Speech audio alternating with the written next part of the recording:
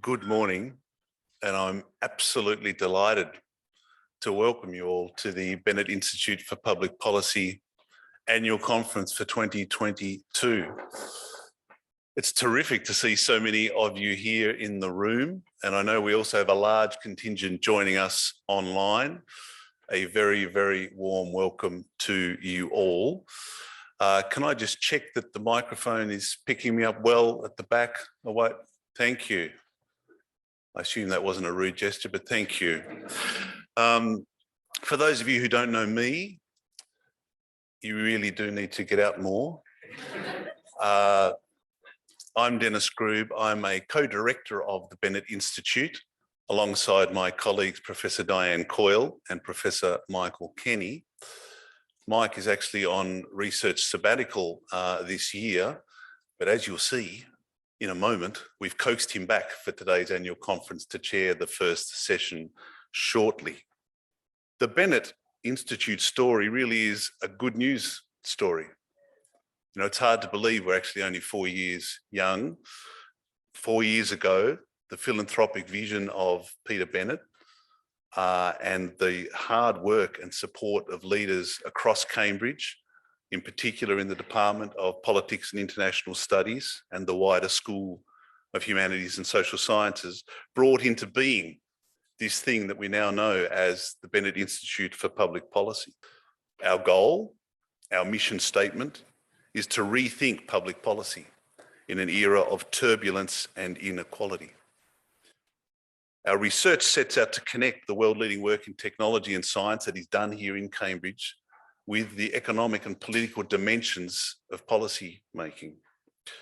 And we are self-consciously outward facing. So we want to connect with policymakers and practitioners. We are about rigorous research that finds a connection out there in the real world beyond academia.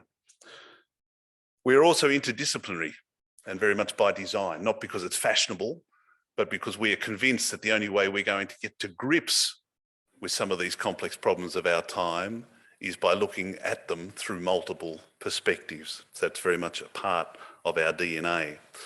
Now, I could regale you with data on the networks that we've been fortunate enough to build up, the quality of our research and its impact, but I suspect you probably know that already. Otherwise, you wouldn't be giving up your Friday to spend it here with us. So let me instead say two things. The first is to say thank you to all of you for your engagement, and not just at today's conference, but at the events and the program that we run throughout the year. The Institute works because you connect with us. Otherwise, we're just another voice in an academic building. And because we have that connection with you, it enables us to be more successful. And secondly, can I say what a privilege it is to work alongside a team of researchers and professional staff who are quite extraordinary. They are passionate, they are skilled, and each of them is making their mark already in their field of expertise, and we're very much lucky to have them. The world is changing. Everyone in this room knows it. And our job is to understand it and to influence it through research of the highest quality and through connecting with people like you through events like this. Which brings me to the conference program for today.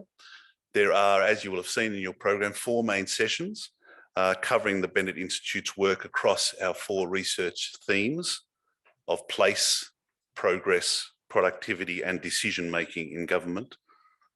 Now, running underneath each of those, of course, is topics and questions about the nature of democracy itself. And the Bennett Institute is home to the Centre for the Future of Democracy. And as will come out in discussion, no doubt, policy making does not occur in some vacuum away from politics. It's an interrelated and integral part of it. So in format, each of our 4 sessions will run as panel discussions. We've done that for a very specific reason. It's because public policy is at heart a conversation. It's a debate. Evidence does not speak for itself. It is given voice by the people who interpret it. So our job has been to assemble 4 panels with great expertise to start that discussion. And then we want very much to hear from you during the course of the day through the Q&A. Each session will have plenty of time for Q&A to push that discussion forward. To facilitate that here in the room, we will have 2 roving mics. That's microphones, not Mike Kenny's. 2 roving mics. For those of you who are online, please use the Q&A function button at the bottom of your screen. That will seamlessly flow through to us here on stage. Academics and technology are known for working very well together.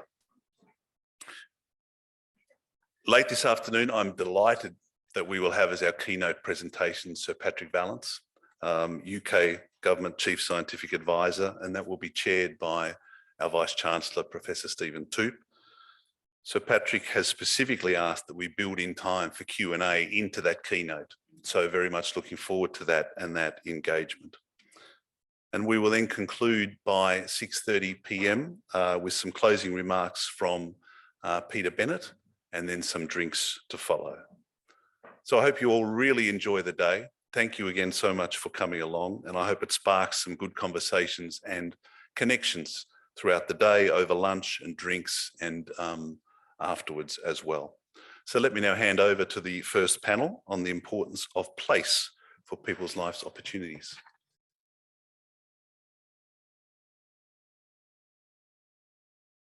And welcome to you all, both here and those of you watching online.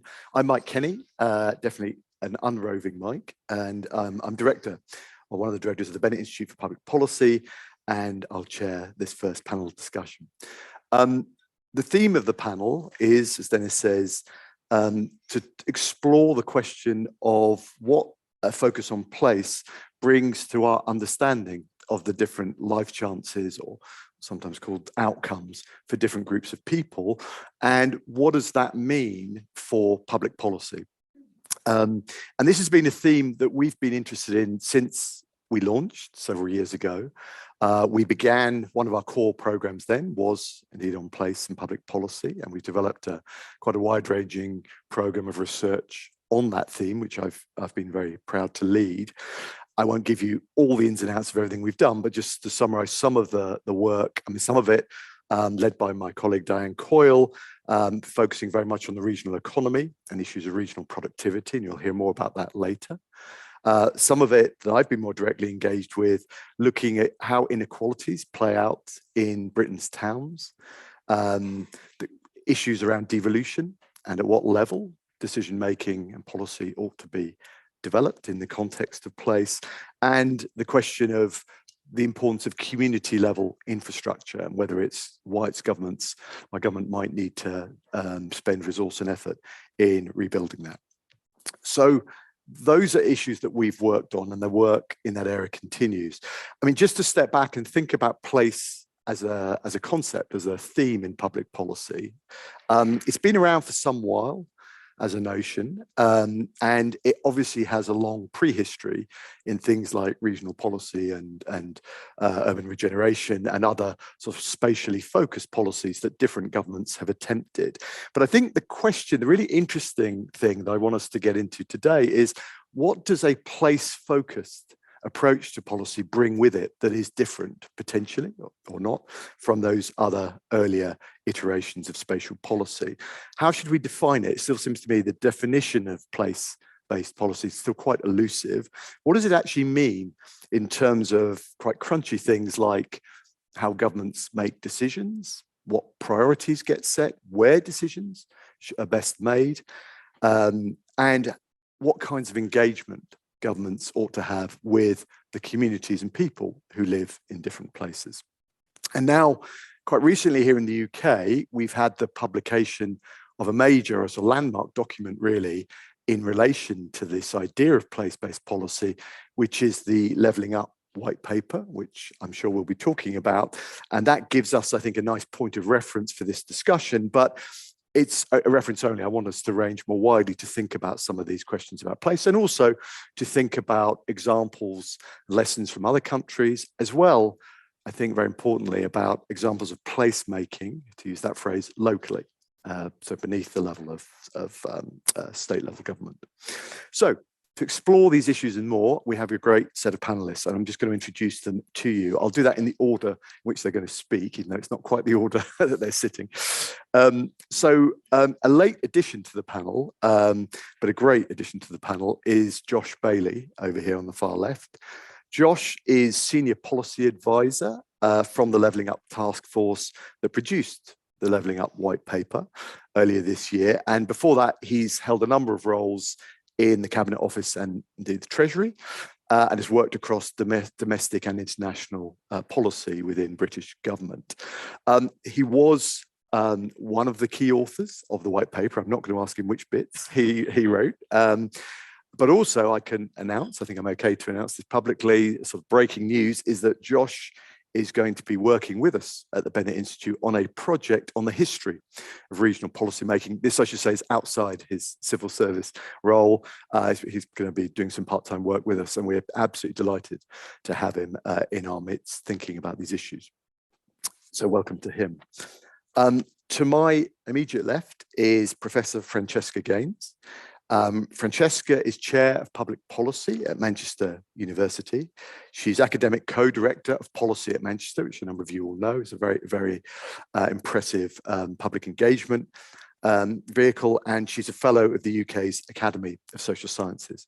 She has wide-ranging expertise in public policy and governance, and particular interests in equalities policies, and I know she's currently a member of the Greater Manchester Women and Girls Equality Panel. And then last but definitely not least, sitting in the I was going to say in the middle, but you're not quite in the middle over here, we have Dame Fiona Reynolds. Fiona has a number of hats really that are relevant to this conversation. She's Chair of the Governing Council of the Royal Agricultural University.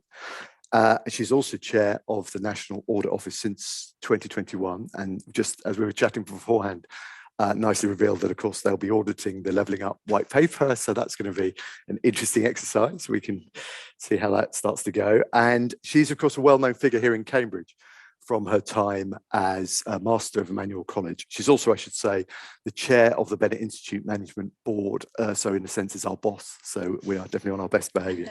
She's had a long career in the voluntary public sectors, including as Director General of the National Trust. And she was, prior to that, Director of the Women's Unit in the Cabinet Office.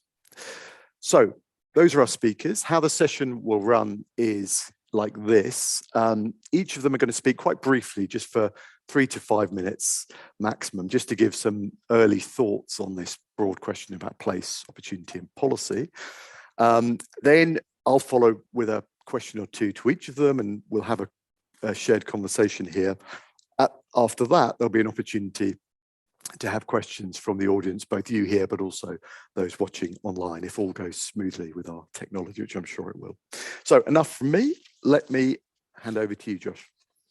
Thanks, Mike. So as all you know, my name is Andy Haldane. I'm the former chief economist. To the student in the audience, you'll notice I'm not Andy Haldane. He obviously sends his apologies. I'm some sort of pale, literally in some respects, imitation, and I'll try and sort of channel my inner Haldane through the course of this morning. I thought, as Mike said, I'd sort of start by saying a few things about how we thought about place in the context of the white paper. Obviously, the white paper is a part of this conversation, but as Mike has said, it's only a component. And I think, this morning we're going to have a slightly wider discussion about place and how it interacts with policy. But starting with the white paper, I think it is worth reiterating that the white paper itself, is a very ambitious initiative in the sense that it is trying to reconfigure how the UK thinks about growth policy more generally through a spatial lens. And that really isn't something which has been done before in the UK. As Mike has said, there is a sort of long and obviously very storied history of how regional and spatial policy has operated in the UK. But one of the sort of continuities in that history is that it has been a discrete area of policy. There are things that we have called spatial policy, which are separate from other kinds of policy. The sort of big conceptual shift that the white paper is trying to sort of orchestrate is a move away from that idea that there is something which is siloed and separate, called regional spatial policy, into something which is just policy, and to re-engineer how all policy is done at all tiers to make it more place sensitive and aware of where it is operating. And that core insight, I think, then informs everything that we try to do through that, and hopefully will inform everything that we do from here. It also represented an attempt to try and grapple with the years of accumulated wisdom, many of whom in this room have sort of contributed to that debate, and try and synthesize that, which I can tell you was not challenging. Was challenging rather. Was not challenging. First of all, it involved reading a lot of papers, but that synthesis process obviously meant that we had to confront a series of tensions and challenges that are in place-based policy. And I think it's worth drawing out a few of those, and I'm sure we'll get into a longer discussion about these as we progress through. Firstly is about the kind of core debate about people versus place. And I think we sort of tried to synthesize that and find a place where we felt there was a sort of comfortable representation of what the analysis tells us and what that should mean for policy. Secondly is, if you are going to work across different spatial tiers, and I think it's just a reality of the UK's economic and political geography that is what you have to do if you're going to do place-based policy, how are you going to resolve the coordination problems across those different spatial tiers? The UK is obviously grappling with its sort of own institutional history around that, and that institutional history is sticky, and the white paper tries to sort of point us in a direction which can try and rationalise that system of coordination into something which can endure and produce more coherent policy. It also tries to sort of think very deeply about what the growth framework for the UK going forward will be. And in that sense, it points us in a direction where the growth framework has to be one that explicitly sees growth occurring in all places. There obviously will be varying degrees of priority in places as to where you think there is greater potential or where you might try and focus your efforts. But it fundamentally says that growth can only be achieved if it is achieved through all places. And I think in that sense, we should have tried to take quite a definitive position on that. It's not the position of the white paper that we can continue with a growth model which is as lopsided as our current growth model is, or even one which is only slightly modified at the margins. We need something which is quite significantly different from the current growth model that we have. And that's because, not least because of the fourth sort of tension that we try to address, which is how place sits amongst the other structural challenges that the UK will face going forward, both domestically and internationally. So in many ways, there are obviously myriad good reasons why you would want a much more sensitive, place-sensitive growth framework. But we also think you need a place-sensitive growth framework because that is the only way that we're also going to be able to reconcile it with the other structural challenges that we face, the post-pandemic economy that has to be rebuilt now, but also crucially the longer term, much more deeply ingrained structural challenges, the transition to climate change, transition to net zero, dealing with an aging society, global migration forces, also a more contested geopolitical environment as well. And in that sense, it increasingly becomes sort of bigger and bigger picture. A place-based policy has to be one which is both sensitive towards, the granular, what the specific needs of individual places are, but also the very global picture now, because ultimately all of these spatial tiers, domestically and internationally, are collapsing, and the white paper tries to sort of begin to paint a course that points you to a better, sort of more prosperous and inclusive version of that growth. I'll briefly say something about sort of where we think we need to go next now. I think first and foremost, there is obviously a significant delivery challenge that we now face. The white paper, as lots of people have sort of very nicely said, is ambitious, but now needs to be backed up with delivery. That means a few things in the first instance. Firstly, we need to sort of implement this kind of systems change agenda that the white paper set out. That means reorienting how central government operates, both the kind of core architecture, but also how central government is going to work with place. And I think there's still a lot to be done in that sphere.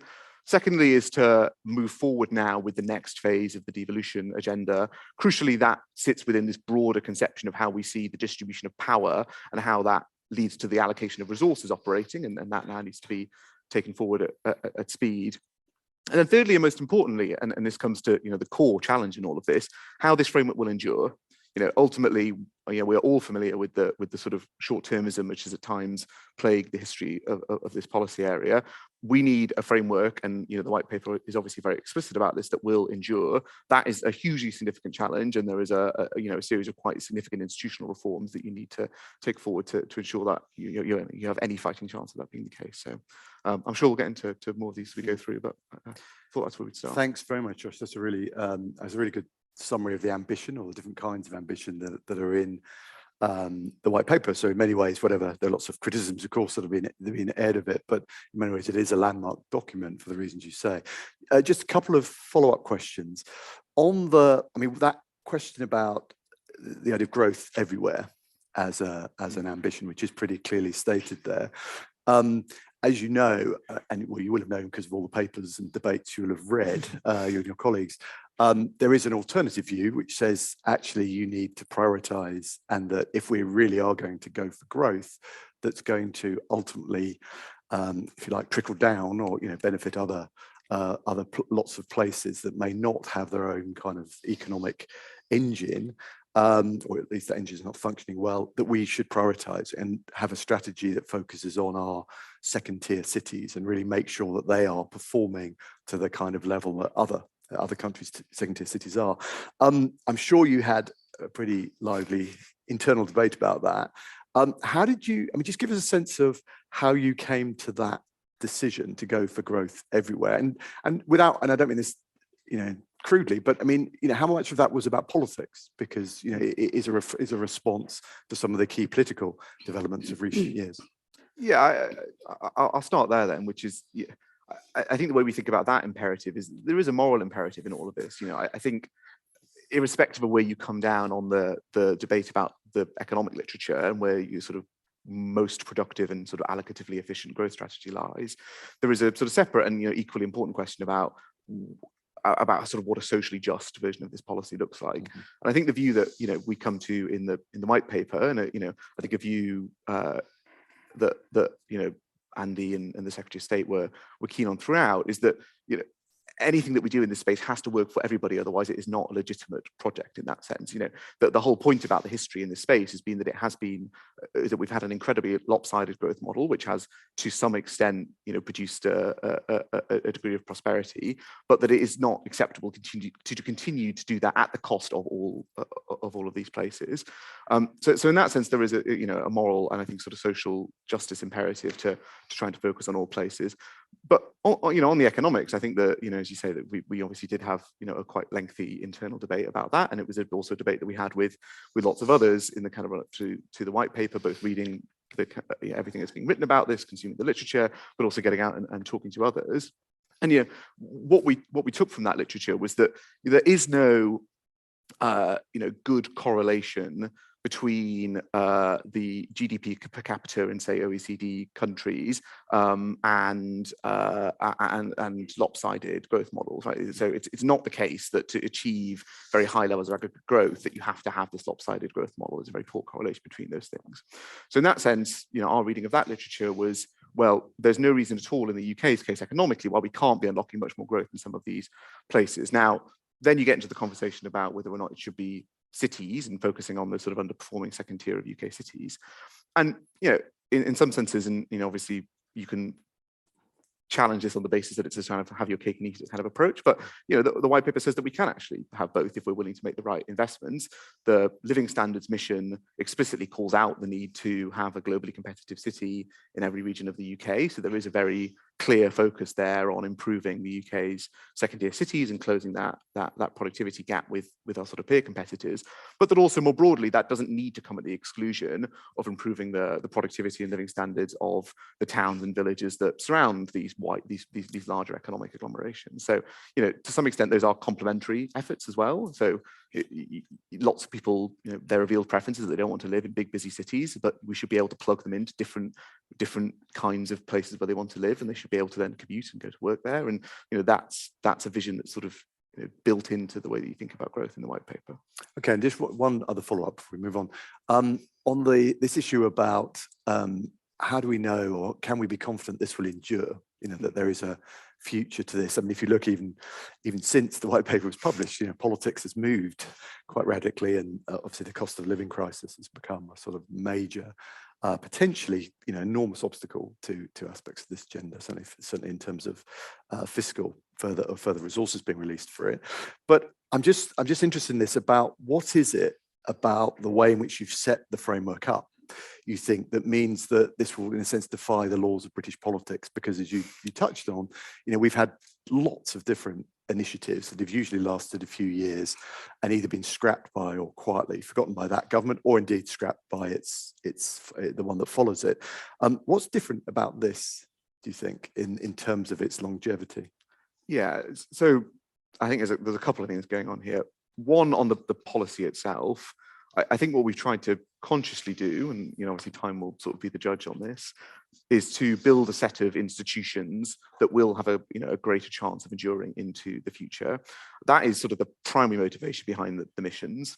The missions give you a long-term outlook around a set of objectives that you want to achieve that can endure over a longer time period. There is an incentive for any successive government to iterate and improve on those missions, but that having the institution of the missions, we think, will become sticky, and it will be more difficult for a future government of any sort of stripe to sort of jettison that system.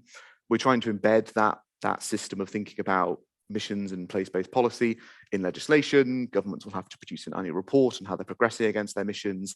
There will be an obligation for governments to set missions. So that kind of core institution will provide some degree of longevity and long-termism, which hasn't existed before. Crucially, it's also a system which spans across the whole spread of government policy. So again, you're embedding that stickiness across everything that we are doing, and you're making it increasingly difficult for you to sort of jettison one individual part of it. It would be very unusual, and I would think very unlikely in the future, for a future government to turn up and say, I'm not going to have a health mission. I'm just not going to bother with that. I'm going to scrap that bit, and I'm going to have a lot of churn there. And obviously the White Paper has a series of other sort of institutions which are either legal or political in nature, which try and embed that long-termism.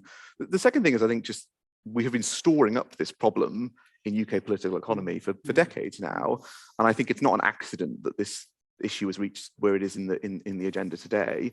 And I think, given its confluence with the other structural challenges that we're going to face over the next 20 or 30 years, I think there is a degree of inbuilt longevity, and that there are a set of aligned political and economic incentives now that will make it very difficult to have some sort of endurance and focus on this. It's very difficult for me to now imagine a world where a future government, again, of any description, would have to answer a question about what they're going to do to address spatial inequality in the UK. How does that feature in your growth model? I can't see a confluence of political and economic factors that would now allow that to fall off the agenda in a way that is now front and centre. Okay, great. Thank you very much. Francesca, over to you. Well, the first thing to say is I take my hat off to Josh and his colleagues, and I'm not going to say too much about the white paper just now because I think we're going to come on and talk about that.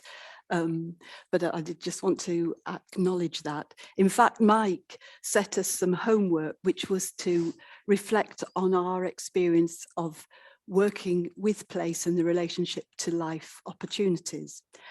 And first of all, I thought, my experience is my lived experience, and we all have that about our places. And certainly I began my working life as a neighbourhood social worker in my hometown of South, and working in South Leeds in the 80s, at a time when the traditional industries were facing decline, manufacturing, textile, mining. And I certainly saw how that knocked the stuffing out of the families and communities that I was working with, and similarly families and communities and places across vast swathes of the north. And I suppose that has informed me all my working life, in that I've wanted to try and find the policy solutions and the political circumstances that might facilitate a way of improving life opportunities. And I've been very fortunate in how I've been able to progress that in a way. Roll forward 20 years, and I was part of a research team, a government evaluation research team that looked at new council constitutions, which introduced leader cabinets and the first city mayors, and also a member of the Lions Review of Local Government, which looked at how empowered local leaders could try and place shape. And I think I counted up and I visited over 30 local authorities across all places in England. And so I got a very clear sense of the enormous passion and ability of local place-based leaders, and some of their frustrations about the lack of fiscal freedoms and the need to join up And it gave me certainly a sense that actually the directly elected political leadership model had something that really helped in terms of soft powers to bring together key stakeholders and communities. So I felt very fortunate to be in Greater Manchester, and at the time of a Devo deal being announced. And I was, I think, an early and I hope evidenced advocate for the potential of that model. And obviously Greater Manchester had some advantages. You can play a kind of game of municipal twister in Greater Manchester and have one limb in 4 different boroughs at once. So it had some advantages.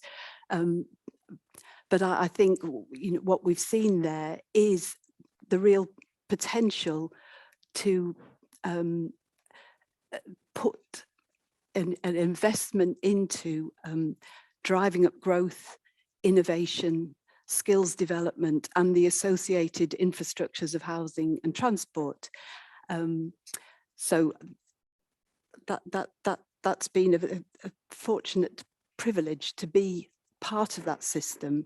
And in fact, my role for policy at Manchester involves trying to help connect researchers right across the university with policymakers in Greater Manchester and in the places in Greater Manchester across a whole range of agendas that are absolutely critical to improving life opportunities. And I've also been able to progress my own interest in gender policy and policy making and join the Women and Girls panel in Greater Manchester. And I think that's been very important because we need to understand the intersecting inequalities in places.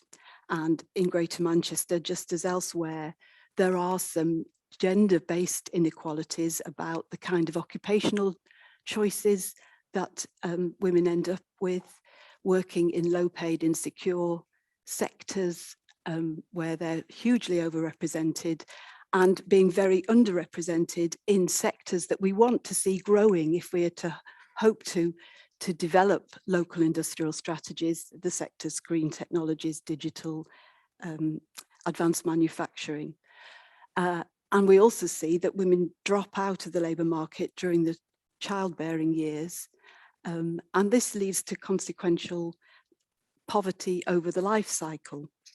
So on the panel, we've been looking at education, skills and employment policies that might facilitate improvement in these intersecting inequalities, because it's important to say the risks of really a lack of life opportunity, and never mind the loss to the labour market of talent and skill, that these risks are not felt evenly.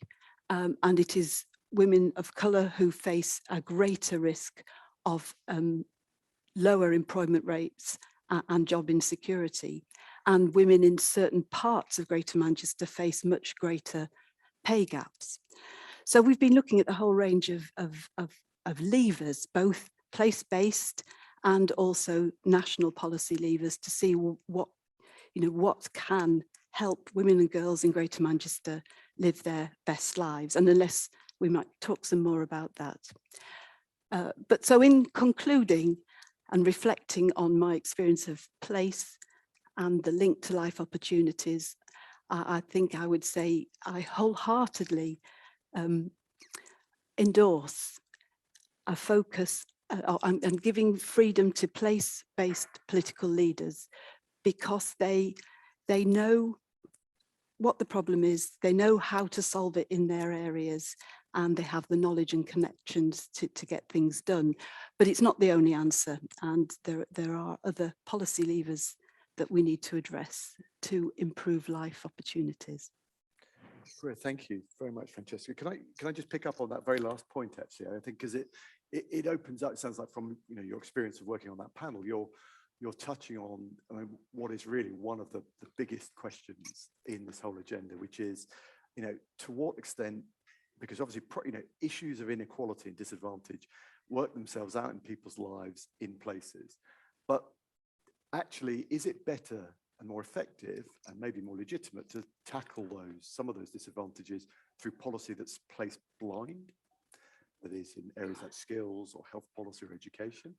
Or is it the case that a place agenda, the kind that Levelling Up is pushing us towards, says that we should be much more focused on either tailoring those policies or actually delivering those policies nearer to where the problems manifest? Now, I know that's a really broad question. I mean, I'm just interested, but in terms of, you know, the panel and the discussions you've had, I mean, there must have been lots of dilemmas around that. How do you think we should go about trying to balance those different perspectives? Well, first of all, I don't think skills should be a place-blind agenda. I absolutely think that should be a place-based agenda, and that's one of the strongest things that came out from our inquiry, is that if you know where the skills gaps are, then you can direct policies, but only if you've got control of the adult education budget, the apprenticeships, and the FE budgets, and that without that, it's very hard to actually create effective effective interventions that will support and particularly open up the choices that are made about what to get women into STEM, essentially, and also to support retraining where there's churn. But the other thing is that one of the biggest things that came across in our deliberations is childcare, and I think we might come on to this. I think it's one of the problems in the white paper is a lack of focus on early years, and that, you know, that's a national scheme. I'm not suggesting that you should make the funding of childcare place-based. I think there should be national funding for 2-, 3-, and 4-year-olds should be extended, and that would at a fell swoop provide a huge investment into the life opportunities of young children and meet those educational goals, but also would support this huge pool of talent of women, of parents leaving the labour market because they don't have adequate childcare. Thank you very much. Fiona, let's move on to you.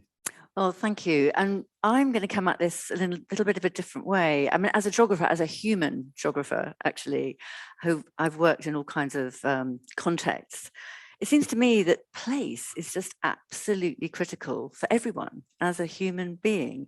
It's about self, it's about identity, it's about belonging, rootedness, it's fundamentally about home.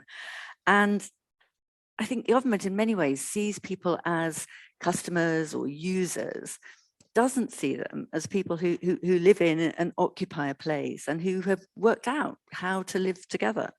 And so it does, to me, seem really fundamental that we need to understand how people feel about place. It's a very qualitative word, but it's really, really important. The second point to make is that actually there's quite a lot of research on this. Most people really like their place. In fact, many people love their place, even when it's full of problems and challenges, even when it frustrates them, even when, frankly, they want to get away from it. There's still that sort of sense of love about place, whether it's where you were born or where you lived. If people who are very mobile still love places that they may have occupied and felt part of their lives. And that's due to the hidden networks, the things you can't see, which policy is not very good at finding out, you know, community relationships and support systems that aren't through any delivery channel, but which make a place work. And it's why actually displacement has often failed historically, because we've failed completely to recognize that those relationships exist.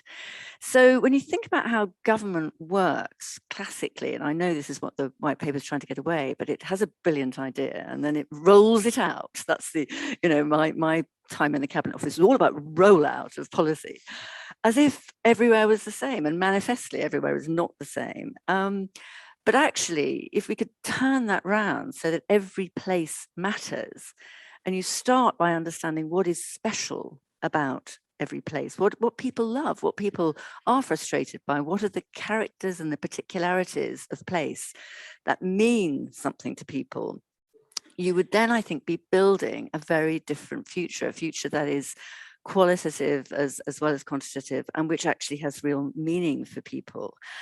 And for that, you surely do need place-based policy making. And there's very few departments at the moment who think in place terms. There are some, actually DLUC is one. DEFRA actually thinks in place-based, DCMS a bit actually as well. So, you know, I'm not going to say that nobody does, but most of government policy is very centralized, very, you know, sort of rolling it out as if everywhere was the same.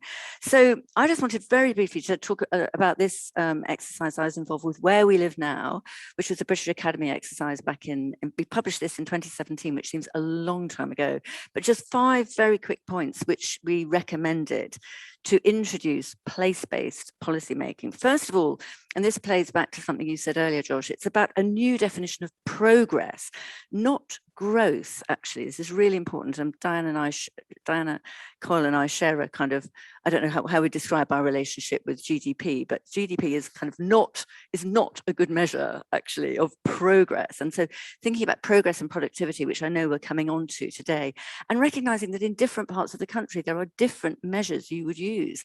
What looks good in Cornwall is not the same as what looks good in Manchester. So you really need to be much, much more subtle about those ambitions. Secondly, blinding the obvious, it's about integration, not fragmentation, getting away from the silos and joining up. Thirdly, it's about resilience and long-term thinking, actually making sensible investments for the long term, not quick fix solutions. Fourthly, it's about valuing place-based assets, this sense of what makes a place special and building the future around something that already exists, not trying to impose some, you know, exciting new, shiny new model on people.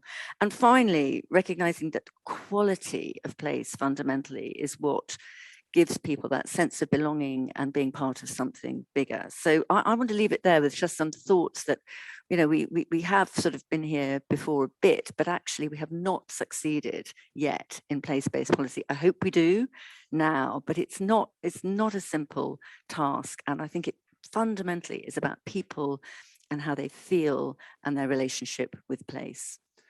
So thank you, Fiona. Let me just follow up on that point. And this links nicely back to the white paper, because again, one of the different ways in which it's unusual and ambitious is that there's quite a clear statement of a commitment to taking seriously how people feel about their place. I think there's this term pride in place is one of your overarching themes, and it's also one of the 12 missions. So, you know, it's integrated, and money is going to flow towards that goal, whatever it means. And I just want to start, Fiona, just by asking you, I mean, you obviously agree with the principle that government should take that sort of that kind of softer aspect, I suppose, of place seriously. But how do they do that? I mean, what does, you know, given that, as you say, I mean, a lot of us may feel strongly about the place we live in.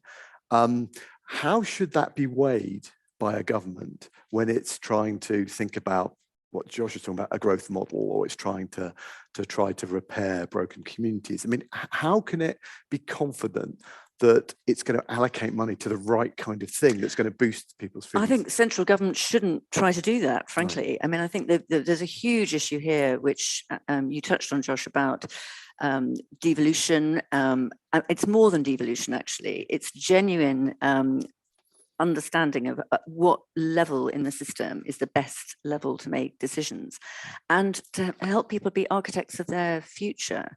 Now that, you know, the planning system in its place has some experience of that with neighborhood planning and some of those place making techniques. So we're not starting from nothing, but they are very narrowly confined when you think about, you know, some of the big ambitions that the white paper has. So I think this is about government letting go, actually, and having the confidence to let go and allow others to make decisions and to make choices about investments. But I do think if we're just chasing growth, I am worried about that, because I think growth is an illusion. We can't, for environmental reasons, sustain, you know, how we currently characterize growth in GDP terms in perpetuity. We need to think about progress and about quality of life and quality of experience for people. And I think that would send different signals and different investment choices around sustainability and, you know, a much more collaborative feel. So I think it's a big challenge to the framework that's been set out. Okay, so let me follow up with a question that is going to be, I'm going to put to you all, but it comes out of what you've just said. So devolution, which you've touched on and Francesca talked about, and is there's an ambitious framework in the white paper. So, I mean, let's start with the particular model that is advocated. The framework in the white paper talks about essentially building on what's there already. So Andy Burnham might get some more powers if the negotiation goes well. You build on the existing model of elected mayors. You may create some more combined authorities. And then there are these county mayors, which is an interesting and pretty novel construction in the English system. Fiona, what's your take on that particular model? I mean, I'm particularly interested in you're someone interested in rural places as well. Do you think county-wide governance is going to work? I think that, well, the trouble is it's messy in this country. We don't have county-wide governance everywhere. We've got, we've got some combined authorities, we've got some district councils, we've got some county councils. We do not have an easy system to make those decisions. And of course, some decisions, do need to be made for subsidiarity reasons at different levels. Some genuinely, there's some national priorities and some national principles. Then there are, more localized decisions. And in fact, with one of my many other hats on, I'm grappling in Cambridgeshire with a conundrum of, how to find the right place to do the right thing environmentally. We've got so many competing priorities, and actually, what is the spatial, sensible framework where you can start to say, well, plant trees there and do this there. At the moment, it's very confusing and difficult. And actually, the county level is quite a good level. Big counties are quite a manageable. They're conceptually attractive to people because people know if they're from Yorkshire or Gloucestershire or wherever. Whereas actually, if you start talking, I don't know if they're from Manchester, of course.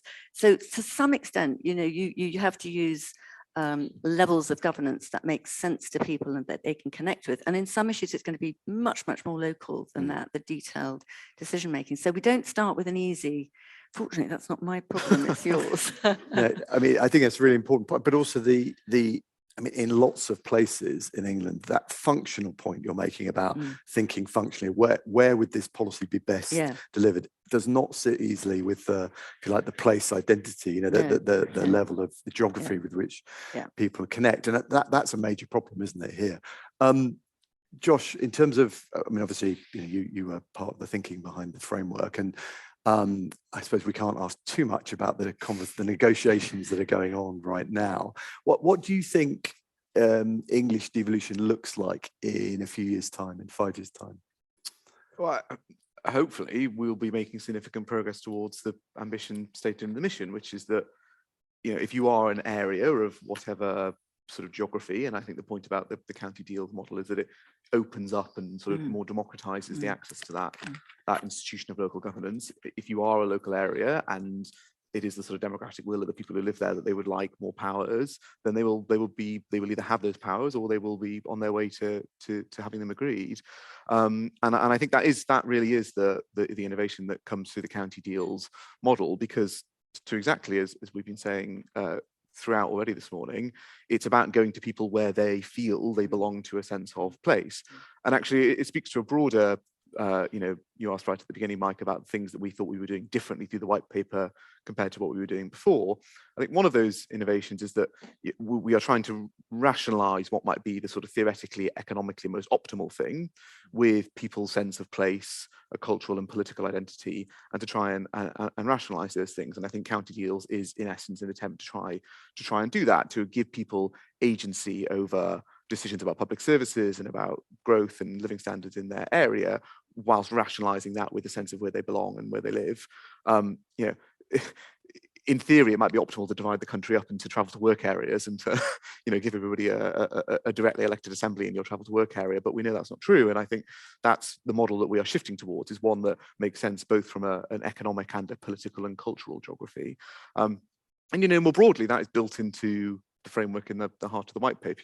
As we've been saying, the sense of place and people's pride in their sense of place should be reflected in their local governance arrangements. And I think that's what we'd like to see, is people, at a basic level, knowing who their directly elected mayor is more frequently, knowing how decisions that affect them are being made. So it's not just, to your question about what we'd like to see, it's not just I'd like to see progress in devolution negotiations, obviously we would, but also we want to see progress in terms of how people conceptualize they are being governed.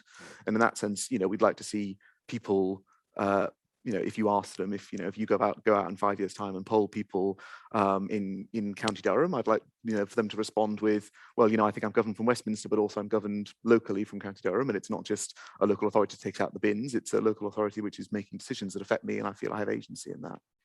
So one of the challenges here is clearly about whether, if you have that model, whether you've got the sort of capability and capacity, be it things like data, be it sort of people who understand policy, but as well as good leaders and capable leaders.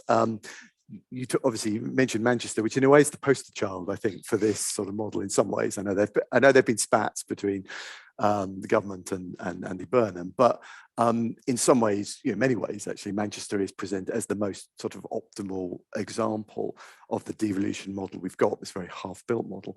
But can we be sure? Are you confident that if Josh gets his way and this model starts to roll out, that we'll have the same kind of quality of leadership and governance and of really capable leaders in different parts of the country?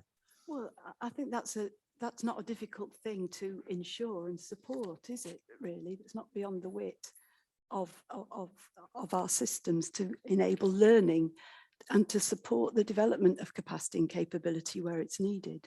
And on this question of the future of devolution, I was asked this at the select committee on the progress of devolution just before lockdown, and I remember struggling with it then and thinking, but actually all parts of the country, rural and coastal areas, have issues with transport, with housing provision, with skills development, with the need for innovation and to support the development of new jobs, even if they look different and they're in different types of industry.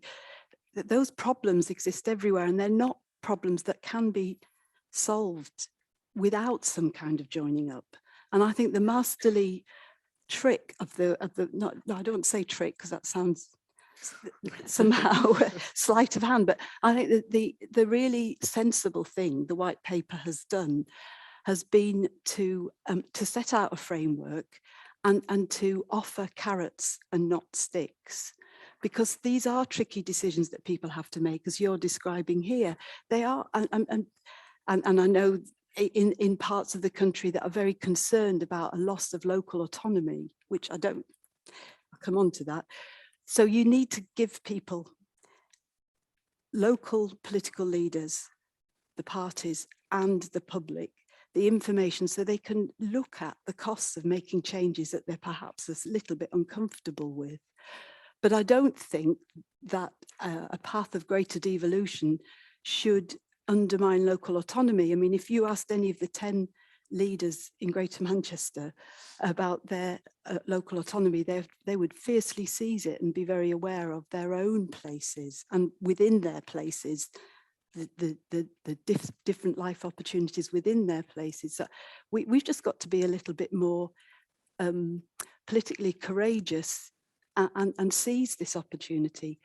But I would say that, are we going to talk about the protective, whether these reforms could disappear? Are you going to come on to that, or shall I say something now on that? Say something very quickly now, yeah. Very quickly, I think that the directly elected leadership role is the thing that will keep this show on the road, because once you create the chance for people to have a vote, I don't think you can take it away. And I think I think the changes in Whitehall are really essential and important, but I actually think that transfer of political legitimacy to a directly elected leader is the protective element. Okay, so we're getting towards the point where I'm going to put some questions from the audience here and at home. I'm just going to put one more question to the panel. It's a very broad question, but try and be brief, which is indicative. Because I just want to come back to, we haven't talked so much about the opportunities side of the question we have in front of us. And I just want to sort of hone in on what is a very particular sort of wicked problem, if you like, here, or maybe not, I don't know, it depends how you look at it, which is about the fact that for many people in left behind areas, let's use that shorthand, however to define it, for many people, the only chance to get on and improve your life chances is to get out of the place you inhabit. Now, that, to what extent is that a problem that government should care deeply about and do something about? Because I mean, there's a, if you like, it touches on your, we'll start with you, Fiona, your point about people, we need to understand how people are of their place and attached to their place. Well, that may be so, but many people just have to get out, or indeed go to university, which is the main mechanism for getting out, not the only one. Is that a problem in terms of the sort of policy towards those places? If you're looking at me, I don't think we should ever try to dictate, where and how people live. I think we should just make each place as livable and as attractive as it can be. I mean, the whole question about needing to get out is about social mobility. And actually, I would just agree with Francesca that, early years, I mean, never mind university, early years is the key. That's where the big disparities set in from a very, very early stage. So, I mean, I think there are all kinds of things the government could do that would help. But I do want to make the rural point as well, because there's a slight assumption, I mean, I may be wrong in the white paper, that, rural areas are where people kind of commute from or go and live for lifestyle reasons. But actually, rural areas really need people to live and work there, to do all the jobs we want from our new environmental policies of land management. And actually, they can't afford the housing. They can't afford, there's no transport at all. There's very little social infrastructure. And what there is provided voluntarily, not by the system. And actually, it does feel as if the white paper's weak on that kind of intra-regional perspective. And the rural organizations feel a little bit anxious that they are just the left behinds, if you like, because they're just invisible.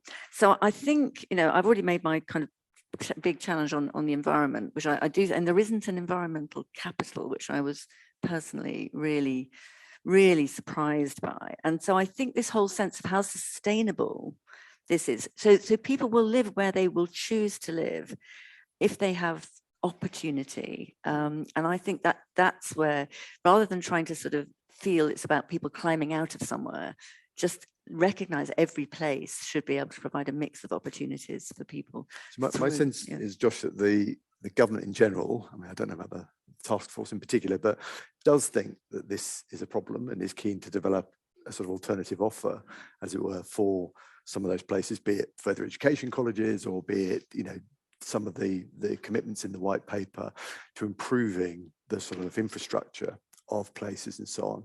Is that your sense? Is that how that played out? Was that a big issue in your deliberations? Absolutely. And it takes us right back to where we've started in some sense. It's about making normative choices about which places matter more than others. And I think in the white paper, we are actually trying to signal that all of those places do matter. I grew up in one of those rural areas in, Northumberland, and it faces exactly those challenges where it was increasing, the village I grew up in was increasingly a place people went to go and retire. They were not working there. Families were being driven out. Housing was not being provided. So even though it was a small village, it was getting more expensive. The bus came once every 2 hours. But that is the shift that we're trying to achieve through giving those areas more agency in how they make their own decisions. The decision about how frequent the bus was coming and what level the subsidy was being set at when I was growing up there was made in the Department for Transport down the road. That is obviously not sustainable, and the new governance arrangements that already exist in Northumberland have already made progress in starting to address that. Not least because it means that when you have local governance, obviously you can take a more holistic view as to what the area, what the needs of that local area are. So connectivity is improving now, housing growth has increased, and you're starting to see some progress there. And I think there is a credible commitment to doing that. I mean, take the Levelling Up Fund as just one example of it. That fund is very much focusing on addressing often very hyper-local infrastructure needs in places of all descriptions, right? So there is no reason at all why the local government responsible for a small rural area could not bid for, and indeed have bid for, projects that will address very specific hyperlocal needs that we in central government have no sight of, and as you say, we would agree we're not best placed to be making those decisions, but we are putting in place funding streams that will allow people to better tailor to those outcomes. So I think you're right, Mike. There is a concerted effort to try and make policy more sensitive to those needs through the institutions, not through central government doing it all. Francesca, do you want to add anything on that point particularly? Only that I thought that phrase in the white paper, go far and stay local, really encapsulated something that people feel about their places. And that, you know, I was partly motivated to encourage the growth of a vibrant north, partly because I didn't want to lose my daughter to London, which I have, and I hope she'll come back at some time. Tell her. But in all, the serious point is, you know, universities and higher level skills development is absolutely crucial in all areas. Okay, there's lots more issues we could cover, and I know we haven't all the points I know you've both got about the white paper. You can talk privately to Josh about afterwards, but and there are other policy issues besides in all of this that we haven't got into, but maybe they'll come through the questions. So have we got the roving mics around? Somebody ready? Yep. So if you just put your hands up, if I don't recognize you, don't be offended. The lights are very bright. So I'm just going to go to the woman there at the back. So straight towards the back. Yeah, it's you.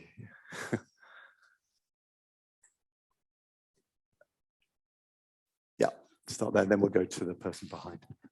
So sorry, can you just say who you are and where you're from? My name is Jen O'Hara. I'm from Eastbourne.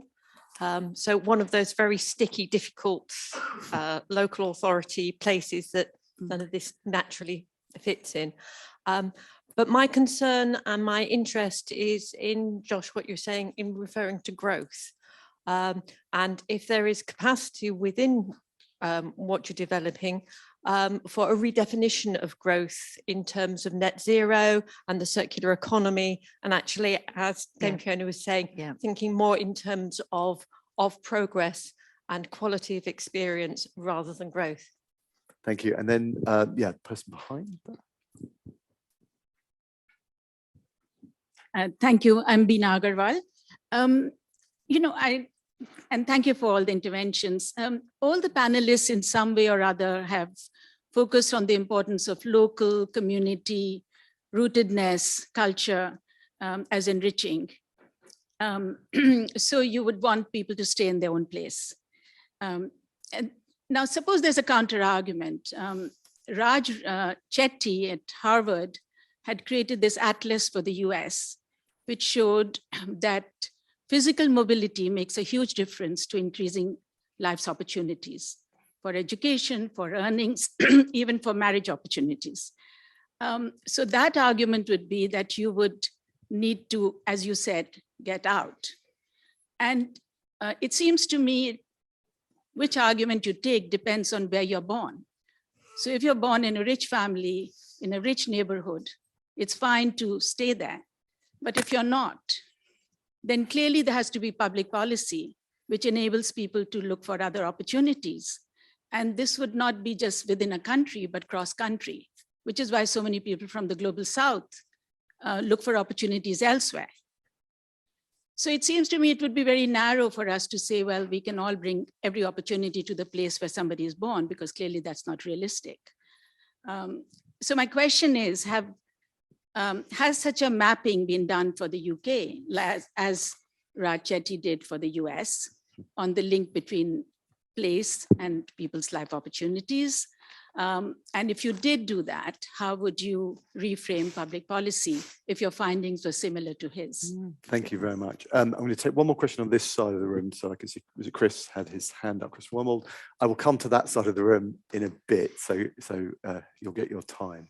And then I'll put one question to each of you.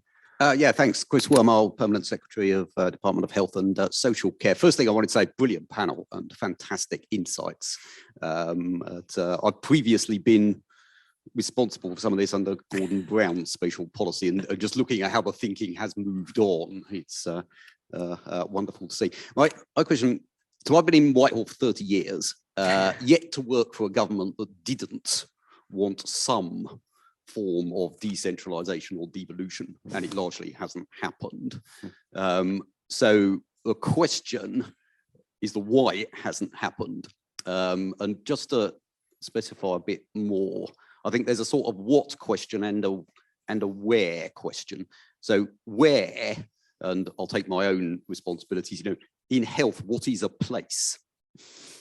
We went down the road to Addenbrooke's, it would have a local role, a regional role, a national role, and an international role. And the challenge is, what does that place actually mean in health? And the chief medical officer would observe that health profile of Blackpool is much closer to that of Eastbourne than it is to Manchester. So what's its place? And I think there's a really interesting set of questions there. And then the what, I think one of the things we've been really bad at is what are the types of policy that you should do at which spatial level? So I'll take some recent examples for me. In the pandemic, possibly our most criticised program, Test and Trace, pretty much often wrongly criticised, but most people think was too national, not enough local, and of course it moved much more local as it went through. Our most praised policy, vaccines, could not have been more national. Central procurement, all the lawyers contracted to me, etc. Couldn't have been more national. Now, there's clearly truth in both those arguments. And I think that's one of the, and I'll be really interested in the panel's reflections on what are the nature of policy where, local really is better, and which are the ones where actually the characteristics mean do it once, do it well is better. But as I say, absolutely fantastic panel and really great debate. Thank you, Chris. A really great question. So let's take those three questions. I'm not going to ask each of you to answer all three for time reasons. So if you want to indicate really who would most like to have a go, or I can have a guess maybe. On the first question about should we be redefining growth, I suspect everyone's going to say yes. Well, I want to know what Josh thinks to on that one. Well, maybe we'll start with Josh then. You think you're redefining growth as well? Then? We do. You're absolutely right that when we say growth, we don't mean just GDP. Good. And I think that is Excellent. really important. Excellent. And I hope that is clearly expressed in the missions. The missions give you 12, often quite different social and economic and political outcomes that we want to achieve, trying to represent what, the plurality definition of what progress might look like. So I actually think that we have explicitly tried to sort of bake all that in, and it is obviously not just about GDP figures. It also comes through in how the kind of methodological plumbing of what we've done is set out. The capitals framework that sits right in the middle of all of it, which to the astute amongst you will notice heavily inspired by Diane's work and all the work that Bennett has been doing, no surprises there, is a capitals framework that explicitly acknowledges this plurality of what the good looks like, and that you need all of these things together to achieve better aggregate outcomes. So, we've talked about pride and place and the way that features. That's not just an ancillary or separate concern. That capitals framework says that is important not only because it improves life satisfaction or people have a stronger sense of place and identity, but also feeds through into your growth metrics as well. We know from the literature that those kind of stronger senses of local identity and community it embody trust, and trust is critical to building the economic networks that enable growth, right? So the whole point about that framework is to say that all of these things are interlinked, are interconnected, and that you can't just think about this in a kind of relatively narrow way. So it is hopefully a more inclusive and more holistic conception of both what growth and progress look like, but also how you achieve it. Specifically on the questions about sort of sustainability, I think it is true that there is lots of discussion in the white paper about the interaction with net zero. There is a sort of bureaucratic point here, which is that we were also contemporaneously publishing a net zero strategy around the same time, and there was just sort of division of responsibility in some senses. You'd be sort of hopefully pleased to hear that, unlike some Whitehall processes, we were very closely connected with that process, and those bits of work were drafted together. We worked very closely with the team in the business department who were leading that, and that in itself was a kind of cross Whitehall initiative. And as the white paper acknowledges, these objectives are complementary. You know, there is not a vision here of long-term growth and progress in the UK that doesn't involve us meeting our net zero targets and shifting towards an economy which is more sustainable. Indeed, you know, many of the opportunities in this space lie in the intersection between those two things. You know, very much the kind of industrial strategy vision that we have for many places and where their natural strength may lie is from transitioning previously deindustrializing economies into places that will be at the frontier of the net zero transition. And again, because I come from there, I'm going to highlight these. You know, we're already seeing this happen. You know, this huge gigafactory investment by British Volt in Blythe, just down the road from where I grew up. You know, that was previously, and you know, is still suffering the long tail of the effects of deindustrialization, but is now starting to see the green shoots of what more sustainable and durable growth and progress in that part of the world will look like. And that, you know, as you said, is not something that we can just capture in GDP, and we're certainly not sort of seeking to do that. Okay. Then the second question, which was about the sort of mapping of place in relation to life chances, and some skepticism about the idea that, you know, government can credibly sort of, you know, invest in all places in order to sort of reflect people's sort of, you know, sentiments about place. I mean, I don't know about the empirical question there, whether anyone's done a Raj Chetty type exercise. Diane will know now. And actually, it's something we've talked about the need for it in the UK. I mean, in the UK, that there is, as I understand it, correct me if I'm wrong, but there is lots of data on different key social outcome indicators. What we haven't got is that sort of integrated analysis which he provides. But I think there's a point behind this about how should we, a bigger question here, which is what I was trying to get at with my question, how should we think about a policy agenda around life chances and places? You know, at what level is it? How should we set public expectations there about what government, central or local, is really going to be able to do for many places and for people within them? Didn't want to have a go at that. Well, I still come back to my point that we cannot tell people where to live or not to move, or, you know, I just think that would be kind of social engineering of a kind that, you know, would not be acceptable. But I do think if we have real pride in our landscape, and I mean, I take, you know, this broadest possible sense, you know, the community and the country and the sort of sense of diversity, and we have policies that are sufficiently smart to bring out the best in every place, whether it's a little village or a big city, or whether it's, you know, rural Lincolnshire or wherever, you know, I think we then stand a chance of people, and then we provide the opportunity for people through, and I early years education right through to you know, higher education is all part of a big continuum. We've broken those links. I mean, when I was in the Cabinet Office, it was all about Sure Start. That was one of the best things any government has ever done for early years, and it's pretty much all gone now. And I think, you know, if we really mean this, we've got to make every place function sustainably, successfully, culturally, economically. You know, that's what we should be going for. And actually, just I must just come in and kind of, what is a place in health? If we could really get the integration of social care and local health, you would then, that would begin to answer that question, because those services really knitted together. I know it's a huge question, a huge challenge, because of course there are you know, centres of excellence and certain functions you can only provide at a certain level, but the basic preventive health, not well-being, actually, to pick up the other good ambition of the white paper, is about making sure that people have the chances to live healthy lives. And the integration of health and social care, which is not yet complete, is one of those things that would help define place in that sense. Well, talking about the integration of health and social care does bring us back to Manchester quite neatly. And I mean, do you want to have a reflection as well, not just on that, but on Chris's question about, you know, I suppose on devolution more generally, because I mean, I think it is, I completely recognise what you say, that we have got a history, a very recognisable history now of promising success, particularly actually politicians in opposition, promising to devolve when they get into power. And it very rarely happens, or happens in only a sort of very incomplete way. Is there something there about the British system that needs to be rewired? Well, okay, Mike, well, that's two big questions. And you got to be brief as well. Right. Isn't it always said if we were designing a policy, we wouldn't start from here. And obviously we wouldn't start designing a system where local government has so little ability to determine its own future. But that's not where we are. We have to start from where we are.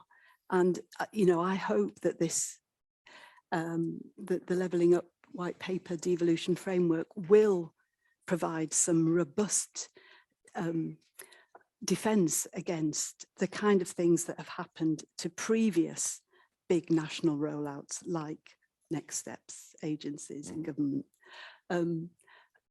As I say, and I have said, I think the directly elected political leadership model is protective there, and that, you know, that we've seen that with Scottish and Welsh devolution, that won't, if you give people a vote, then they have a stake in what's in the political infrastructure. If I can just come on to the problem of place and defining place, I got worried about that when I was designing my comments, because I'm not a political geographer, and I am sure that there are as many issues around place as there are around the words like community and family, and that they have an emotional appeal and disguise a multitude of contradictions and difficulties. And I absolutely agree that some things are, you know, we need to be smart and use data to work out where we can target policies through places, and where you should just do, I completely agree, Sure Start was the most, you know, amazing intervention to improve life opportunities for children, parents and communities, and it's a tragedy that it's gone. And likewise, I would say social care is absolutely critical to get right. Not just, it's not all about productivity, because what matters most in that social care relationship is time, is the time that carers spend with the people they're caring for. And there are ways of raising productivity, but we need to value time. And that's not, you know, that is a national funding framework decision. Great. Well, thank you very much for that. So we're running short of time. So I'm going to put 3 questions quickly to you from our online audience. Then I'm going to see if I've got time to get a couple of people on this side of the room who I've discriminated against so far. So I'll try, but you've got to be really brief. You've got to promise me. So we have some great questions coming in online. Again, sorry, we can't have them all represented. One from Ray Shostak, who's an affiliate of ours. Putting aside the horizontal challenges of reordering central government, we've talked about, what are the particular challenges and future roles of local government in relation to this agenda? Second question, which from Nandita Das, can we learn best practice on levelling up from other countries? I know there was a bit of thinking about that in the white paper. And then finally from Shan Morgan, who's former permanent secretary of the Welsh government. Excuse me, how do speakers see the levelling up agenda best interacting with and benefiting the devolved nation? Excuse me. So let's take those in order. Local government. Francesca, do you want to do that one? Yes, I mean, and I really welcome in the white paper this recognition that places are different, and that there are different needs of coastal communities, rural areas, county areas, and the city regions. And yeah, I think it's going to be imperative. You know, I would like to see the progression of the devolution framework, but it's also going to be imperative to see targeted funding for particular areas facing their own particular challenges, and also to develop ways of having greater fiscal freedoms for local government in general through, I mean, these are problematic to think about at the moment, especially if you're thinking about business rates or you know, charging for waste disposal is very unpopular at the moment, but to think about ways in which local government can gain more autonomy over its ability to raise income. I do agree that the question of local government in all of this is incredibly important. Unfortunately, we haven't got time to give it its due here, but we should mark that. International comparators. I'm just going to put that to Josh because I know you thought long and hard about this on the task force. The short answer is yes, a huge amount, and we very much try to do that. There are examples everybody is familiar with, and I think I've now read basically everything that's ever been written about East Germany. If you want to know what I think about it, it's varied at best. But anyhow, but beyond that, I think there's actually a lot to be learned from some of the slightly less popular examples. So we actually learned a lot from what's going on in some deindustrialized American cities. I think you can learn a lot from what's happening in Pittsburgh and San Antonio, and you, Mike, have written a bit about this as well, and we took great inspiration from pieces like that in trying to learn what they were doing. It's difficult because the political and economic geography of these places are different. It's very difficult to just lift and shift things that you see in other places, but undoubtedly you can learn a huge amount from what's going on, not least because this is not a problem which is unique to the UK. We are particularly challenged in a number of different dimensions, but spatial inequality is a thing that most advanced economies are really grappling with. And devolution generally, so in terms of how does the levelling up white paper land on top of the system we've already got, devolution? I mean, any thoughts? It's probably more for Josh, that one. Yeah. The question of, is this about England or is it is very deliberately a project for the whole of the UK, and it has to be. There is no England-only vision of a more prosperous, wealthier, happier, United Kingdom that is just about England. That's why the missions are UK-wide missions. They cover the whole of the United Kingdom. The goal here is to not just coordinate policy making at the different tiers in England, but to coordinate it better across all of the four nations.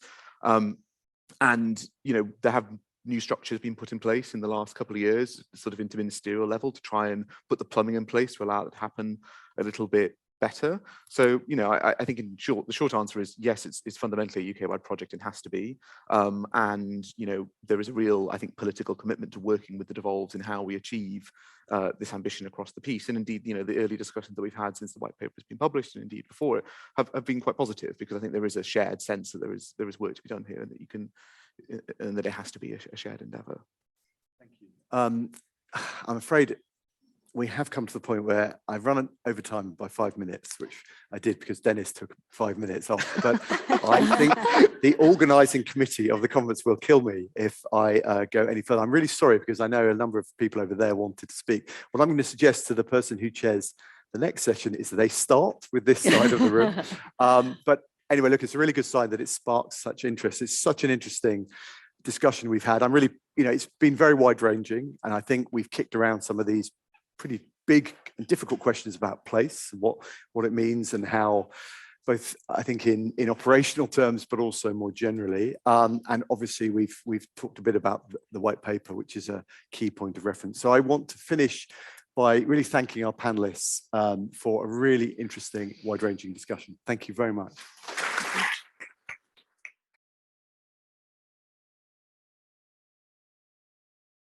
Okay, everybody, welcome back to our second session on decision-making in government.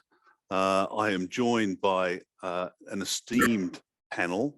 I have agreed to introduce them with a very brief biography only, simply because we will be here for half an hour. If I try and explain to you exactly why they are such experts in their fields. So to my immediate left is Professor Sir John Aston.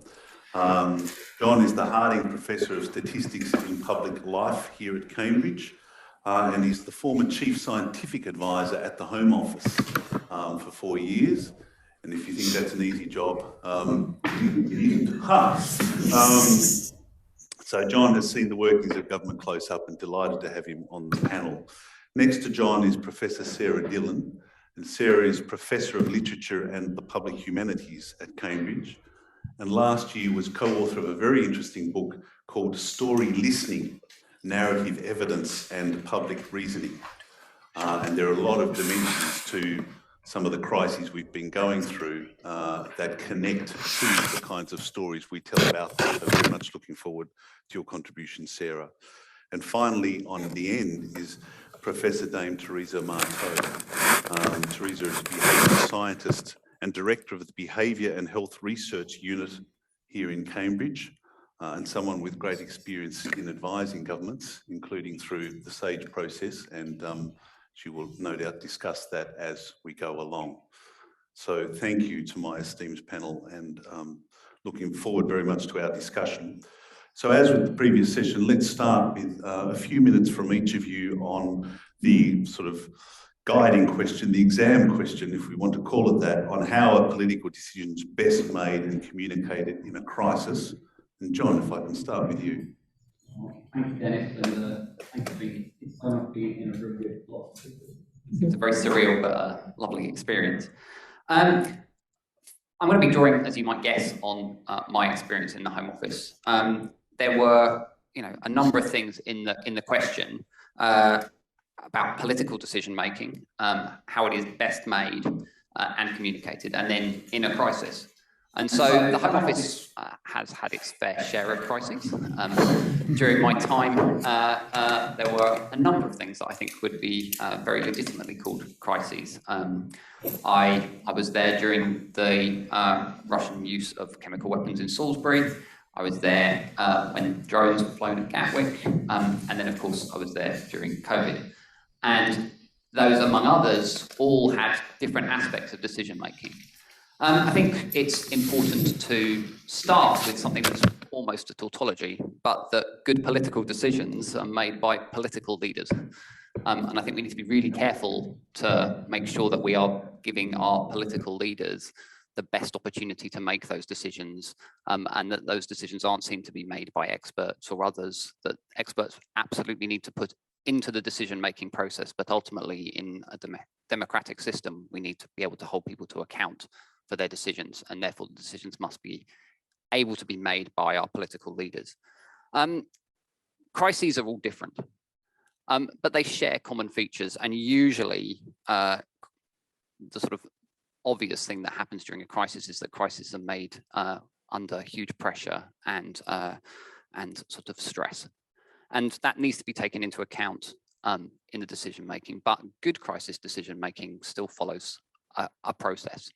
And I think it's important to understand that that process sometimes has to be very compressed, that sometimes that process has to be done with very little real information, but that process, if you can follow that process still, you'll still have the comfort of that decision making. I think that's very important in the sense of the last thing you want in a crisis is decisions to be made out of surprise in the process. The best thing that I can say for crisis decision making, and one of the things that I learned hugely, was both from experience and from practice. That being able to practice making decisions under crisis-like environments allows you to have some idea of what it might feel like when the real thing comes along. And you learn from each preceding crisis.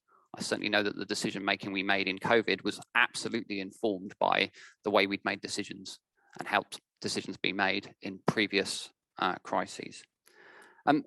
I think that the last thing I really want to say is that I think that the best decisions can be broken up into various time points and stages, and that comes to the question around communication as well. I think that there's a lot of need for the ability to have safe spaces for decision making to be made, even though those spaces may need to be very short and compressed, so that the real options and opportunities of the crisis of the decisions can be taken into account early on and thought about in many different ways before that decision is then made and then communicated in a way that shows where that decision is going and what the outcome of that decision is. So I think there are many aspects, but I think we should also think and consider the temporal aspect of how decisions are made, even during a crisis, which is often very short. John, thank you so much. And we might pick up on this in conversation as we go. So if I move to you now, Sarah, please. I'm going to start by addressing the question, what on earth I'm doing here? as a scholar of literature. I do have a kind of wonderfully spectral figure sitting on my shoulder, which is my co-author of the book that Dennis has mentioned, who is Claire Craig, who may be known to some of you. She's now a head of house at Oxford, but she was the head of the Government Office for Science, had many years of experience in decision-making and science advice, and was a member of the Prime Minister's Delivery Unit. So everything that I say today is informed by about 4 or 5 years close collaboration with Claire. Everything I get wrong and that is stupid or daft is entirely my own responsibility. So I absolve Claire of that. And actually that's the place I'll start, is that I haven't worked in any of these environments, but I would think that most humanities scholars would say that they hadn't either. And that was why we wrote the book. We came at it from different directions. Claire had spent many years observing the various types of evidence, informally or formally, that people used to make decisions in government, which included anecdotal evidence from stories or reference to the film or the book that they'd read that weekend, but that wasn't treated rigorously in the same way as evidence from science was. And there was a frustration there on her part. And I came at it from being asked many years ago now by CSAP, which is another organization in Cambridge that works at the policy interface, to attend a panel on how the humanities can best help the work of government, and was kind of dissatisfied by where we got that afternoon. So that's kind of why I'm here and what I know.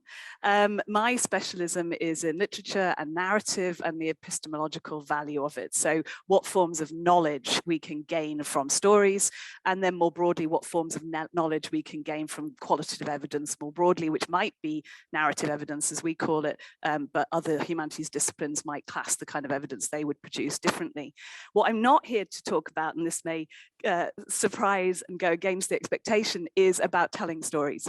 I'm not here as an expert on communication, and I'm not here as an expert on how good stories are told.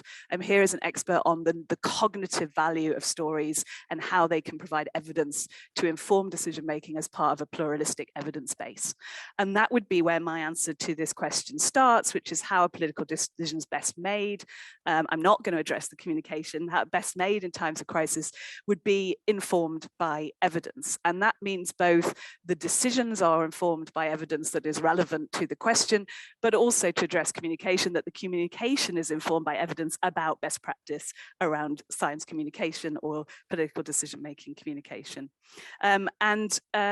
One of the arguments we make in the book is that narrative evidence has a role to play here because of the value that stories have in offering different points of view, so determining the framing of a question before you even sort of start thinking about policy answers, by offering insight into collective identities in ways that transcend or transect traditional divisions based on perhaps sex, age, class, and such like. One example would be Brexit, which has defied traditional political categorizations, but there are certain narratives or stories that circulate amongst certain communities where you can start to see different types of collective identities as narrative models that allow you to model aspects of the world, but in ways that aren't scientific models, but can complement scientific models. And when you're thinking about anticipations of the future. So that's the case that narrative evidence can play a role in each of those ways. And that it needs to be included in order for good decisions to be made. We've seen with COVID, we've seen with climate change, they're the kind of not the weak signals, but the very strong signals that we need a pluralistic evidence base, and that there's whole rafts of knowledge out there that we're not incorporating. You could just take the IPCC reports, for instance, as an example. I haven't been able to do an analysis of subject breakdown of the most recent ones, but our research assistant did a breakdown of the 1.5 degree, and there were 7% social sciences on those authorship panels and 0% from the humanities. Yet we've got reports that have come out recently which are about adaptability, which are about resilience, which are about human societies and communities. And the humanities have expertise there that needs to be taken into account. And the last thing I would address is to quibble a little bit with the definition of crisis. And here I do put my slightly scholarly literary hat on. If you go back to the Greek etymology of crisis, it simply means a decision. So all decisions are moments of crisis. Now we think now, perhaps with COVID and some of the examples, John, you've given about crisis as imminent, as something that's urgent, that happens, that takes us by surprise. But we regularly talk now about the climate crisis. That is not temporally imminent. We've known about this since the 1970s. In fact, there's a wonderful novel by Herzog from the late 1970s called Heat, which provides a fantastic narrative model about different forms of evidence and how they can inform political decision-making about climate. And that was decades ago. So the climate crisis isn't imminent. Well, it is, it is in one sense, but it's not surprising. Antimicrobial resistance would be another one we might think of as a crisis, but it's not something that is happening, just in an isolated moment of time. So I think we have to think about crises on different temporal scales as well. Sarah, thank you very much. And warning next time if you're going to use Greek. Teresa, over to you, please. Thanks very much, and thanks to Sarah for deconstructing the question. I'd expect nothing less from the panel. And actually what I'm hearing from both John and Sarah is surprising overlap in terms of how I'm approaching the exam question. So I'm approaching it from the perspective of an evidence generator, a behavioral scientist, and somebody who I don't know if I've actually contributed to any political decisions, but I've attempted to, both in periods of crisis, most recently during the current pandemic. So Dennis already mentioned I was a participant in SAGE, and in particular in two of the maybe about a dozen subgroups, SPI-B, which is the behavioral science subgroup, and the EMG, environment and modeling group. I also contributed in 2009 to the H1N1 swine flu pandemic through a group related to SPI-B. And outside of crises, I've contributed to discussions with policymakers in a range of areas, including obesity, tobacco, alcohol policies, as well as the levelling up agenda, particularly Mission 7, for those of you who are familiar with your Levelling Up white paper. So that's on healthy life expectancy and increasing it by 5 years, by 2035, and narrowing gaps between places, and also net zero. So that gives you some of my experience. In answer to my first go at the question in terms of how a political decision is best made, in a crisis, I think that they have the same characteristics of decisions outside of a crisis, except they're made at speed, sharing two characteristics. And as I say, this is as an evidence person. First of all, with awareness of the salient evidence and its uncertainties. And secondly, regardless of decision, an evaluation designed in so that we know the consequences of the decision. Now, both of those require some additional support during times of crises. So we saw that with regards to the generation of evidence and its uncertainty, SAGE was stood up, and probably the largest peacetime contribution of science, maybe even in wartime, science and scientists that we've ever seen. Absolutely phenomenal. But it also required to build on existing systems, particularly existing systems for evaluation and monitoring of policies. I'm not going to comment on how well I thought any of this went. We can come on to that later. And then just to say a little bit about how a political decision is best communicated. Well, there's a lot of communication between a lot of actors. So John has mentioned safe spaces that might be between some of the players within the political arena, but I'm thinking about communication of political decisions to the public. And 3 characteristics come out again and again in the literature. So it's clarity, competence, and warmth. So that's communication from political leaders. And with those characteristics, that increases the chances that people understand what's being said, they're engaged, their trust in the message is enhanced, and action is more likely. Now, the effectiveness of any communication to the public is enhanced with high levels of pre-existing trust in governments and also trust across a society. Teresa, thank you so much. What a great set of opening addresses. We were discussing beforehand in the green room that apparently the sign, according to media training specialists, of a good panel is when it just loses control and people depart from their planned answers. So let's see how we go. I think it's quite likely just from what was going on in the green room. So let me start perhaps with something you mentioned, John, which is about political decision making being made by political leaders. To the extent that that's true, and you know, I don't disagree with it necessarily, what then is the role of expertise? You know, all of us talk about expertise. Teresa talked about bringing in expertise from outside into government decision making. What is the role of expertise in that? Is there a point in having experts if in the end we just say, well, over to you politicians, you now work it out from here? If I can put it slightly provocatively. John. Yeah, so I mean that's a great question.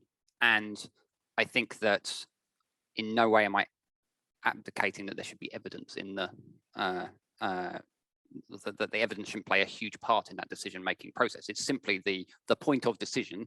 You know, somebody has to take a decision, and it ultimately should be someone who is accountable in some way to, you know, in our system, to the public.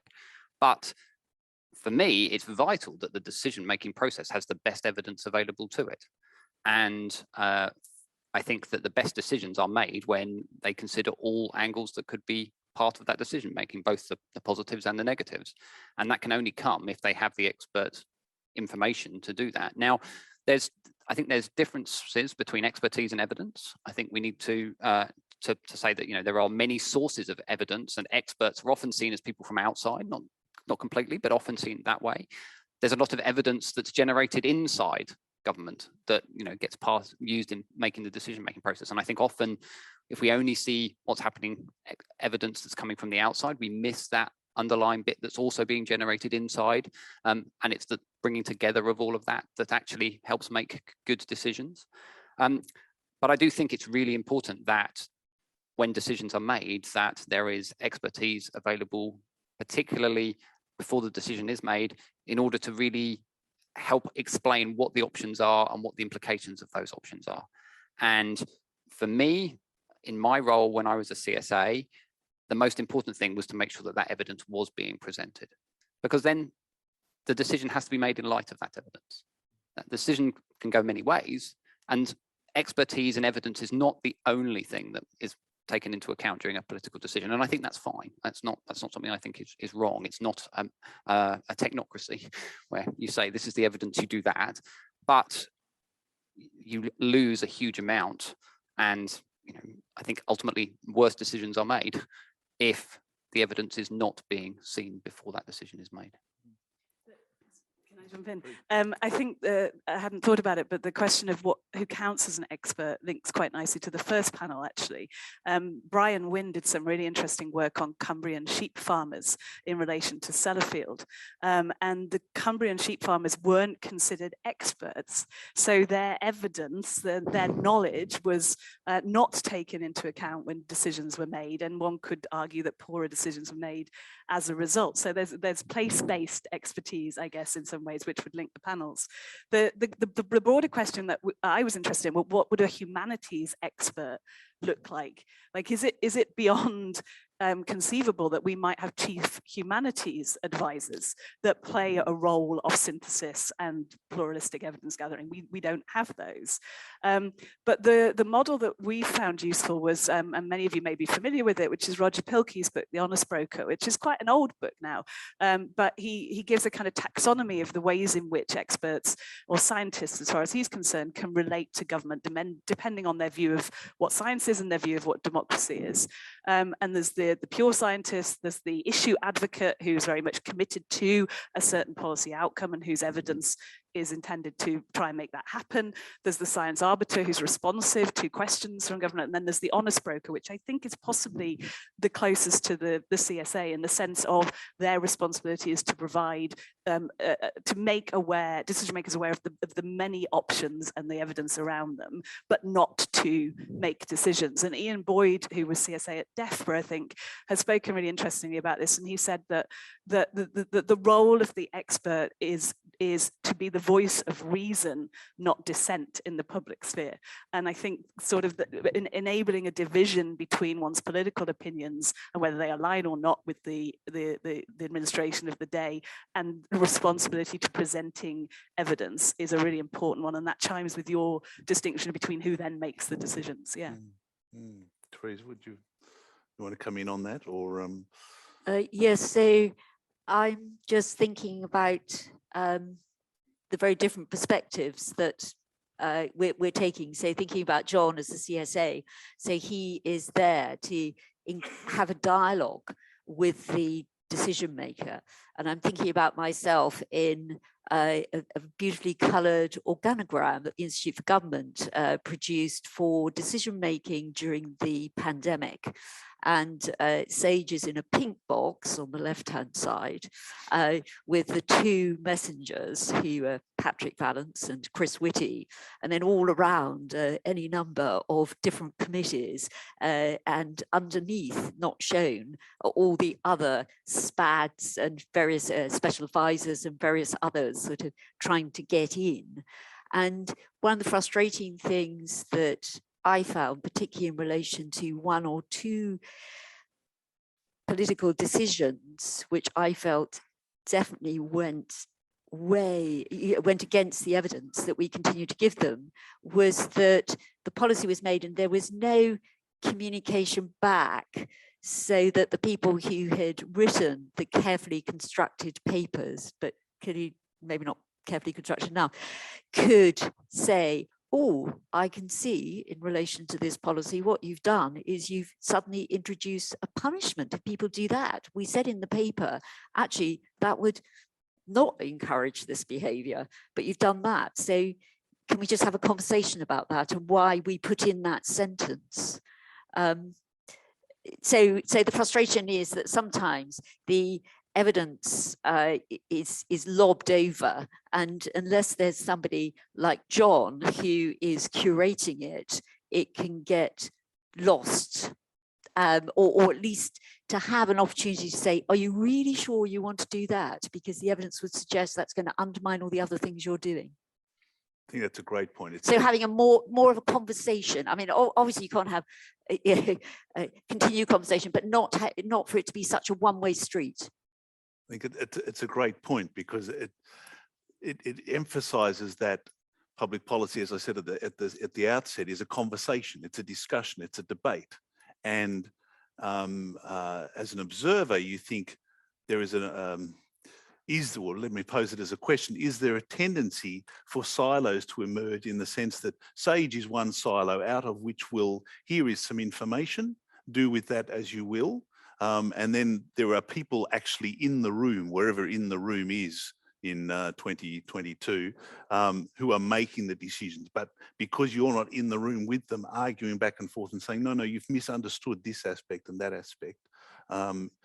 Is there a tendency towards that in the way we're currently structured in our decision making? Is that something you've observed?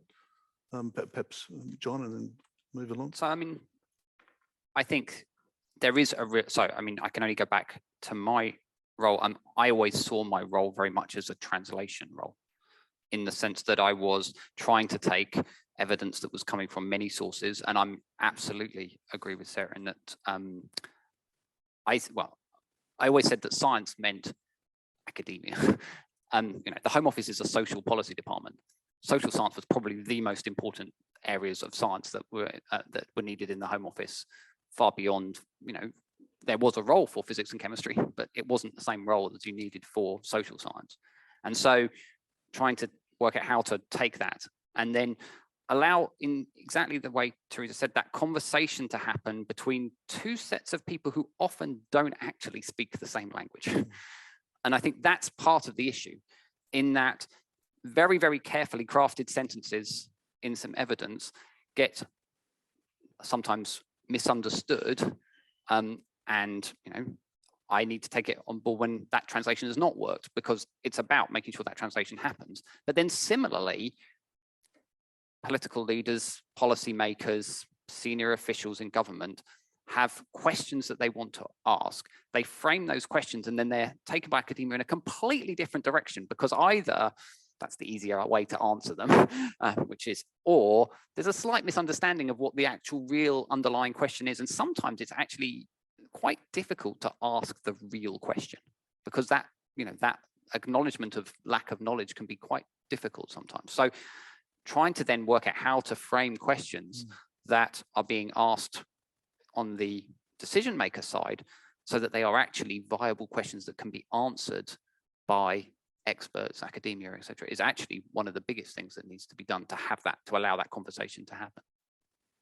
That was something that did happen more and more in discussions between the policymakers and the Government Office for Science, in terms of, well, this is what we want to know. And actually the scientists would then help the policymaker to shape what they wanted to know into something that was potentially knowable. And that's when it works really, really well. Yeah. There's CAPE, which is another thing I've discovered in Cambridge, which I didn't know anything about, which I've now forgotten what it stands for, something and policy engagement. And there I encountered the term co-production, which wasn't something I was familiar with, but that co-production happening. And again, we're working in an ideal space here where you don't have to make a decision in the next hour, but that co-production happening in terms of the very questions and framing that is asked, not just in terms of answering them. And the other thing that question calls to mind is the idea of long-term relationships, so that there are established connections where you've learned a little bit how to speak each other's language. The number of times Claire and I used words that meant something totally different to each other, which is why actually we ended up creating a glossary for the book, because we realized that when you're writing for multiple audiences and multiple disciplines, one word might mean, the same word might mean something totally different to somebody else, or not mean anything at all. So those long-term relationships where you can build up those translation exercises, so that if you do then have an imminent crisis, you've at least got a baseline to be functioning off. Perhaps if I ask you this first, Teresa, is there ever a time when there's actually too much information? Is there such a thing as too much information in a crisis situation? You talked about the need for warmth and clarity in government messaging. A natural role of an expert is to pour information in to make sure you get all the complexities of this. Do we need to sort of reel that back a little bit for translation to the public? So I say for the public, absolutely. But before I get to the public, can I just think about the evidence generators for the policymakers? And there will be people in this room who could speak to what they find useful and what they don't find useful. So I think as certainly as SAGE progressed over 2 years, I think the quality of the documents produced went up and up and up. And really what you want is, a one-page document that summarizes the evidence with a statement about how confident one is, say some communication about the uncertainty with the recommendation, and then the rest of the paper sits behind that. So high-level summaries about what the evidence tells you, where the uncertainties lie. And in terms of communicating to the public, a paper that some of us wrote. I don't know if it's called this 5 Rules for Evidence Communication. So it's with David Spiegelhalter, Michael Blasland, and a few others at the Winton Centre. And in it, we cite John Krebs, who, when he was chair of the Food Standards Agency, he would say, in terms of communicating uncertainty, say what you know, say what you don't know, say what you're going to do to find out about what you don't know, say what the best thing is to do now to be on the safe side, and say that you will update the advice accordingly. Pretty good, I think. No, it is pretty good. Can I quickly? I mean, Please, I yes, think jump in. the saying what you don't know is something that's often neglected, but incredibly important. And I think that the one thing I would add to your list is say how long you think you might take to know that. Because if you're in a crisis and somebody says, well, in actual fact, we've got to make this decision now, and you can say, yeah, but in an hour's time, I'll know this. That's far different from saying, I don't know that. And if you say, well, in actual fact, in order to know that, I'm going to need a week. And they say, well, you know, the decision's going to be made in the next 90 minutes, then it doesn't matter. You're not going to know it. You should just treat it as unknown. So being really clear about what you do and don't know, how long you might take to find that out. And, you know, I think the other list you had, I think they are really, really vital, but often people just focus on what they know and often not in a particularly synthesized way. And I think that can often make things very difficult. Does that cause potentially a political problem then for our political decision makers? Because it seems to me that politics thrives on certainty. We want clear messages to the, do I wear a face mask, yes or no? Will it protect me, yes or no? Well, the scientists might say, it might improve your chances by 70%, and I'll be able to clarify that number for you a little bit, you know, later down the track.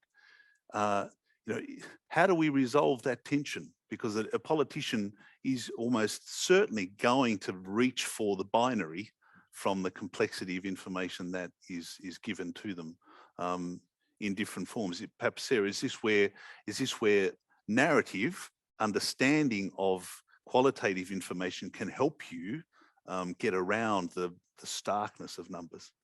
Well, this is where I'd say I'm at the limits of my competence. And actually, I think it's a really important thing to acknowledge is where we have competence and where we don't. I'm not the right person to ask about how politicians make decisions. That would need to be somebody who has been one or studies political decision making, which is not what I am interested in. The evidence and ensuring that there's a range of evidence that can inform it. I don't know anything about what you actually do if you're the elected politician.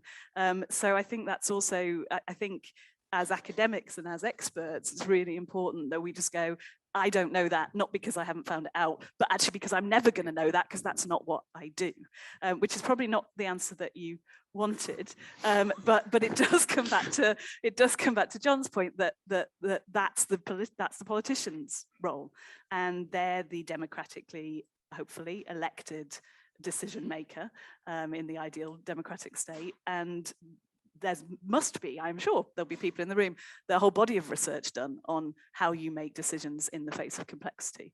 But I think that's not the same as how you ensure a range of evidence that could or may not inform those decisions.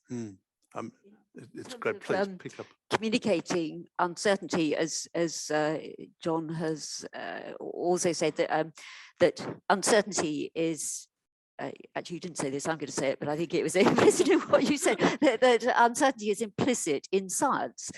So it changes, you know, that's why we do it. And my own values, it would be a better world if politicians said, we're introducing this policy, it's based on the best available evidence, but what we're going to do is evaluate it, monitor it, and see if it is value for money, if it is taking us down this road to achieve this goal, and make changes if it doesn't, and pull the plug if it's clear that it's not an effective thing to do. So to shift that narrative, but there are clearly reasons why that doesn't prove popular. But I think it's incredibly important in terms of communicating of evidence, because without communicating the uncertainty, one is misrepresenting science. So people can say, well, you told us that face masks didn't work, and now you're saying that they do. So it undermines, it's a misrepresentation of science and undermines the scientific communication that comes, that people have to be in a state of uncertainty. But we as humans don't like uncertainty. We can remember what the figures are. We know that there's a statistical probability of this, that, or the other. But in the end, we function on gist. It will or it won't hurt me. It will or it won't be a good thing to do. So cognitively, it's quite a challenge. That's also historically been one of the criticisms of the communication of climate science, which was that it did rest its credentials on certainty. In 99 or whatever percentage it was that year of scientists agree that there's anthropogenic climate change. And of course that less than 100% was exactly what gave people who wanted to argue against it the window to say, but there's uncertainty here. And I think there's a lesson being learned there that actually, well, by insisting on certainty when there wasn't 100% certainty, we left a gap for a rational or reasoned case against it, that if you're not 100%, then there's still the possibility that you're wrong. So that I think there's a historical case study there that we've learned from. Yeah. And I think uncertainty has different perceptions pre and post decision. I think pre-decision, uncertainty can actually be quite politically useful, because you can understand what arguments will be made against you later on. You can see that, well, this will be called out because that it's not certain, and there's other evidence against that. And that can be very useful in a decision-making process to understand what are the arguments before and backwards. Post-decision, the decision's been made. And that point is when the uncertainty from many people's point of view becomes awkward, because the decision is usually a binary decision. And that's the difficulty, that often in many cases, decision making is about persuading people to do things. And at that point, it becomes more difficult to understand how to communicate. But I still think that in the evidence itself, being honest and clear about what that uncertainty is in the long run is always going to be beneficial. Can I ask you raise a question, which is about the question of, and it links to that, John, about how you evaluate, after the fact. And of course, you can build evaluation structures in, but is there a place for kind of counterfactual thinking or experiments, which is, we're going to implement this one, but in some way we're going to do some kind of counterfactual exercise that might model or project what would have happened if we'd done the other one? Does that happen? Yeah, people do that. Yeah. I mean, they model. Sometimes they run experiments, randomized control trials. So there are different ways that people can evaluate. Yeah. And do they get fed back in? Well, they do. And we're just thinking most recently about the last 2 years, where they did most to best effect is in the evaluation of drugs, including vaccines. So absolutely brilliantly done. Where it wasn't brilliantly done was for any other intervention. So we've already heard mention of test and trace. That was, centrally organized, and I've already mentioned about policies that for well, I don't think I've gone into detail of self-isolation, and in particular, one of the reasons why people often couldn't self-isolate when they were testing positive was because they lacked financial resource to be able to stay at home.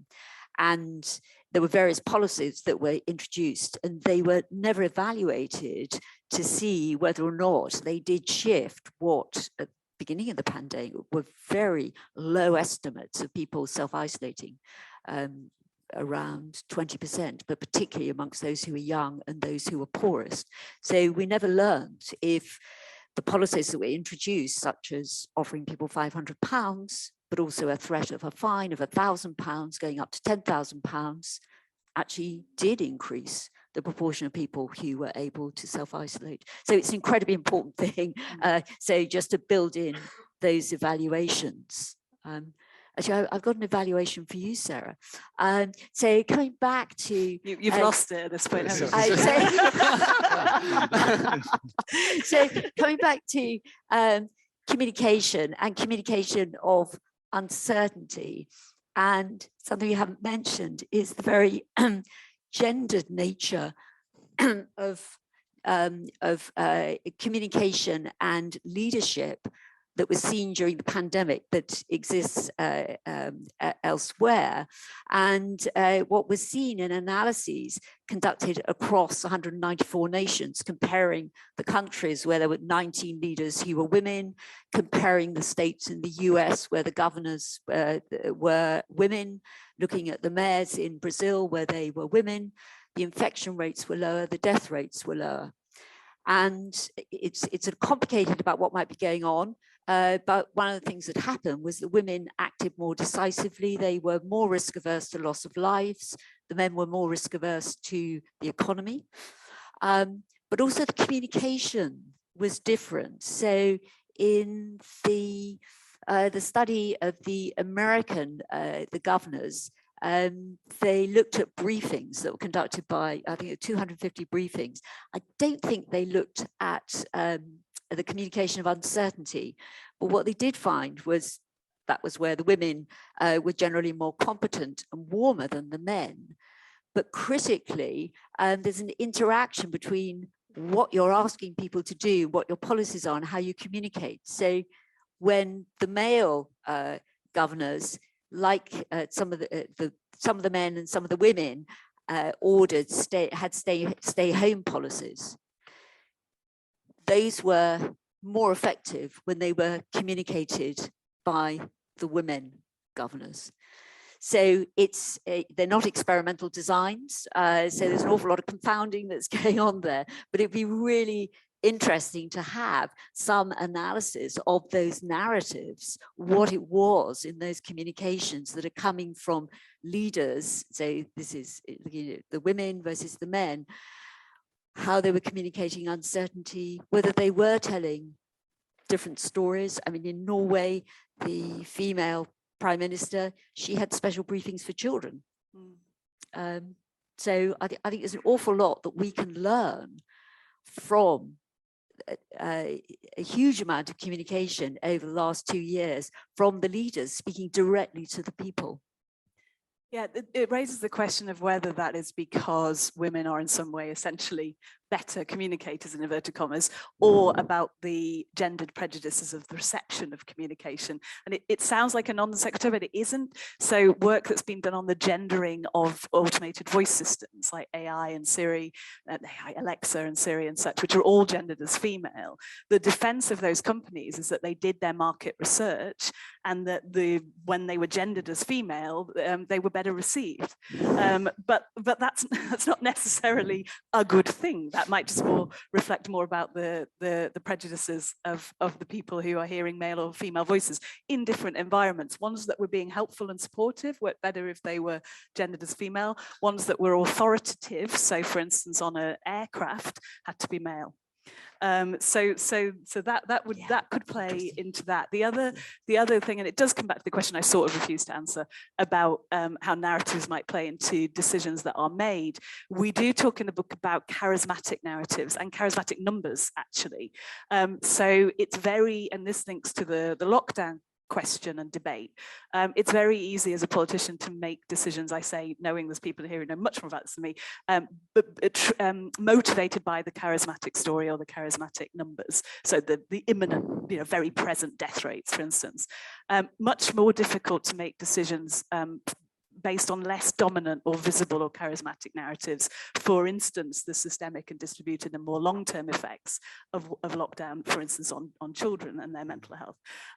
So that is something where we would argue that politicians need what we call narrative literacy, which is an ability to reflect on and be critical about the influence that stories are having on their decision making, whether that be, are they reasoning appropriately from a single case to a general case? So that would be, is the story, and this is where, again, it's a literary term, but metonymically legitimate, and metonym is where a part stands for a whole. Some stories are metonymically legitimate and it's very productive to reason from them, but you need to figure out whether that's the case, or is it illegitimate? Are you taking an anecdote and actually it doesn't represent the whole? Are you aware of your own narrative lock-in? Are you aware of where there are narrative deficits, the stories that you don't know about, or stories that haven't even been told yet for some reason? So all of that would play into arguing for greater narrative literacy, which is the sort of individual version of story listening. Story listening would be systemic abilities and structures to take narrative evidence seriously. Narrative literacy is at an individual level, from young children knowing how to process the things that pop up on, I was going to say Facebook, that's so outdated now, isn't it, their TikTok feed, to senior decision makers who might have done humanities degrees and think therefore that they know, but we wouldn't get, as an individual we might put an umbrella up, but we wouldn't try and do meteorological modeling. Just because you can read a story doesn't mean that you have expertise in how stories work. So that would be another place they might come in. Thank you. I think I'd better reclaim the chair. Just long enough to say that it's time to ask some people in the room for some contributions and some questions. Mike is quite right. The light is very bright. Seem to be a lot of hands on this side. I'm not. Obviously, I'm more interested. Nobody here. Oh, no, I can see you, Rory. I will come back to you. So let me start right at the back, and then I'll work forward. So, gentleman right at the back.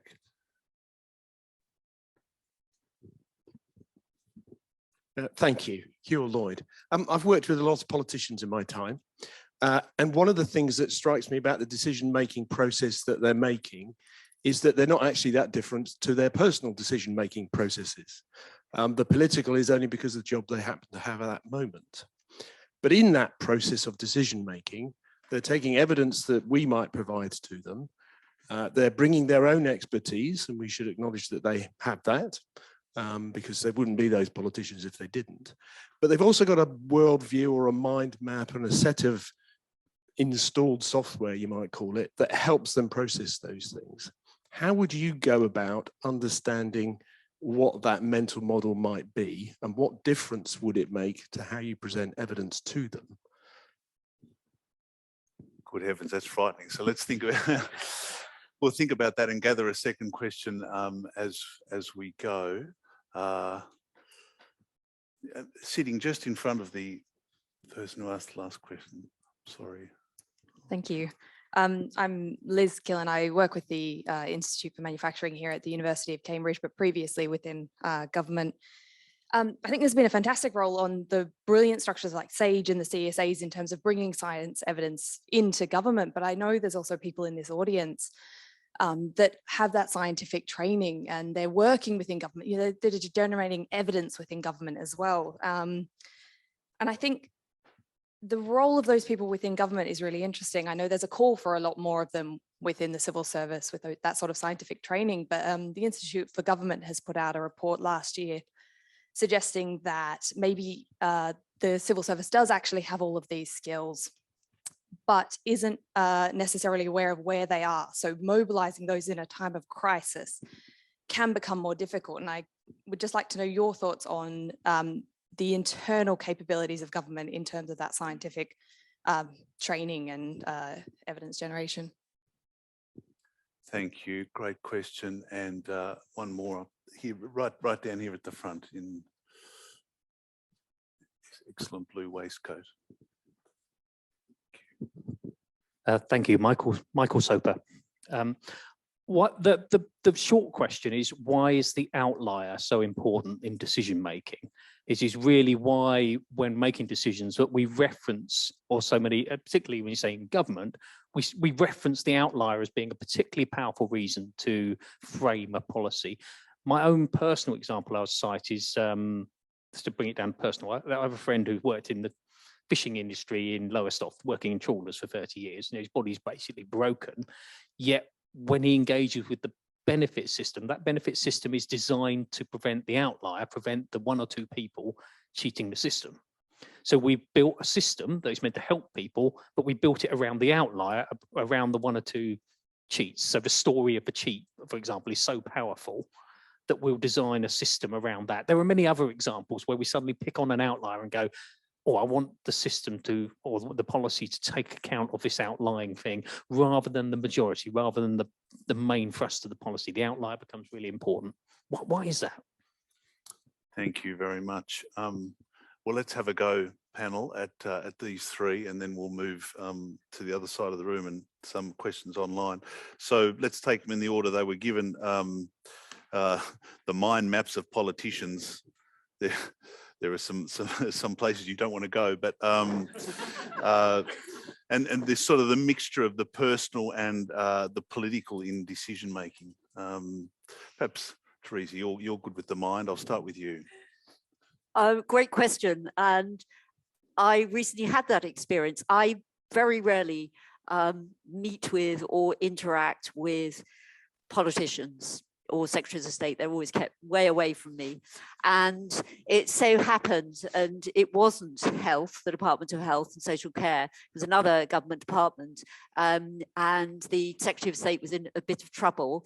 And 3 of us were invited in for a conversation a couple of months ago, because a white paper was in a bit of trouble.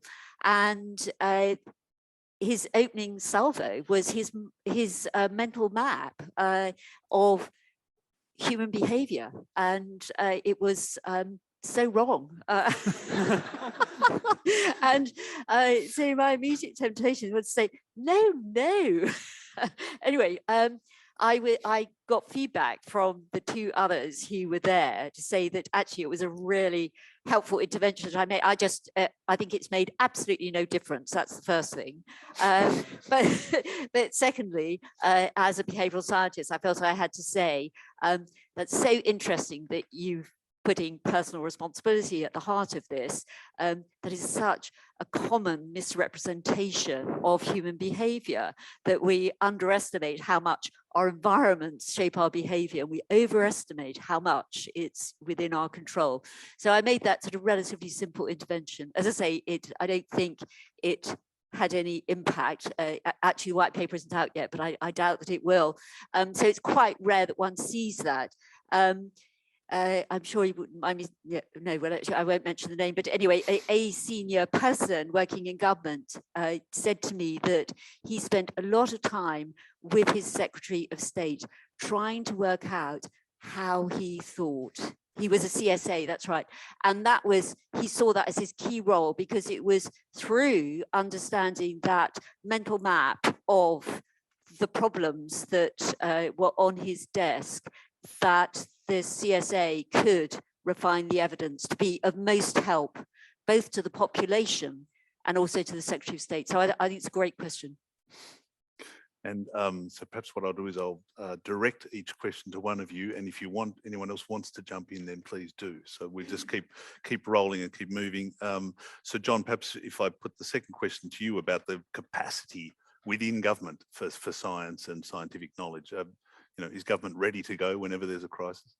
So, I mean, firstly, I should say that there are some amazing scientists, analysts in government. I mean, some of the best that I've worked with are in government, and I think we should never forget that a lot of expertise is housed within government.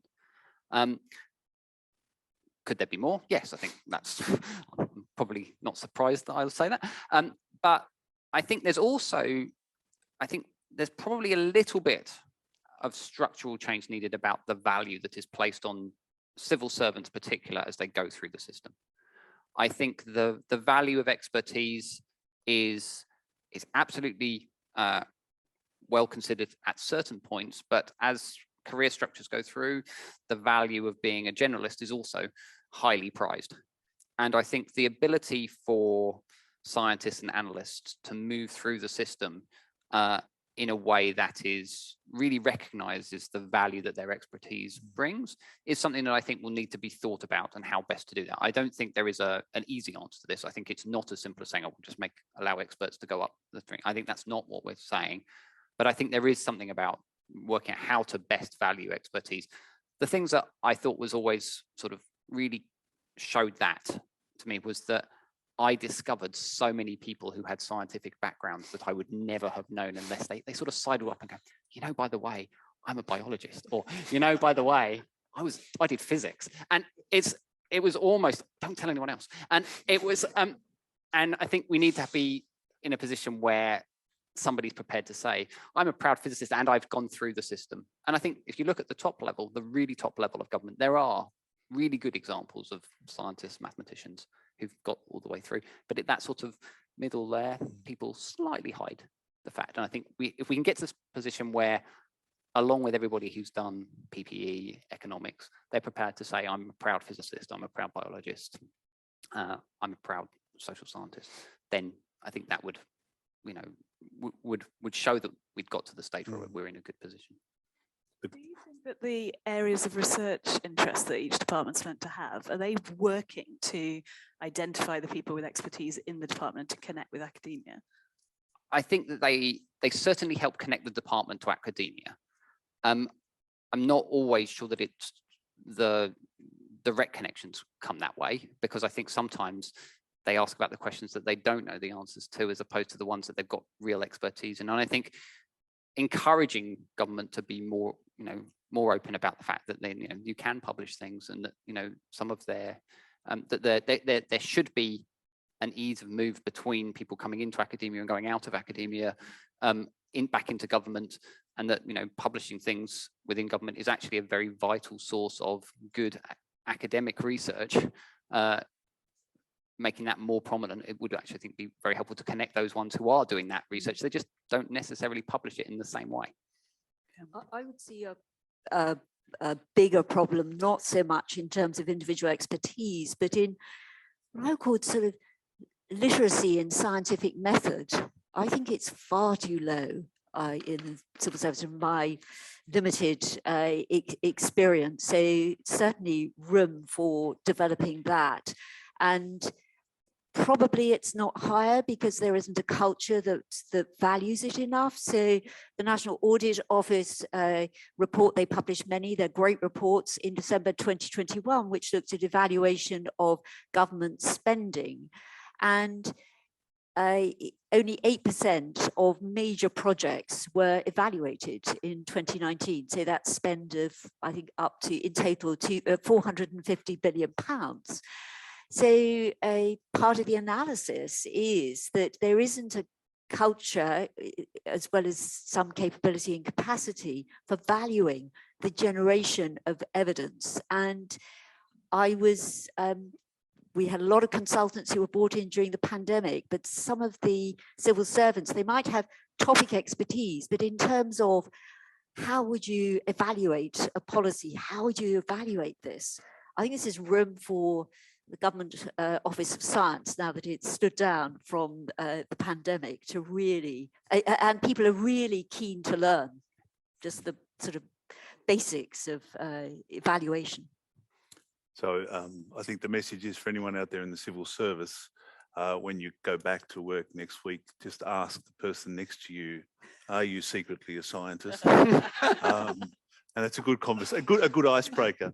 And Sarah, can I come to you for the third of those questions, which is around this sort of embeddedness of particular stories, I guess, about outliers and who they are and what they're like, and whether, you know, how that.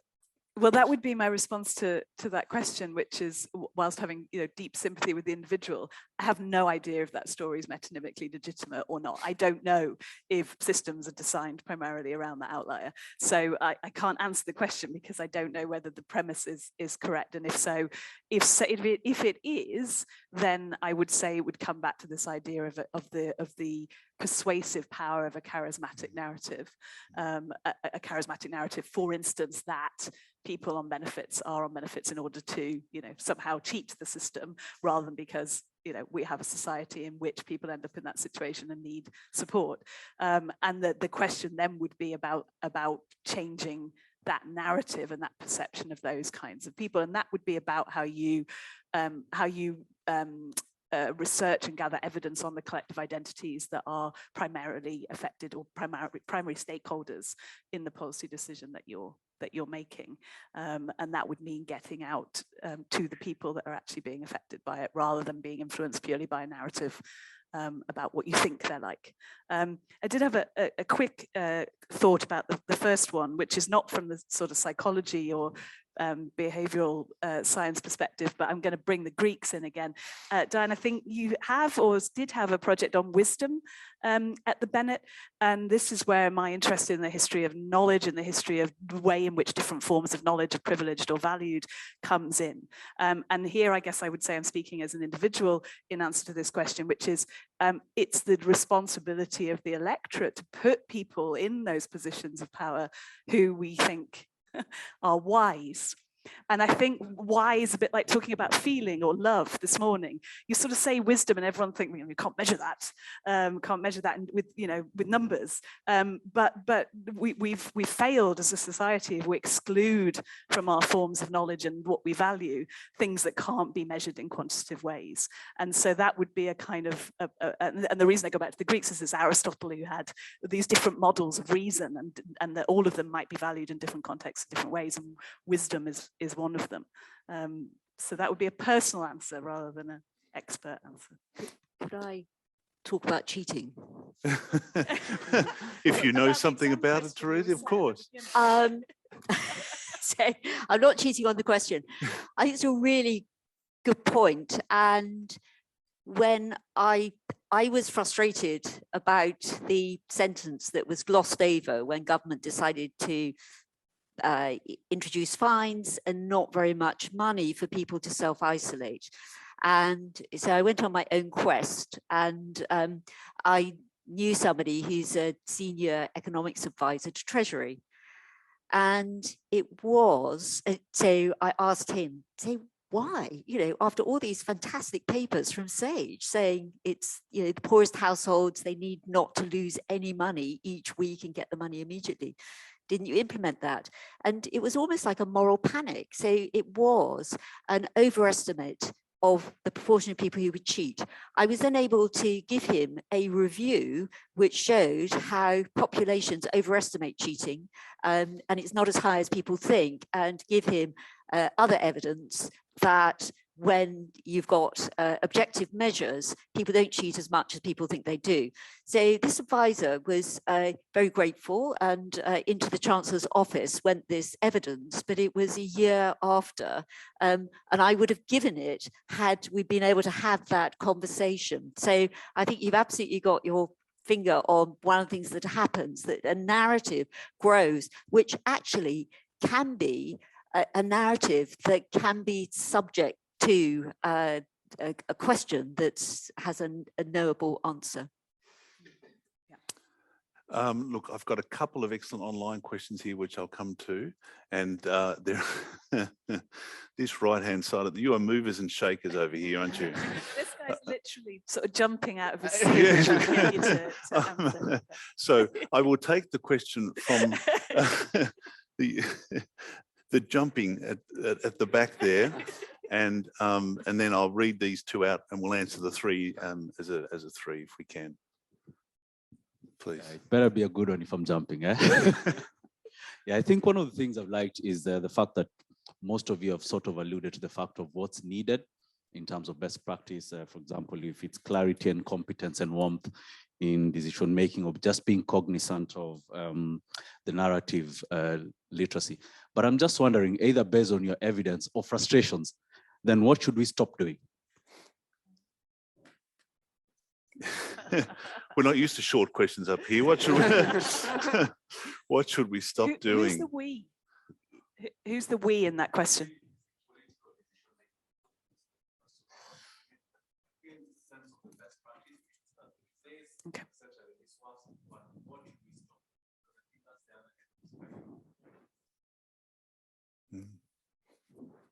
Well, this is an excellent question, which is why I'm going to put it last of our three, so we can answer that well. So I've got a couple of questions here online to add to it. One is around the place or the influence of values in decision making. So, which ties a little bit with your wisdom comments, I guess, Sarah. So, at what point do values enter into decision making, and is it explicit or just implicit? And second question, how can the use of expert policy advice be made more transparent regarding both the selection of experts and the contribution that they make? Let's start with the values. Who would like to kick me off on values? I can jump in on that. There's a good European, I don't know who I'm talking to, it was someone online. Hello. There was a good European Commission report, 2018, 2019, Understanding Our Political Nature, which has a whole section on values and the way in which they influence decision-making. I'm glitching a bit, also has a really interesting section on narrative and metaphor, actually. So it's one of the documents that I found that was coming out of important institutions that were starting to take that into account. I don't think they offer a solution, but at least to begin to start to recognize that influences decision making. And then at least once you're conscious of something, you can try to start to mitigate it in some way. It's also, of course, a strong case for diversity, and I don't use that word lightly. All forms of diversity, viewpoint diversity and personal identity diversity, to try and make sure that you've got a range of values that you can triangulate or more than triangulate between. Thank you. And on transparency around expertise, Teresa or John? You want to go first? Perhaps if I point at one of you and okay, Teresa. I'll go first. There you go. And then Teresa can say. So I think the SAGE process was really interesting. I think the fact that the papers became transparent after time was a really good thing. And I think that the decisions that were made in order for that to happen really did allow a much more nuanced understanding of where those decisions had come from, and whether they were in line with evidence or not. I would make a case, though, from having worked on the other side, that I was much more helpful that those papers came out after the decision than during the decision. I think it would have been really, really hard to have a sort of reasoned, I use the term again, discussion in a safe space around those papers if there had been huge numbers of narratives coming from all over the place about why those papers were right, whether they were wrong, whether the evidence had been taken into account correctly, etc. So I think transparency is absolutely really important in order to be able to evaluate what has been done. I think that complete transparency of the whole process can actually be counterproductive. Fascinating. Would you agree, Teresa, just quickly? I don't know where you stop and where you start. So I agree with Sage, but occasionally some of us got hold of the fact that people were briefing government to go down a track that was really going to be, that wasn't in accord with the evidence. So because it was based on the wrong assumptions. And that was never put in the public domain. Some of us got hold of some of the documents, we redid the calculations, gave them to Patrick, who then was able to anticipate what he thought was going to be coming out, what were going to be the priors, how government was thinking about it. So I don't know where you stop. You're saying that some things have to not be confidential, but in the science area, we know that SAGE became open, but there are other scientists who were generating other papers, and those weren't open, and that I think was problematic for those of us who were working in an open system. Fascinating discussion. We could continue that, which leaves us to finish the question.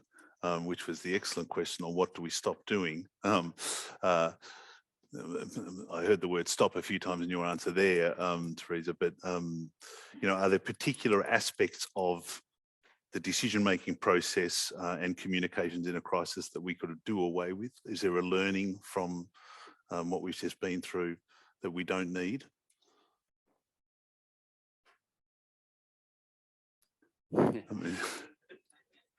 I think that's a winning question. I think not at a meta level, so it's a great question, just at a very sort of low level answer would be, we didn't evaluate enough to know what we should stop doing. So evaluate more, and by that I mean evaluate in real time. So you've got real feedback, and then we could have stopped doing some things that were incredibly expensive, or adjusted some things so that they would have worked better. I'm going to take the capaciousness of the we and put a different subject body in there, which is the we, the humanities, which of course is where I'm coming from. And I think this sort of counts as a closing sort of, pitch from that perspective, which is we, the humanities, should stop having a chip on our shoulder about the value of the knowledge that we produce.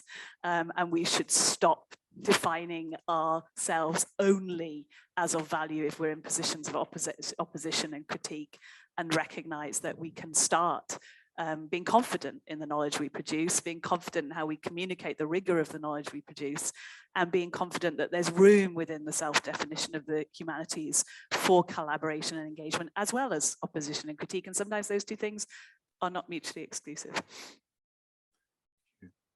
Well, one further thing we should stop is this panel. Not because it's become entirely unruly, but because unfortunately we are running into lunch. I hope it's been a stimulating discussion. I've certainly found it very interesting. Can you please join me in offering some thanks to our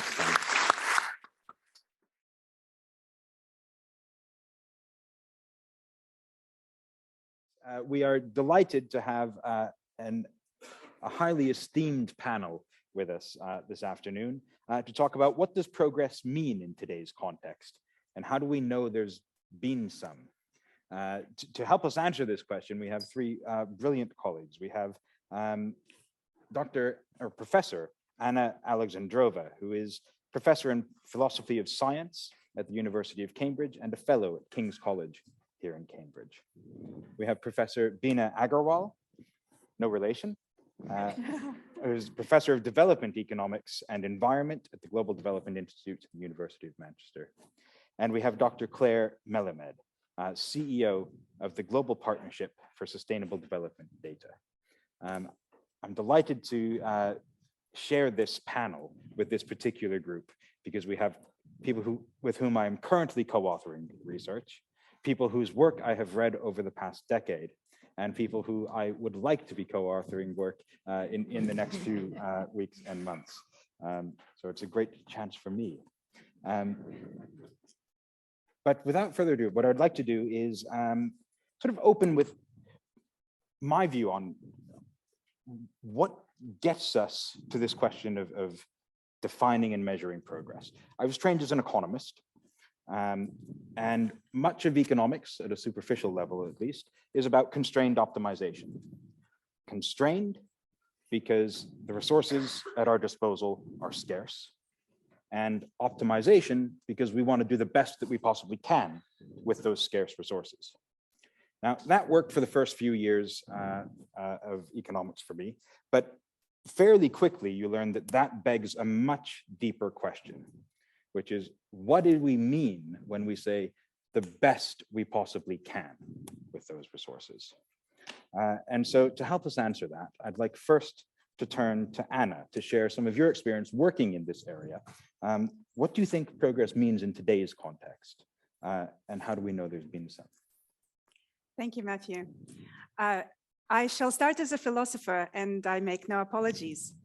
So progress is what in philosophy we call a thick concept. A thick concept is a concept that both describes and evaluates. And that means a good indicator of progress for a community is a pithy summary of those values that the community would like to be described by. And figuring out what that pithy summary is means solving a dilemma. The dilemma, on the one hand, between the richness and the variety of values the community will inevitably have, both at a time and over time. And on the other hand, having a practical indicator that is measurable, that produces a quantity that is simple enough to handle, and that can be used to track change. So all of the examples of progress indicators that we see both historically and today are different solutions, as I see it, to this fundamental dilemma.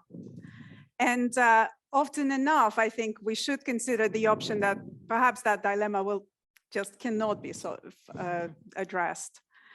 Let me just say how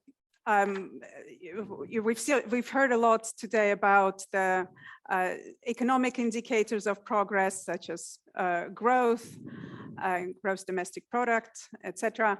So it's not that advocates of this of these indicators think that economic value is the only value there is. No, that's just not charitable enough. Rather, the bet is that if we describe the economic activity richly and thoroughly enough, it will be a decent indicator and a decent correlate of the values of the community. But I think it is even this bet that has come under pressure, and the pressure because we just don't see it reflect human flourishing, sustainability, ideals of equality, and others.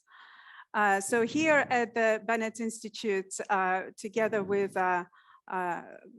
colleagues such as Mark Fabian here in the audience, a great pioneer of participatory approaches to well-being, we've been thinking about whether well-being is potentially such a replacement, the one that would be able to strike the right balance between richness on the one hand and practicality on the other. And what we find is that, again, not necessarily. It depends entirely on how seriously you come to formulating your vision of well-being, your concept, what it encompasses.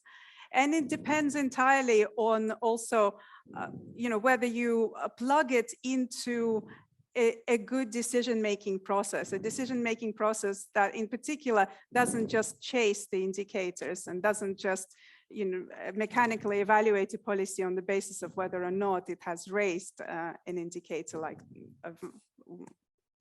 I don't have answers to you. I mean, I have lots and lots of opinions and lots of things that we have found, but I guess ultimately that's probably a good time for me to end. We are hoping to find a way of thinking about well-being indicators that doesn't just replicate old models of thinking that we need a number that our policies need to change. There are lots of problems with this idea. Earlier in this, in one of the panels, Fiona Reynolds mentioned that perhaps what counts as progress will depend on, will be different in different places. Imagine the challenge of that, a sentiment that I agree with strongly. What happens to national numbers? What does the Office of National Statistics start collecting, and what should we be reporting, and whether it's okay to change an indicator as a community changes? Will it be able to track progress? These are probably very kind of negative and big questions to end with, but it's suitable for a philosopher. Things I think we can jump in on in questions and through the rest of the discussion. But thank you very much, Anna. Bina, you have a different perspective, a different experience. Yes, so we're putting on different hats. My hat as an economist, but also somebody who's dabbled in public policy. So, so Anna's position would take us to multiple indicators, and participatory discussion with communities would also lead to multiple indicators and perhaps no consensus, because there are indicators which just fall through the cracks. So, and measurement has costs, constrained optimization. So I think we need to choose indicators of progress. And what should we choose? I believe we should choose those which have the most synergy with other indicators. And we also need to recognize the limits of public policy. So in this respect, I'm going to take a jump and say that for me, progress, the key indicator is reduction of inequalities, but not just any inequalities, particularly a reduction of gender inequality and wealth. Why? Because I think there's substantial evidence, and I'll take you to the global south now, from developing countries that closing the gender gap in private wealth would make the most important difference to the most people, women, their families, and a country's growth. And it's been found, for instance, that when women own assets, it reduces theirs and their children's risk of poverty. It improves child survival, health, and education much more than if the father owns assets. It reduces the risk of domestic violence.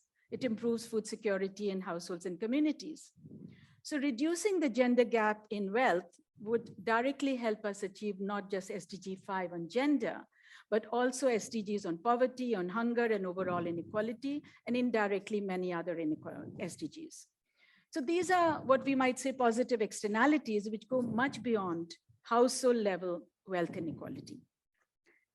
But there is very limited data in wealth globally, gender gaps in wealth globally, especially if you take something as important as immovable property like land. So if you look at the FAO's database, gender disaggregated data on land covers only 20 countries, mostly in sub-Saharan Africa. If you analyze that existing data, you find high inequalities. So suppose you were to ask what % of landowners are women. The average is 22% for 9 countries in sub-Saharan Africa, 11 to 27% in 5 countries in Latin America, and 14 to 22% for 2 countries in South Asia. Now, public policy has focused mainly on the legal framework, such as equality and inheritance laws. But these persisting inequalities suggest that there are serious limits to public policy. So I'll just give you one somewhat dramatic example from India, that in 2005, I led a civil society campaign to amend the Hindu inheritance law, and we were successful. The law is gender equal.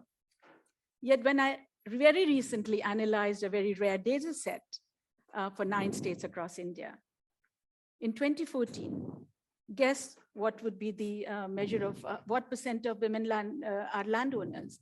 Only 14% of all landowners are women, owning only 11% of land.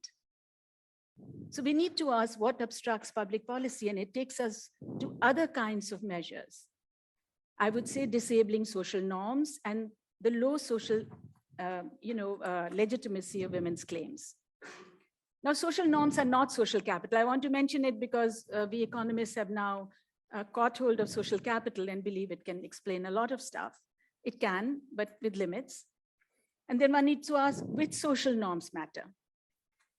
So you go into the realm of anthropology and sociology. Marriage norms matter, who you marry and post-marital residence.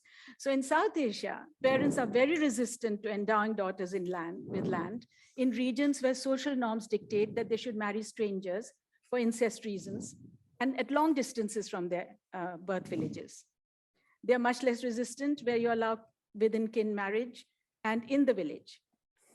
So how do we circumvent these obstacles? I think public policy needs to move beyond legal enactments to other policy instruments, none of which are very easy, are perfect. Direct transfers of land to poor women, subsidies for improving poor women's market access to land. Markets can work as an equalizer sometimes. Tax incentives for families. And what's very interesting is that delivering these policies matters. So if you actually deliver it to groups rather than to individuals, it can make a much more effective, lead to a much more effective result. So I rest with that. I promised you she would have a different perspective. Thank you very much, Bina. Claire, it's going to be the same question. What do you think progress means in today's context? Thank you, Matthew. And I know it's become a complete cliche, but I have to say it's just so thrilling to be here with an actual audience, and apologies to everyone who's watching online. I hope you get to go to something quite soon.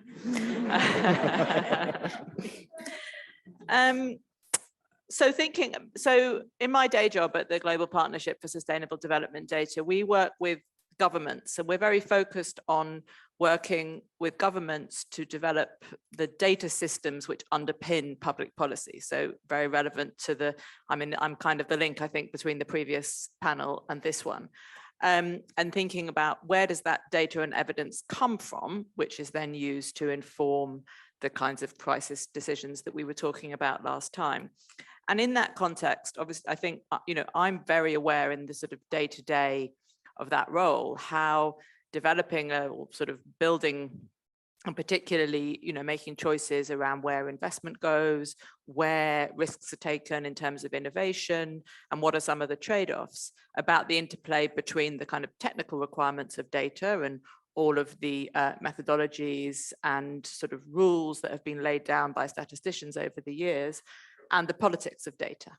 And we often think about data as something which is kind of dropped from the sky in perfect form. And so there are, and we sort of the choices that are made about how data is constructed, what is collected, what we see as data are often quite invisible. And I think, people are sort of tend to be a bit frightened of numbers and sort of see them as something that doesn't really have to do with them. But I think, my work makes me very aware of the politics of data. And of course, that goes double in a sense for the politics of data that is used to measure progress, because progress and the idea of progress and governments being able to deliver progress is so central to democracy. And that is so central to the sort of political platforms on which governments stand. So their interest in being able to show that that is happening, and ideally that has something to do with their policies, is very, very high. So the whole sort of concept of data on progress is one of the more political ends of data. I mean, I think a few things to say really about sort of where are some of those political decision points and how do they influence how we define data, how we measure data. I mean, I think first of all, of course, and this really comes very much directly from what Bina was saying, the data that we have reflects existing power relationships within a society. So what are we not measuring? We're not measuring things that primarily affect women. In most countries, the data on domestic violence is appalling. So, the things that we measure reflect, by and large, the things which people who have power, who control resources, think are important. And that goes true everywhere, I think. There are gender data is, the kinds of data on the things which primarily affect women, and data which allows you to talk about the differences between the experiences of men and women, tend to be historically very underfunded, under-researched, and so on. What I think is what I'm also very encouraged by at the moment, though, is in my network, the ways in which many groups who sort of, who bring together groups of people who feel themselves to be powerless and are sort of seeking to increase their power, are increasingly using data as a tool for advocacy. One of the most sort of electrifying moments of the last year for me was a conversation that I was privileged to listen into with a woman called Gwen Phillips, who is a member of a First Nations group in Canada, who have been really sort of really spearheading in a way a group of a network of Indigenous people who've been really thinking about how they can be better represented in the data which tells the story of the societies in which they live. And her complaint was that she used the word ugly, which I think really interesting. She said, don't use the data that you collect, she said, just tells me how ugly I am. And it doesn't tell, the data that you're collecting to tell the story of this society doesn't say anything positive. It doesn't tell you about the assets that my community holds. It doesn't tell you about, the things that we're getting right, the things that are going well for us. It just constantly sort of tells a litany of bad stuff and all the terrible things that are happening in my community.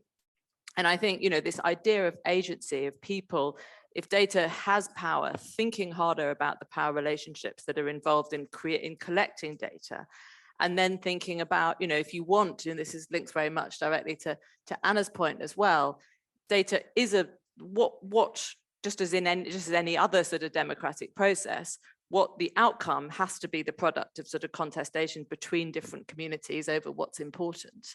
And we have to, I think, make that more visible and sort of make those power relationships and choices, the very deliberate choices that are made, more transparent if we want to make sure that the data that we're collecting, the data that's being used to tell the story of progress, is actually reflecting the kind of whole picture of progress in a society. So I think, I mean, I hope to say more later on, but just, you know, it's probably enough for now, the sort of just making very visible the power relationships which underpin what appear as fairly sort of technical, straightforward, uncontestable things. I think we would all be helping ourselves to make that data more useful in creating progress if we were more open and transparent about the process that we were using to collect it in the first place and some of the choices that we're making. That's a long-running interest at the Bennett, is that, especially through some of Diane's work. So we will come back to you on power dynamics and data collection in a bit. But the devil is always in the details, isn't it, Anna? I'm wondering if what you could do is give us a brief overview of some of the key existing progress indicators and what might be their relative strengths and weaknesses. Thank you. Well, I think that's very much following up on Bina and Claire's remarks. So imagine a question, and depending on what answer to that question you give, you'll choose a different indicator. If you ask people, how you doing, all things considered, do you assume that in answering this question, people have considered all of the things that matter to them, aggregated it in a single value, and then spit out that value to you in the survey? If you think that that's what happens, you will go with a survey of subjective evaluations. If you don't think that's what happens, you will go with the dashboard. As I think Bina already mentioned. The dashboard is a very difficult thing to put together. Do you put the inequalities in it first and foremost? Do you put actual access or relative access to goods, and what goods at all? So, you know, on the one hand, then, you know, if you go with a survey, you will find indicators of progress that are currently becoming more popular in the UK, such as life satisfaction. And on the other hand, you will have there are so many dashboards. That's the difficulty, right? There is the sustainable development goals that Bina has mentioned. There are more theoretical approaches, such as the capabilities approach. There is the genuine progress indicator. There are all the kinds of capital that Matthew works on. So even if even if you decide, okay, I'm going to go with the dashboard, your work only just begins what to go in the dashboard. But I will say that, dashboard is in the end our only option. And that is because the reason why people don't like dashboard, and that's usually economists, is because it doesn't yield a single indicator at the end. But that is kind of their problem.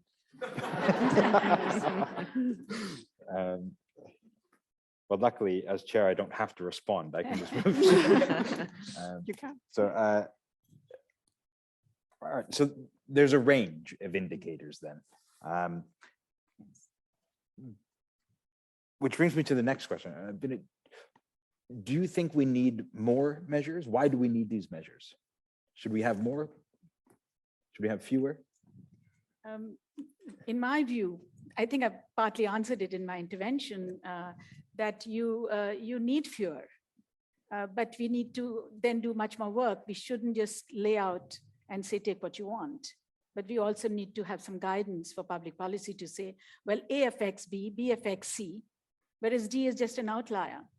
So let's look at, is A has the most synergy with B and C, and pick that. And I think that's where the academic and other expertise comes in to guide public policy. So I'll keep it brief and then. Perfect.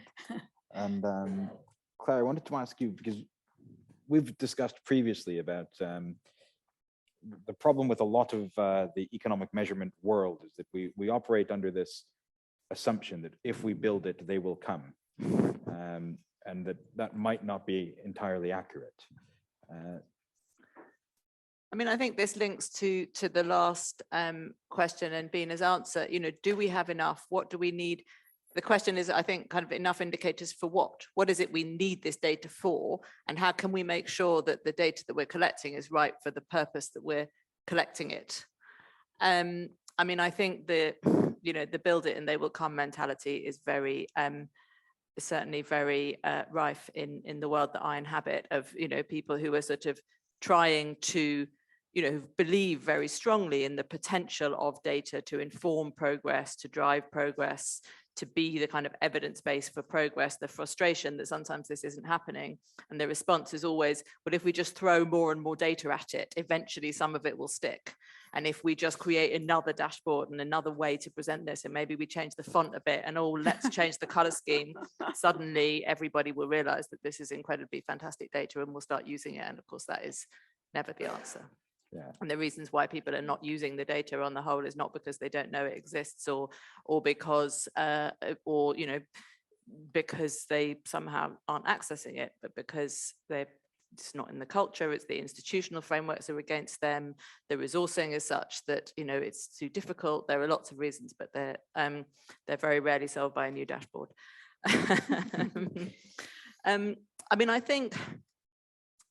Yeah, I mean, I think it just again comes back to the politics of it. What are the incentives that we create for using data? How do we build the sort of use of data and information and the collection of data and information into the incentives frameworks that we create for leaders at different levels in different institutions, I think. Right.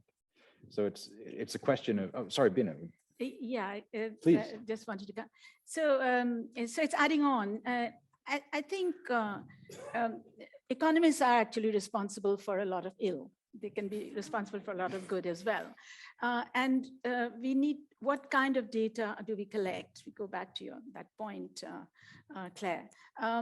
So it depends on what economic theoretical model we're following. And I'll give you an example from why is it that it took us so long to recognize intra-household inequalities. So we had the Beckerian model, which with its assumptions that families are like glued together families. Amartya Sen calls it the glued together families, where it's assumed that the household head, male household head, is an altruist and represents the household's objective functions, and we all have all the household members have the same interests. Now, huge amounts of empirical evidence emerge from, not necessarily from economists, from anthropology and sociology, to say there's huge inequalities in the household. In terms of education, health outcomes, food distribution, and so on. So we need an alternative model. Well, the good thing about economists is they sometimes rethink. And so you had the emergence of bargaining models of the household, which said that what's going on in households is dissimilar, not that dissimilar to markets, that you have both self-interest and altruism prevailing in households, that households are not just heart of the heartless world, but there's also a lot of self-interest there.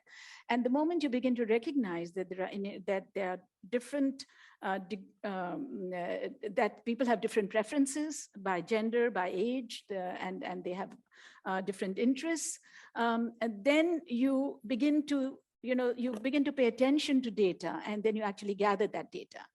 And that has a direct link to public policy. So Beckerian model will say, well, let's just give everything to the male head of household, as it happened in terms of land reform across the globe in the 1960s.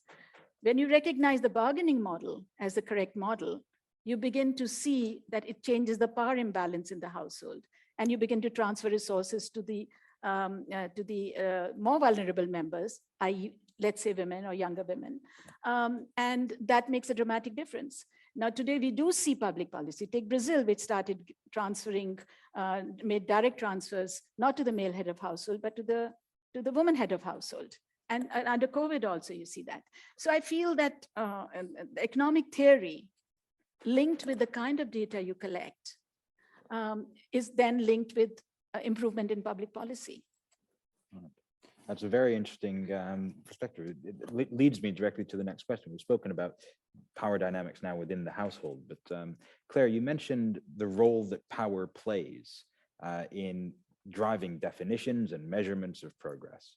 I'm wondering if you could elaborate a bit on this. No, absolutely. And I think this sort of follows on very nicely from Bina's point as well. And the sort of one of the I had a bit of a ringside seat over sort of between about 2014 and the end of 2015 and the sort of political process around negotiating the Sustainable Development Goals, and then particularly negotiating, because it was effectively a political negotiation, the indicator framework that was then used to monitor those goals.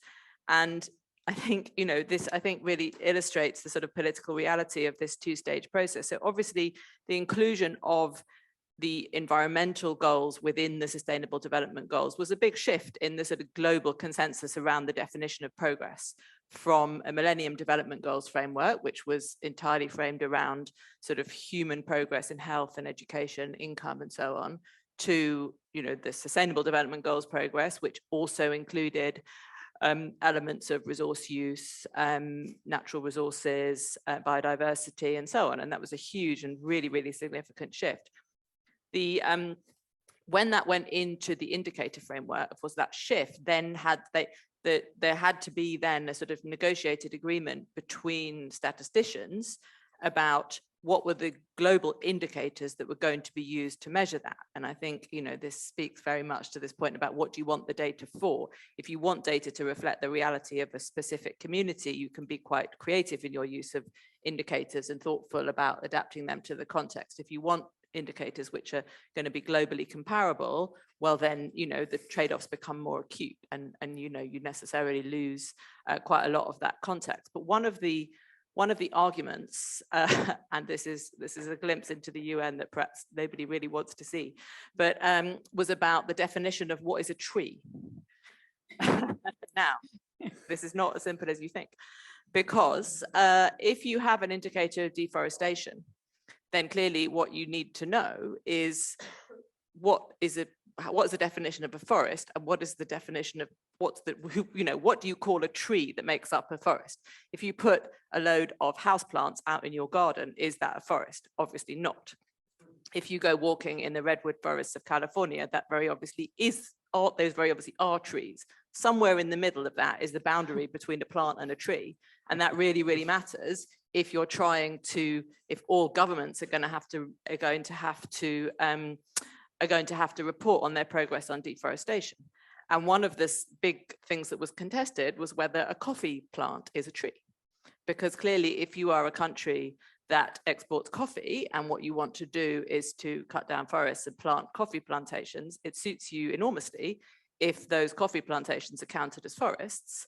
And that will help you a lot in showing your progress on showing that, you know, you're able to meet your economic goals and your and improve your trade balance without having to sacrifice your environment. If a coffee plant is not a tree, then you have much harder job explaining to the international community why you're making the choices that you're making.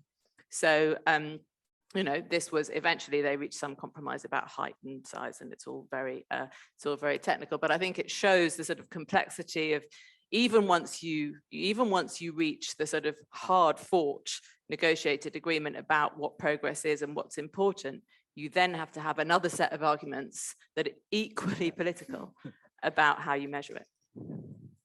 That's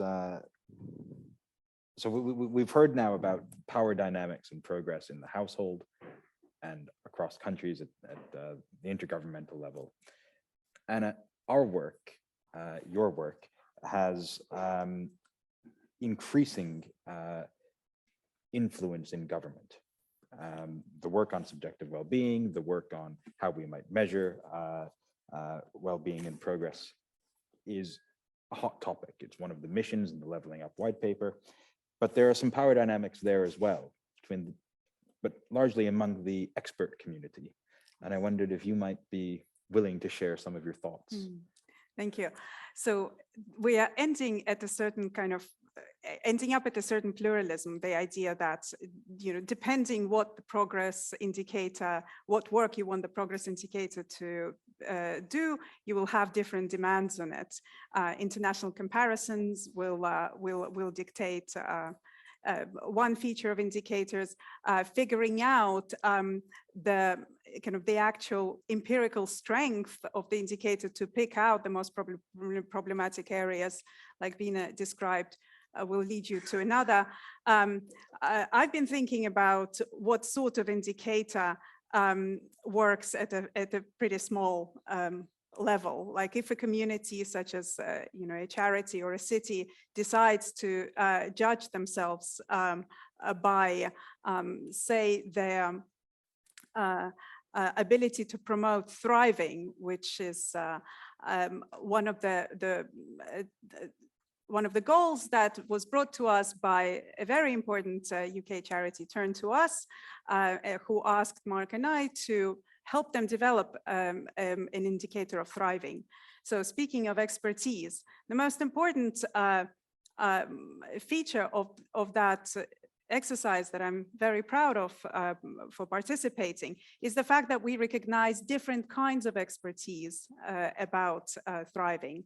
Expertise can be academic about what theories underlie and how measures work. Expertise can be practical, such as who do you administer a questionnaire to? Do you want to administer a questionnaire to a person in crisis? Is that only going to alienate them, make them feel like a number? And finally, expertise can be just kind of completely on the other side, lived expertise about what it's like to thrive in an adversity. If there is any recipe for a good progress indicator, whether it's international level or any other, we have learned that it has to be a compromise between at least 3 of these different kinds of expertise. And it should never be the case that an expert says, I have pre-validated an indicator for you. Go ahead and use it. I have been to countless sessions like that where colleagues try to sort of sell their work to charities by saying, don't worry, you don't need to do your own search. I have pre-validated things. Go ahead and use it. It's expert vetted. That's not how validation works. There are different kinds of expertise. Yeah, I'll end. This is a very exciting project that we have. If you go to the Bennett website and look for our work with Turn to Us, you can read more. We're going to come to the audience for questions, but as the chair, I get to break the rules, and I'm going to come back to Bina for one last question because it relates to the project that I run called the Wealth Economy Project. Much of what we've spoken about is about inequalities in individual wealth. But you've also done considerable work on inequalities in public wealth. And so I was hoping you might share some of your thoughts on how the distribution of public wealth drives your view of progress. I'm happy to do that, and I'll slightly break the rule and come back to a small comment of what Anna said at the end of my intervention, if that's okay. So you have private wealth, and of course it's always a continuum of wealth. But let's say we can talk about public wealth. What typically public wealth does in a way is smooth out the inequalities in private wealth. So for instance, you don't have a private garden, you walk out of your door and you come right into the street where 15 cars parked. And you say, well, okay, let's go to Hyde Park or wherever, let's go. Cambridge has lots of green spaces. So if you don't have something private, you can actually get it if it's a commons. And that's a very important role of public wealth. And that's part of natural capital that you work on, which is biodiverse forests and so on. Now, the important thing to remember, however, is that take forests, which provide not just carbon sequestration and the way we talk about it, but also livelihoods and essential needs for large numbers of people. So there was a report which I did with some Cambridge colleagues and others that we found globally 1 in 6 persons in rural societies draw upon forests for many essential items, food, fiber, firewood, fodder, and so on. And by one estimate, among many estimates, something like 47 to 89% of the GDP of the poor, as they call it, comes from forests. But access to public wealth, like access to private wealth, can be extremely unequal. Just as an example, in the 1990s, many Asian countries launched a co-management of forests as a policy. India was one of the first in 1990, which meant that communities were given degraded forest land to manage. And I traveled in 1998, 99 across India and parts of Nepal. And I said, bravo, you have entire hillsides which were, you could barely get a leaf if you took a broom. And now they're greening, so that's progress. But wait, I met the village community and I met the women. And they said, we have nowhere to go for firewood. Men have closed off the forests. So on the one hand, yes, there's progress, very much growth of natural capital. And on the other hand, it's led to huge inequalities in access to a key form of public wealth. Is this progress? So do we have an answer? Well, yes, we have an answer in something that Anna said. Let's include the excluded in our processes of public wealth decision-making. So in some previous book called Gender and Green Governance, I actually looked at, does it make a difference if you include women? And it made a huge difference. Not only did it lead to more equal rules of access, but it actually made a significant difference to conservation outcomes. So the point is that as in private wealth distribution, so in public wealth distribution, reduction in inequality, and particularly gender inequality, could actually take us to a win-win. I won't take more time. I did want to respond to something that Anna said, but maybe later. Yeah. Wonderful. Okay. Unless, Anna, did you want to respond? No. Okay, well, with that then, I will open up the floor to questions. Let's start from the left here. We have a woman in front, and then we have Mark thereafter. And who's going to be next? There's a woman in the back wearing a mask with her hand raised as well. Thank you, Andrea Westall. I sat here because I was in the Valley of Death in the middle and nobody could see me before, so definitely can be seen.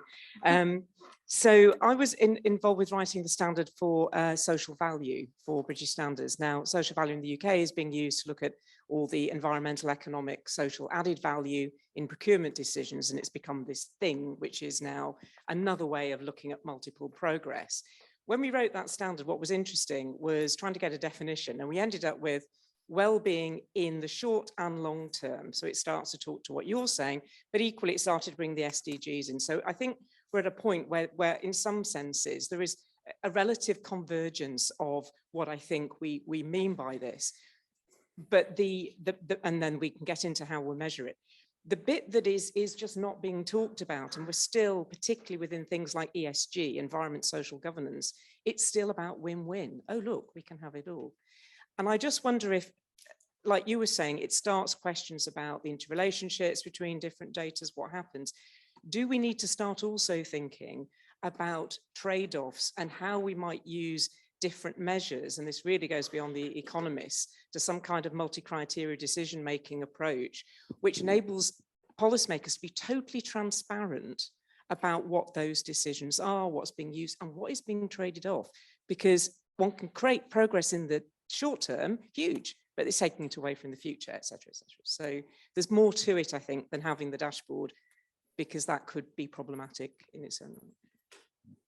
Okay, so we'll have a question on how do we identify and address the trade-offs that come. But first, can we get one from Mark? Sorry, it was going to be Mark Fabian, just behind.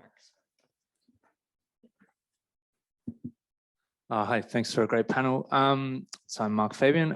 Just a lot of the discussion in this whole space, I think, and also on this panel, is at quite a high level about global comparisons and what progress means as a society and these kind of things. And I just want to ask a question sort of from the perspective of a street level bureaucrat. So a lot of public policy is about delivering services. Like if I run a job center, or I run a national park or a hospital or something like that, and I'm trying to measure progress and I'm trying to serve the values of my society, what sort of data do I need to think about that in the context of the quite nitty-gritty work that I'm doing? And do you guys have any insights for that sort of part of policy? Thank you. And then we had one question in the middle, halfway back, most of the way back.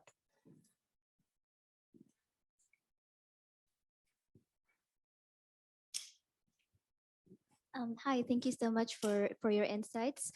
Going back to the very first question about what does progress mean, I'm curious to know how you perceive the relationship between progress and growth, and especially sort of focusing on growth. Moving forward as policymakers, how can we make sure that that growth is not harmfully anthropocentric, especially when we consider sort of the current ecological and climate crisis that we're facing? Thank you. Excellent. So we thank you very much for these questions. We have three. Does anybody want to come in on where are the trade-offs? How do we identify and deal with them? Yeah, sure. Anna? Thank you. So there will always be trade-offs, even if you decide that you only are going to maximize one indicator. You will still have to make all sorts of judgment calls about, yes, about whether or not this indicator is suitable in particular situation, whether or not it shows sufficient responsiveness to change. So I'm not sure that going with multiple indicators puts us in a worse position with regard to trade-offs, because judgment calls will have to be explained either way. We will have to do that. And I think the only solution here is to move away from the idea that that the only way to justify a decision is going to be to show that a certain indicator has risen and therefore the decision is correct, or a certain indicator has fallen, the decision is incorrect. No, we're going to have to move away from this technocratic ideal that we can remove politics and just say that we have reached a certain goal and that's the only fact that matters for legitimacy. You could start giving other reasons, such as we have responded to the need of the most vulnerable community, most vulnerable members of our community. We have made a decision that is genuinely participatory. There can be different ways of justifying decisions. And I think I would really love it if Social Value UK reflected that a little bit more in the sessions that they run for charities in the UK. I mean, I think this is such an important question in some ways. That's kind of what everything else, this question about trade-offs and prioritization is kind of the central question, really, because obviously if there were no trade-offs, then you could have everything and we'd just be going out there and enjoying it and not sitting here talking about it. I mean, I think for me, the issue here about progress is that we aren't very well equipped to think about trade-offs because we don't really have a very good information from people about their priorities and really what they care about the most. We don't have the sort of weights essentially that people attach to different dimensions of progress. And I think for me, this is part of a kind of broader point about all of our measures and the way that we tend to think. I mean, I think this is particularly something which is particularly acute in the development sector where I've spent most of my career, but we don't spend nearly enough time just simply asking people what they want in different ways, which then elicit the kind of information that can be used to judge what are the priorities. If people want 10 things, what do they want most? And what are the biggest priorities and what are the trade-offs? And I think there are models to draw from this. I mean, I think I've always been really interested in the models that have been developed in the health sector for the whole sort of huge amount of academic effort that went into developing the QALY and thinking about, which is entirely built around the idea of trade-offs between different dimensions of health and how you rank different health states that are based around sort of different trade-offs. And I think, potentially there's a lot that could be learned there, not necessarily read directly from it, about thinking about public policy, not in terms of binary yes, no to different indicators, but in terms of, sort of composite indicators that are weighted. Because until you know the weights, how can you possibly judge the trade-offs? And until you ask people, how can you know the weights? So we'll try and get into some of these other questions. Bina, can I come to you? What should the public employee do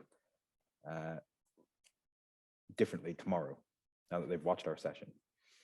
Well, never having been one, I can only give you a guess.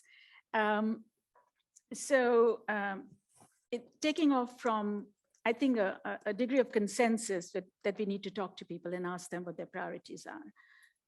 My additional input into that would be, how do you make sure that the people who are silent, who are invisible, who are behind the door, who don't come to meetings, how do you get their views?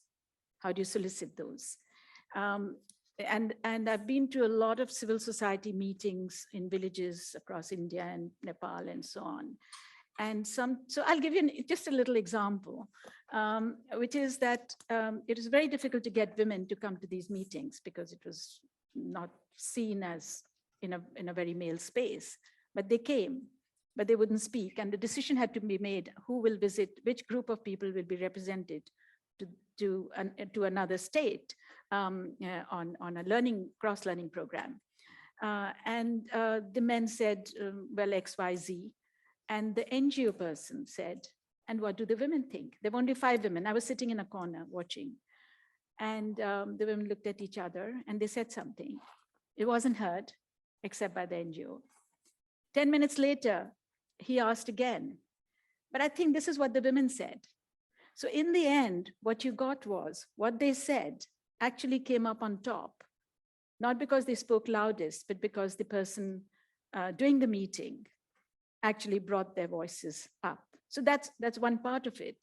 But I think from my own research, I can say that when you have a critical mass of a disadvantaged group, then they're more likely to have voice and be able to say what they want and carry it forward.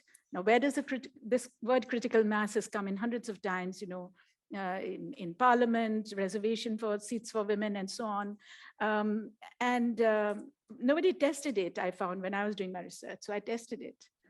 I said, what is this 1/3 magic figure? Surely, I mean, it could be 15, it could be anything.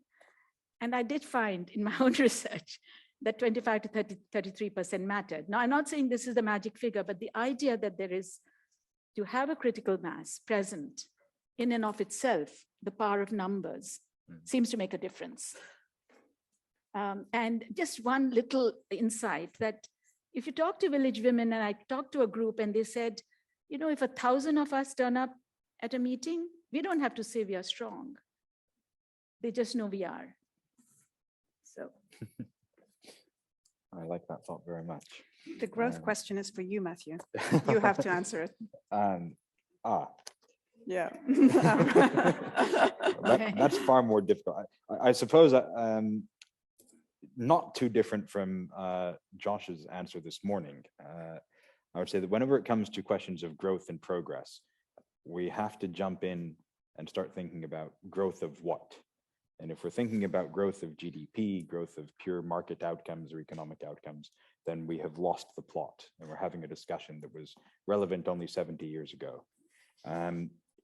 If we're talking about growth in the capacity of a society to generate prosperity, both today and long into the future, then I think we're having a much more interesting discussion. And that capacity has to, by definition, build in a concern for nature. Because if we don't include and incorporate and protect our environmental capacity to support well-being into the future, none of the other assets at our disposal matter. That's my answer on that one. But it shouldn't be me answering. Could I come to questions from either the center or the right half of the room? Yes, we have a woman in a blue shirt.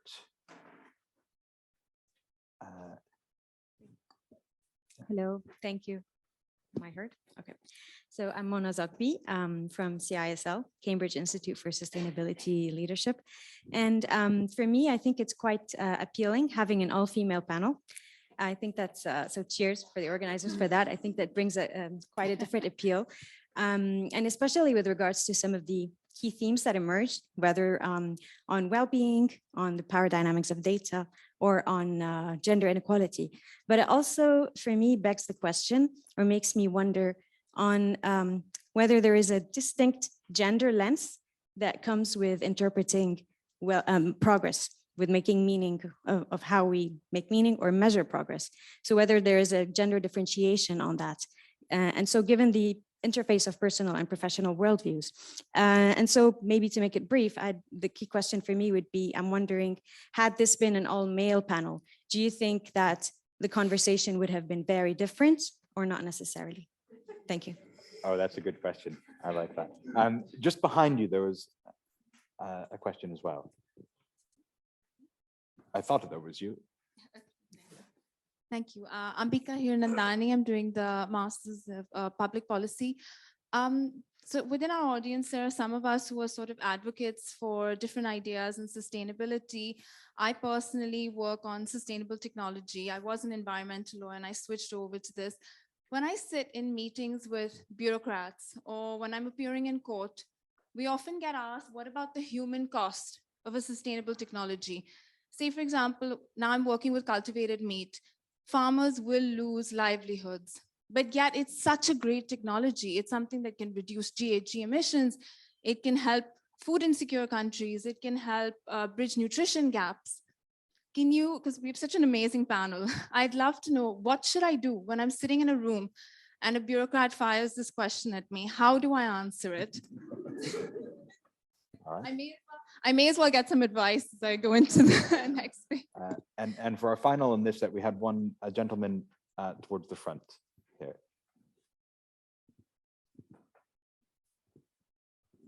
Good afternoon. My name's Graham. I was a senior civil servant at the Department for Transport.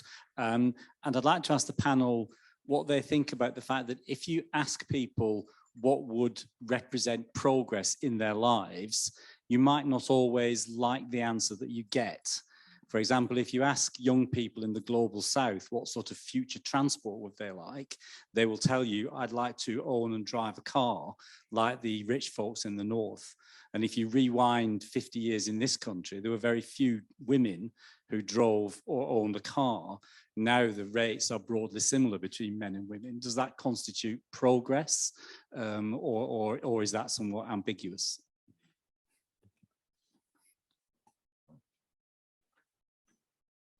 Okay, so we've got three excellent, difficult questions. A gender lens on progress, the human cost of sustainable technologies, and what happens when people's definitions of progress are stubbornly unhelpful.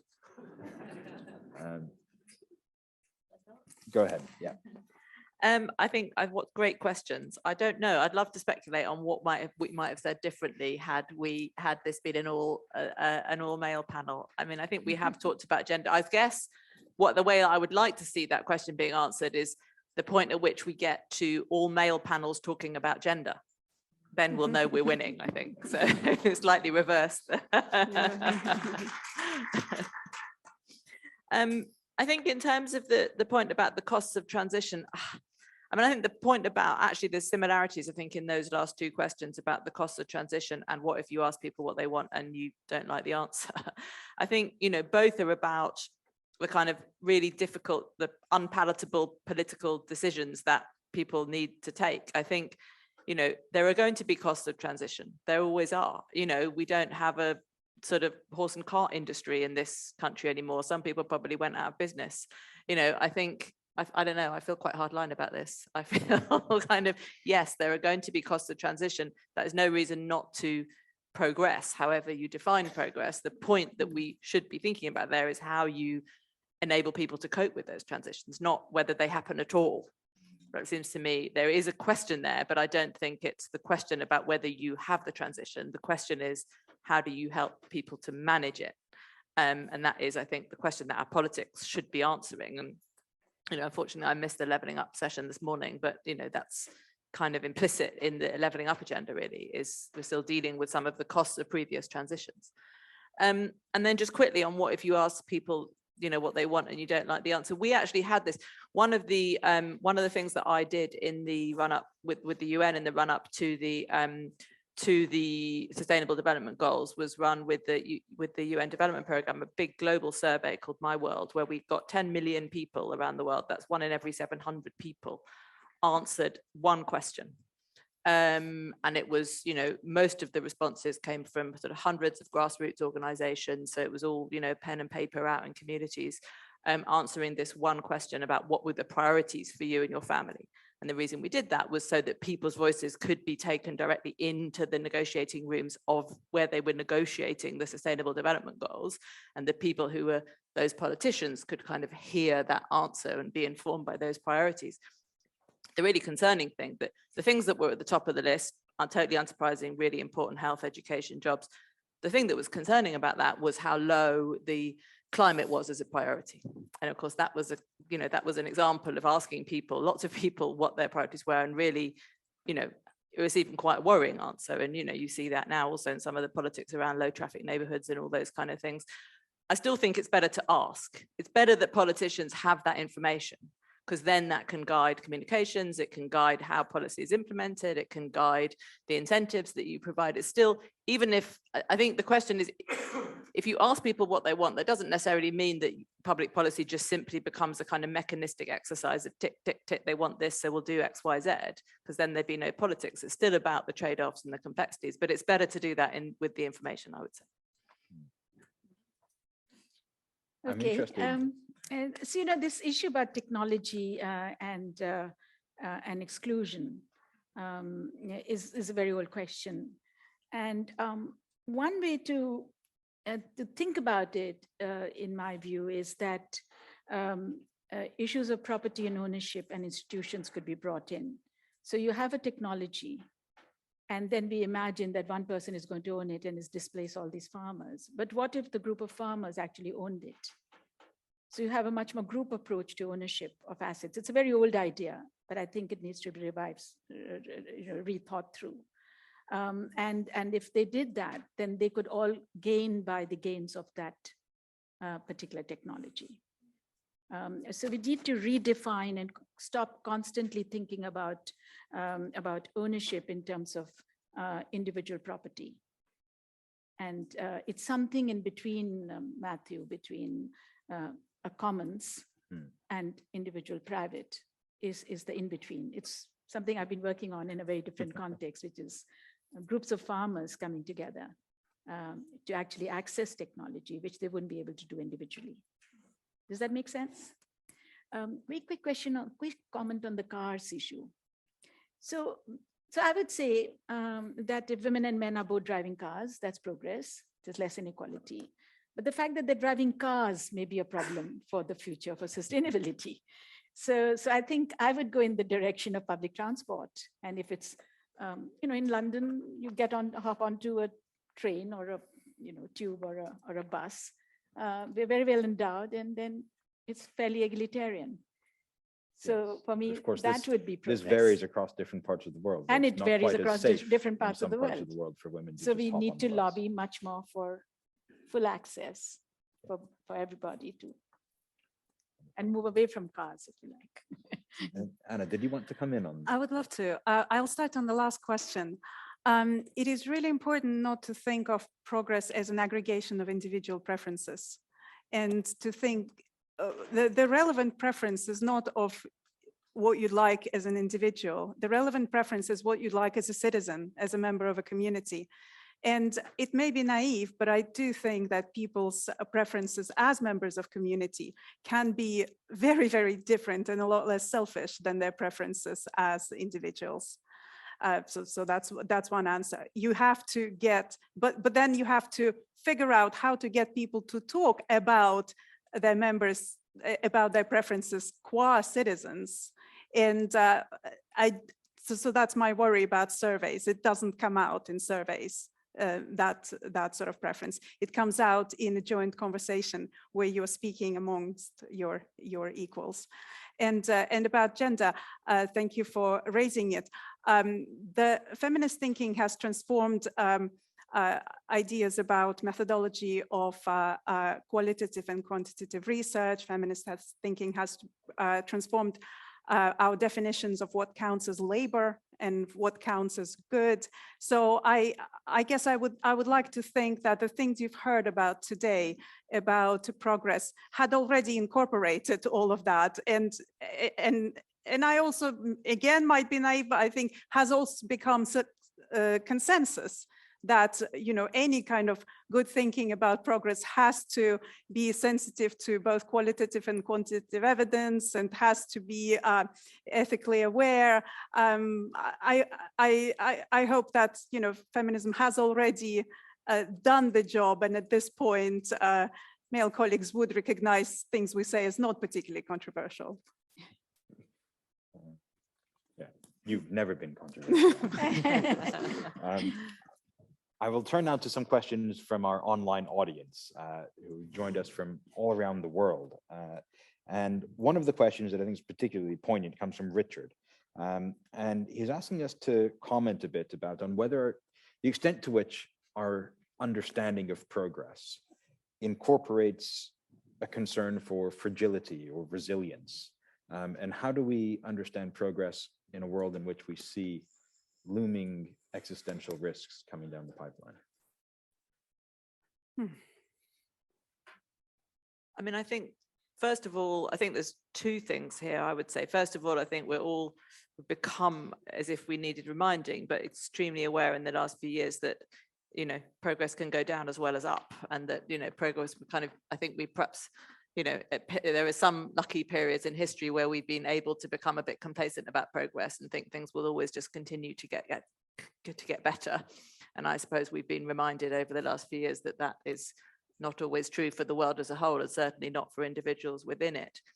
And I think just coming back to this point about priorities and asking people what they want, one of the bits of research that I did quite early in my career that really helped sort of shape my thinking about this was when I was working for Christian Aid, which is one of the sort of international development agencies, and we were working on trade policy and trying to understand sort of how farmers were experiencing the impacts of international trade. And of course, all of the sort of global public policy debates at the time were all based around the impact of changing trade rules on prices and what might happen to prices in global markets if rules were changed. But what was so interesting when we went and asked farmers about this, and this was specifically in Ghana, I don't know if the results would be true in other countries, was the extent to which, of course, they're interested in the price they were getting. No, of course they were, but how they will also have another very important thing informing their calculations about what to plant, what to market, how to run their farming business, essentially, was about avoiding risk, and was about, at a sort of personal level, saying, what can I do that will, you know, help me to get a good price in the short term, but also that will help me to minimize my vulnerability to, you know, and my exposure to risks in the longer term. And that was really important to me in the sort of learning for me in terms of the way that individuals also were thinking about those questions of risk and vulnerability as part of their definition of the kind of good life for themselves. So I'm going to jump in now because I'm the chair and I can, and we have 4 minutes left. And there's one final question that I wanted to ask of this panel. And we need to be brief with the answers. This has been an excellent and enlightening discussion, but imagine you were back here in 50 years for the 2072 Bennett Institute annual conference, and we had another session on what progress means and how we can measure it. How would you want that? How do you think that discussion would be different, and how would you want it to be different? Thank you, Matthew. Something that I already said, I hope that participatory approaches to progress become routine and normal. And I hope that they get past the idea that to make people heard, you just need to administer a survey to people. That's not good enough. There has to be a proper conversation. And therefore, I hope that we get to a better integration of different styles of expertise. So firstly, I want to throw a little spanner in the works on this issue of preferences. Because I think in one line that there are adaptive preferences and people don't always feel empowered enough to state what they want. But that's a whole different conversation, but it's not easy to get at people's real preferences. On what is likely and what one would like is, of course, two different things. And what is likely is that we'll move away from the more objective indicators, hunger, poverty, hopefully in 50 years, and likely move towards more subjective indicators of well-being. So that's one shift I expect to take place. The other is that some kinds of issues will persist. Inequalities, could be relative inequalities, if not absolute, and issues of natural capital and climate change. I don't expect to fully go away. What I would like, of course, is that most of these indicators that we're measuring, we make enough progress that they're consigned to history. I'd like fewer indicators to monitor, much more data to be able to monitor them. And I'd like much more self-monitoring by people and communities than by the state. So you want to put us out of a job? Claire. I mean, I want all of those things, but I think for me, kind of zooming right out on this issue for a minute, I think, you know, the central question for progress now is whether we can manage, and we're not managing it so far in our public policy, to reconcile the challenge of human progress with the resource constraints within which we live. And I kind of think unless we, this is slightly changing the topic a bit, but unless we sort that out, I'm not sure we're going to be talking about progress. We might just be talking about survival. Well, sorry, that's a bit of a gloomy note to end on. On that cheery but I'm note, sure we will. It'll all be fine. We won't be here. It is for us now to thank the panelists.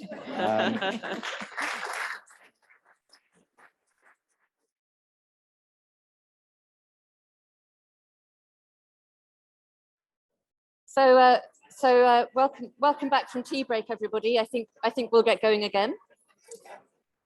Unruly crowd. Too much excitement in the room.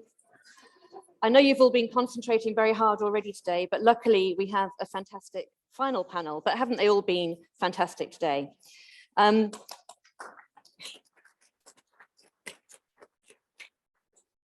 So the theme of this session is productivity. My name's Diane Coyle from the Bennett Institute, and it's one of my core research areas and one of our core research themes. Distinct from progress, you'll notice, but it's something that we might touch on in the discussion here, how those two relate to each other, what the overlaps or conflicts are there. And I'm not going to read out the biographies in the program, but just to say this is a wonderful panel. I'm really delighted they're here, and indeed they're all sitting in the right place, so you can tell who's who. No,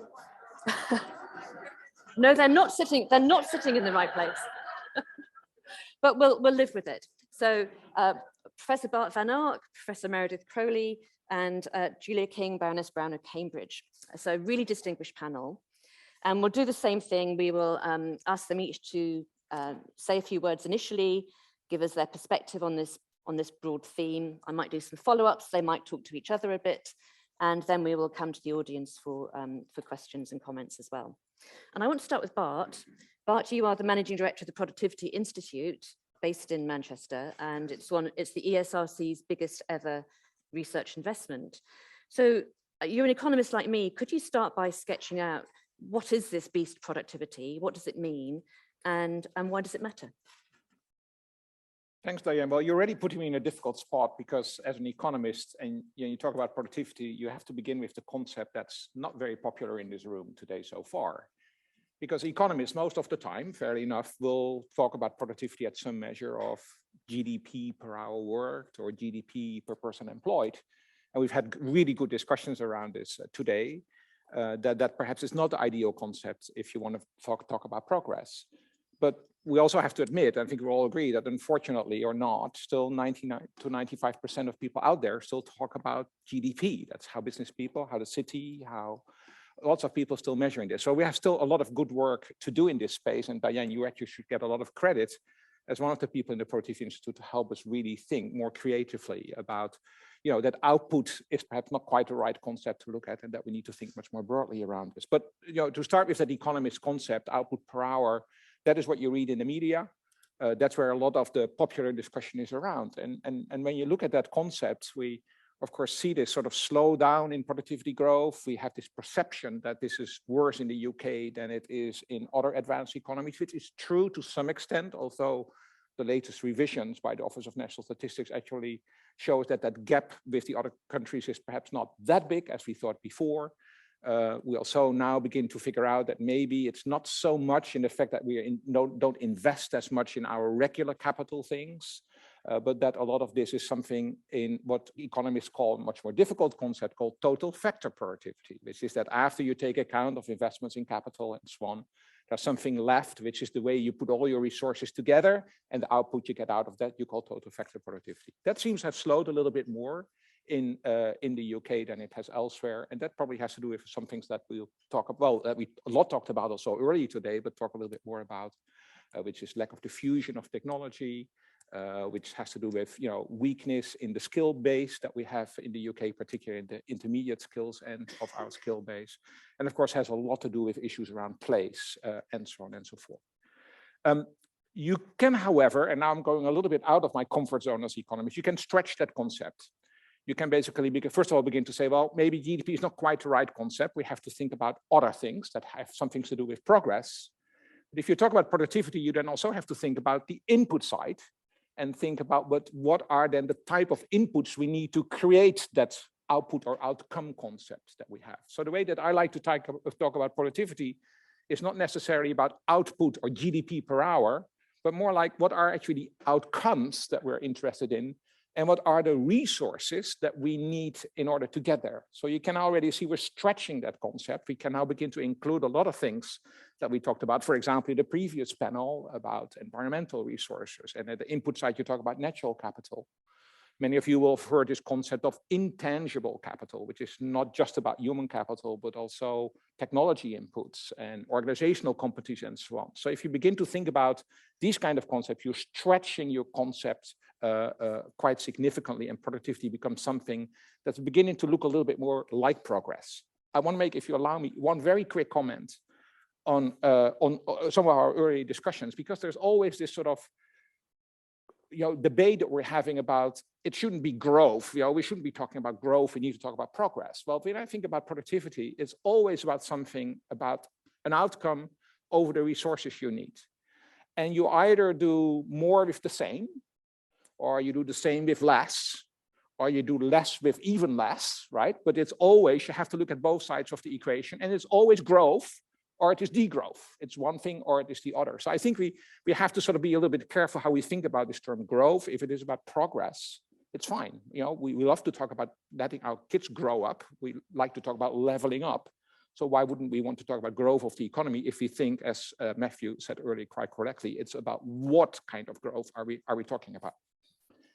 So business people, because that's the other part of this, they don't really talk much about productivity. We did some research into this, and others have done this as well. Productivity is not really a big part of the narrative in the business community. Sometimes when they sit on panels, they will mention the word.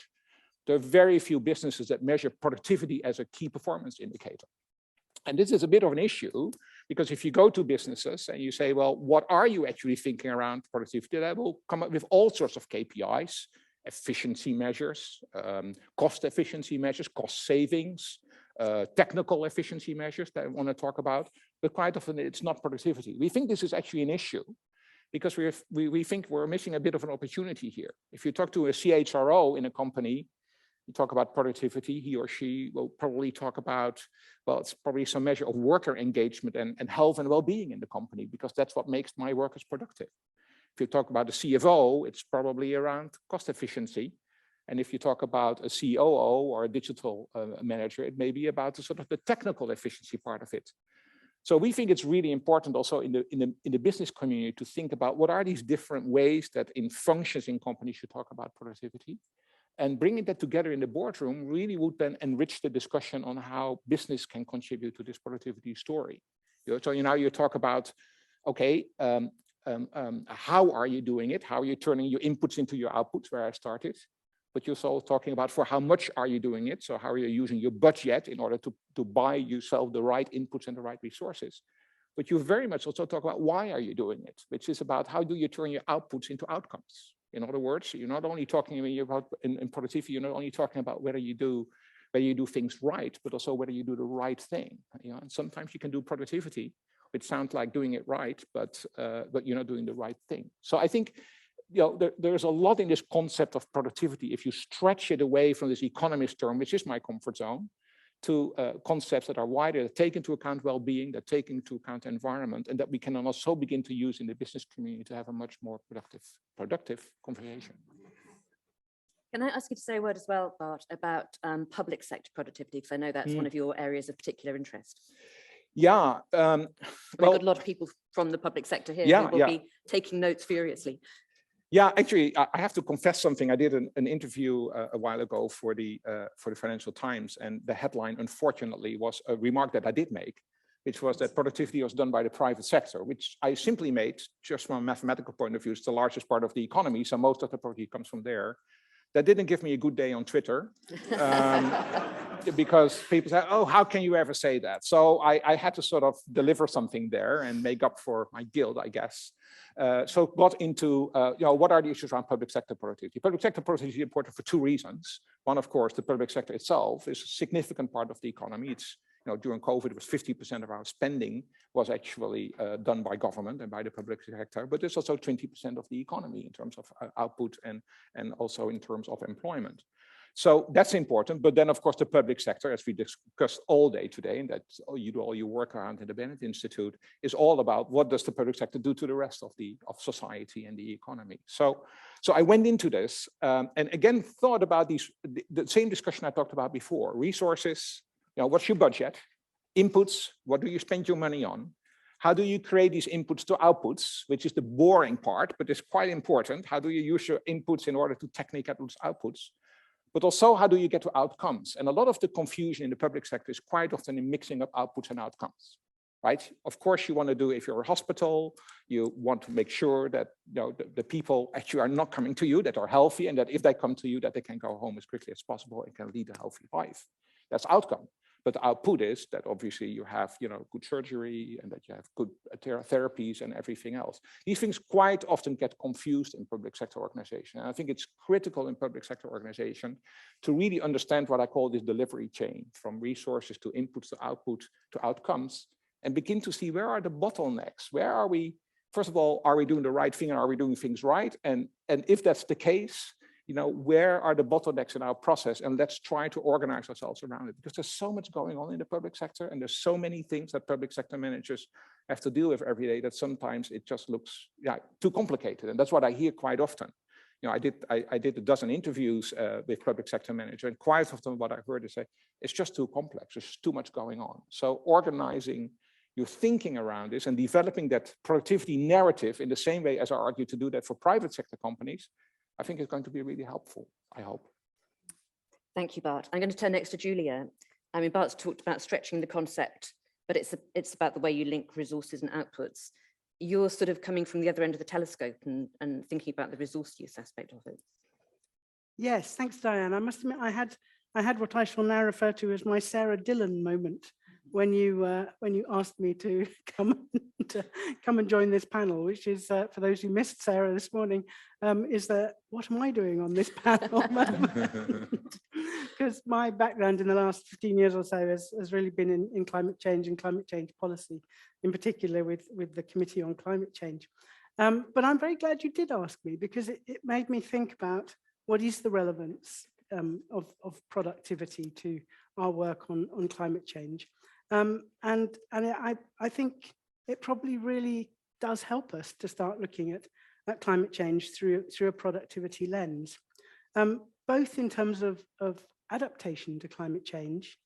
We know that the changing climate is already causing us increasing disruption in the UK and of course globally, but we still find it very hard to get investment in adaptation and resilience measures. We find it really hard to make the case. We find it really hard to grab people's attention to do something about these things. And yet, we see the disruptions to transport, the disruptions to supply chains, failures of the electricity system, overheating in people's homes, with everybody working from home, a significant reduction in our productivity in hot summer weather in houses unsuitable for the weather conditions we're now experiencing even in this country, and productivity of agricultural workers picking coffee in really uncivilized conditions, yet actually an area where there is very little research and numerical data. So please let me encourage, but you know, reduced food production, forest fires causing reduced wood production, all of these things are what I would call kind of really important productivity issues. And yet we never phrase them, apart from the heat in people's homes, to be honest, we never really phrase them as productivity measures.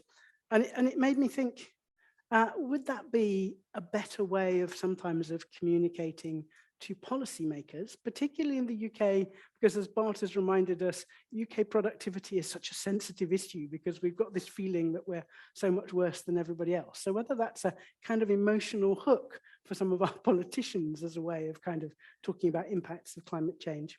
But also, we're always looking, and again, this is something Bart was talking about when he was talking about the public sector and productivity.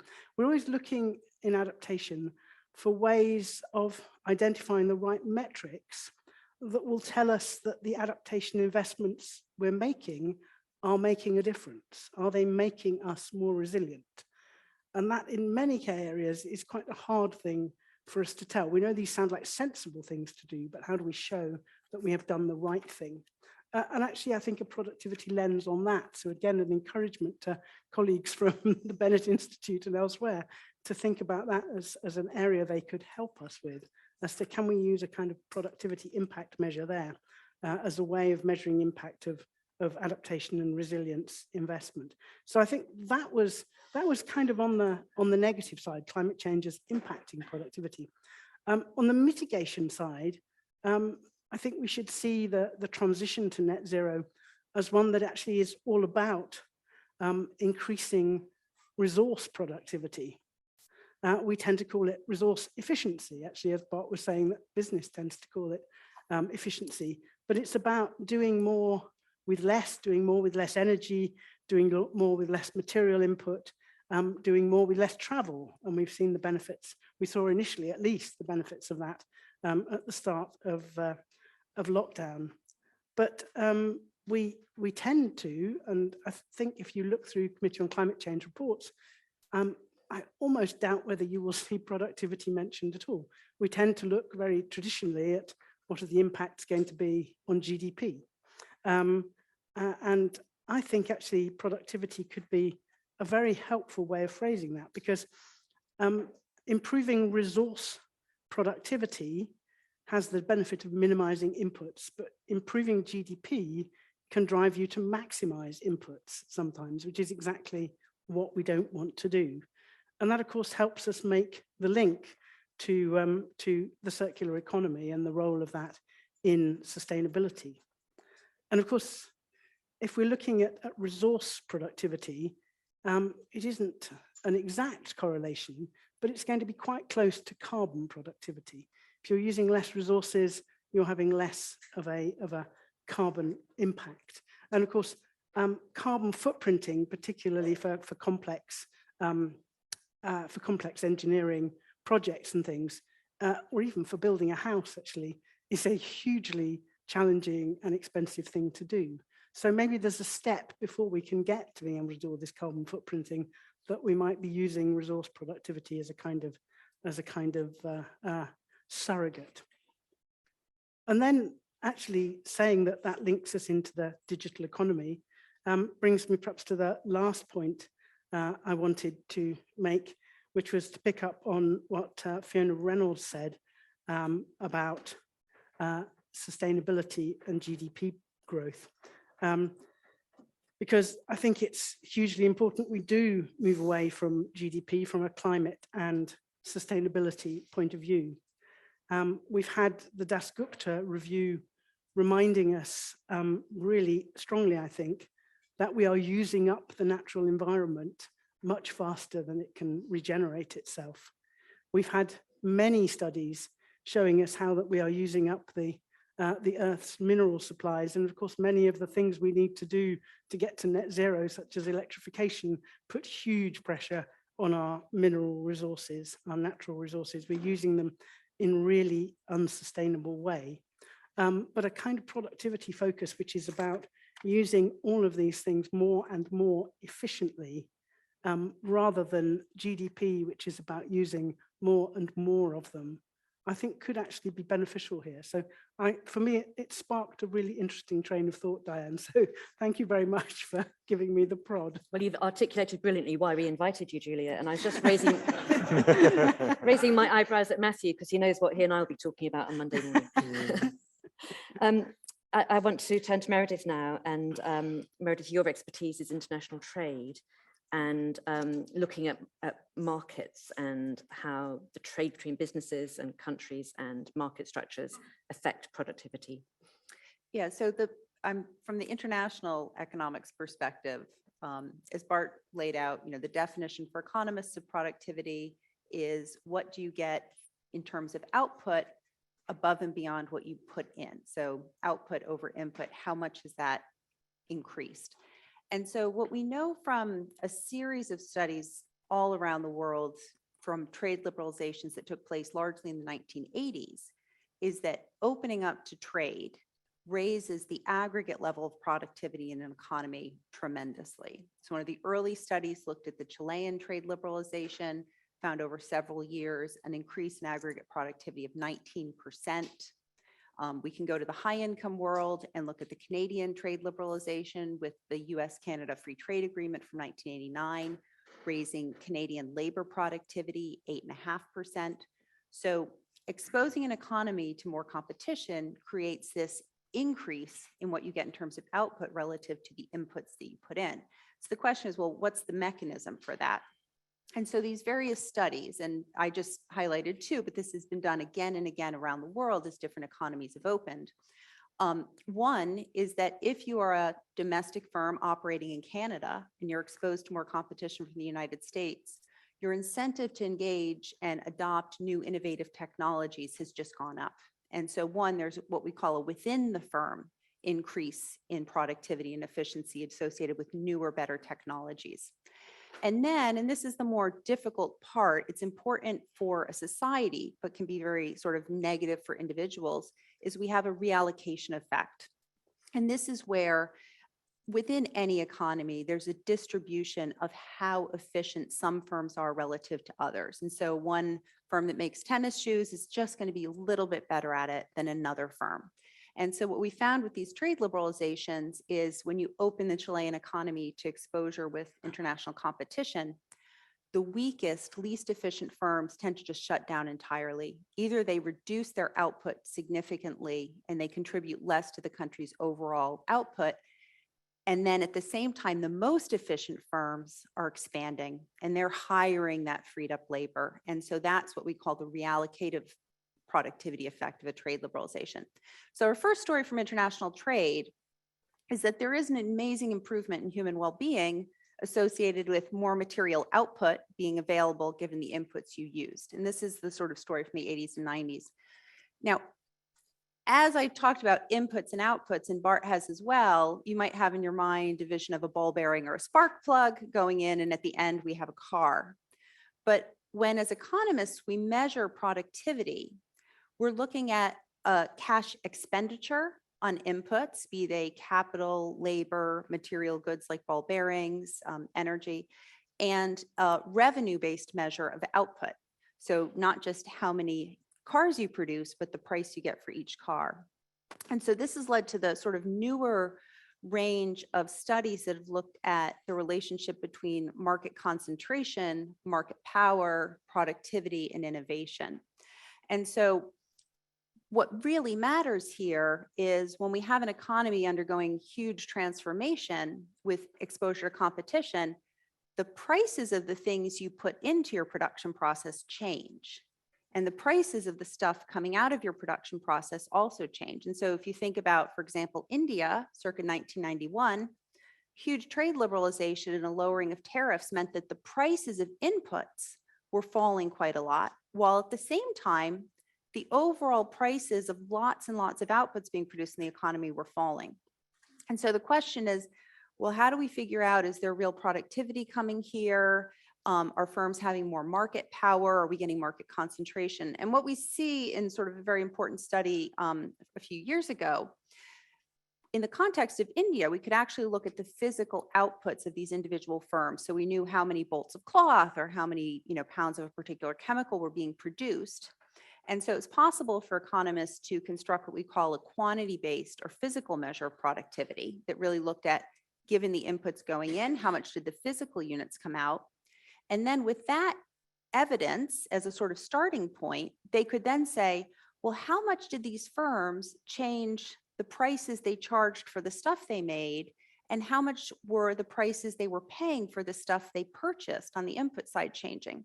And the key finding from this study by former chief economist of the World Bank, Penny Goldberg, and some authors, was that actually these Indian firms, although they were increasing in productivity, they were also raising their markups, so their profit per unit, by about 13%.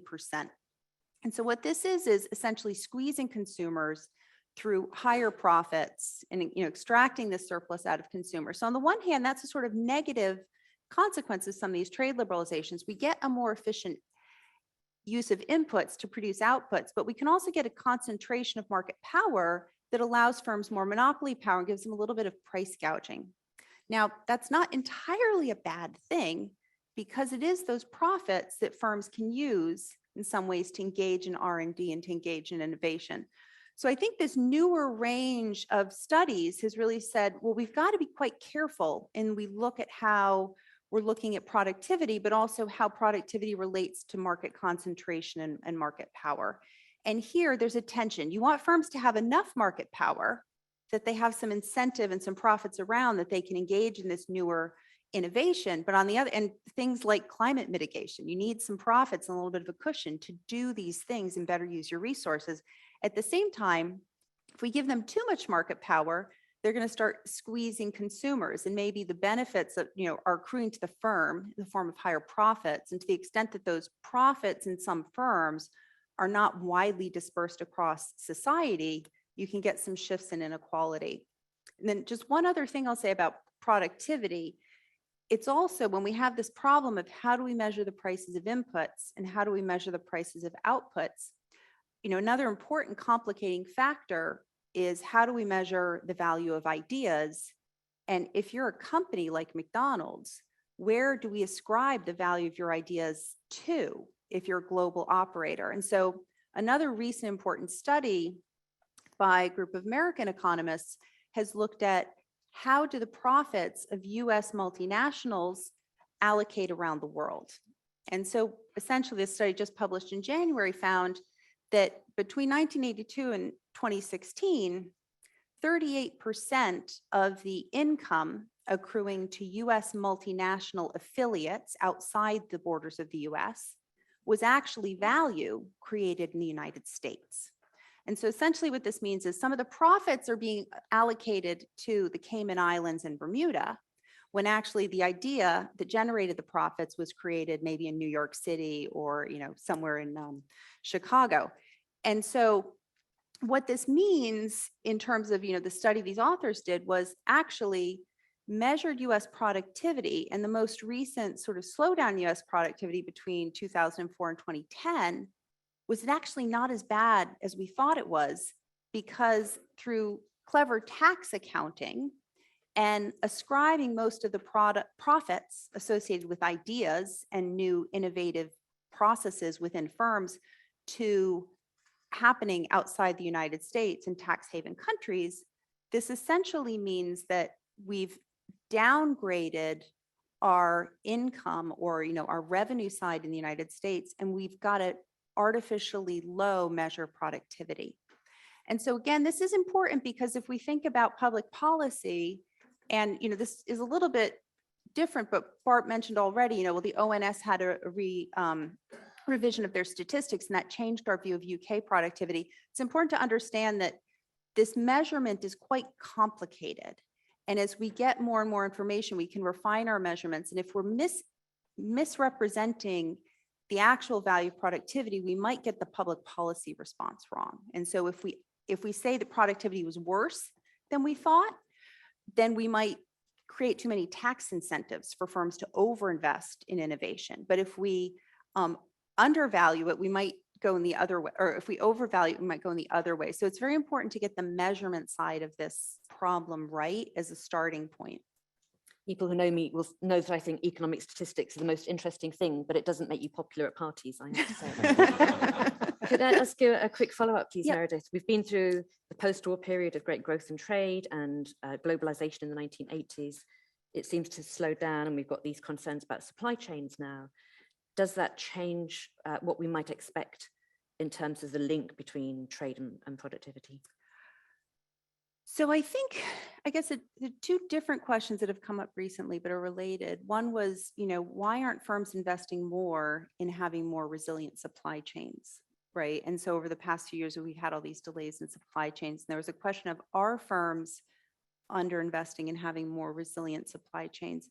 And I think talking to different people who are economists, most of them would say, well, they looked at the risk and they said, actually, the risk to my profits, it's not really worthwhile for me to set up a separate plant for some input, one in China and one in Thailand. That's too costly, and it's not really worth the amount of risk that firms felt they faced.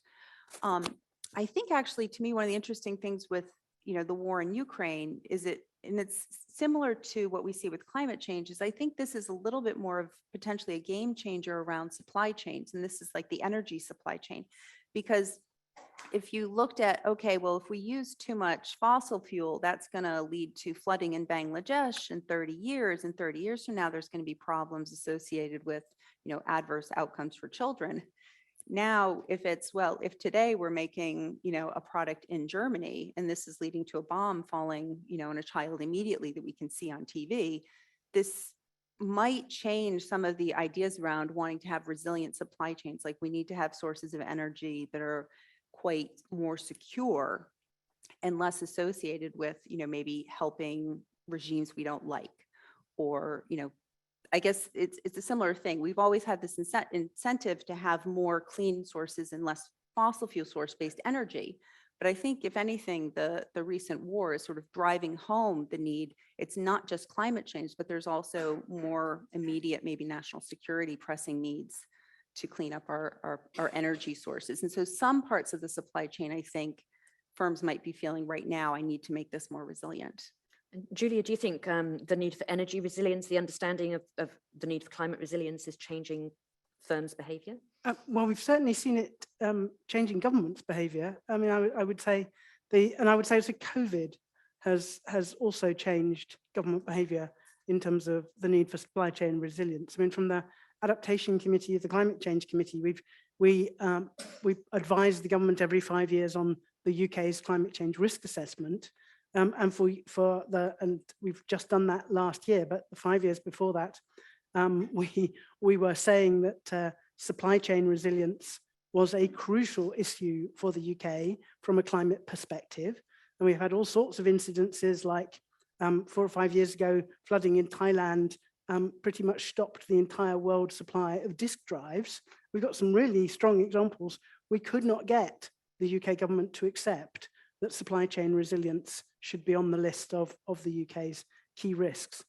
In our advice this year, lo and behold, supply chain resilience was accepted without a single, and actually this was just before the war in Ukraine, so I think it was the COVID impact and the empty supermarket shelves, but actually the war in Ukraine would have had exactly the same, is just reinforcing that impact. So suddenly that's a very hot topic, and we haven't had any trouble getting them to accept. So it really has sharpened in the way you say. And I think we see in the government's new energy security strategy that's come out very recently, we see it going beyond the 40 gigawatts of offshore wind that were in the net zero strategy. We see now they're aiming for up to 50 gigawatts of offshore wind by 2030. Heroic target, to be honest, in terms of, and also a really significant increase in nuclear ambition.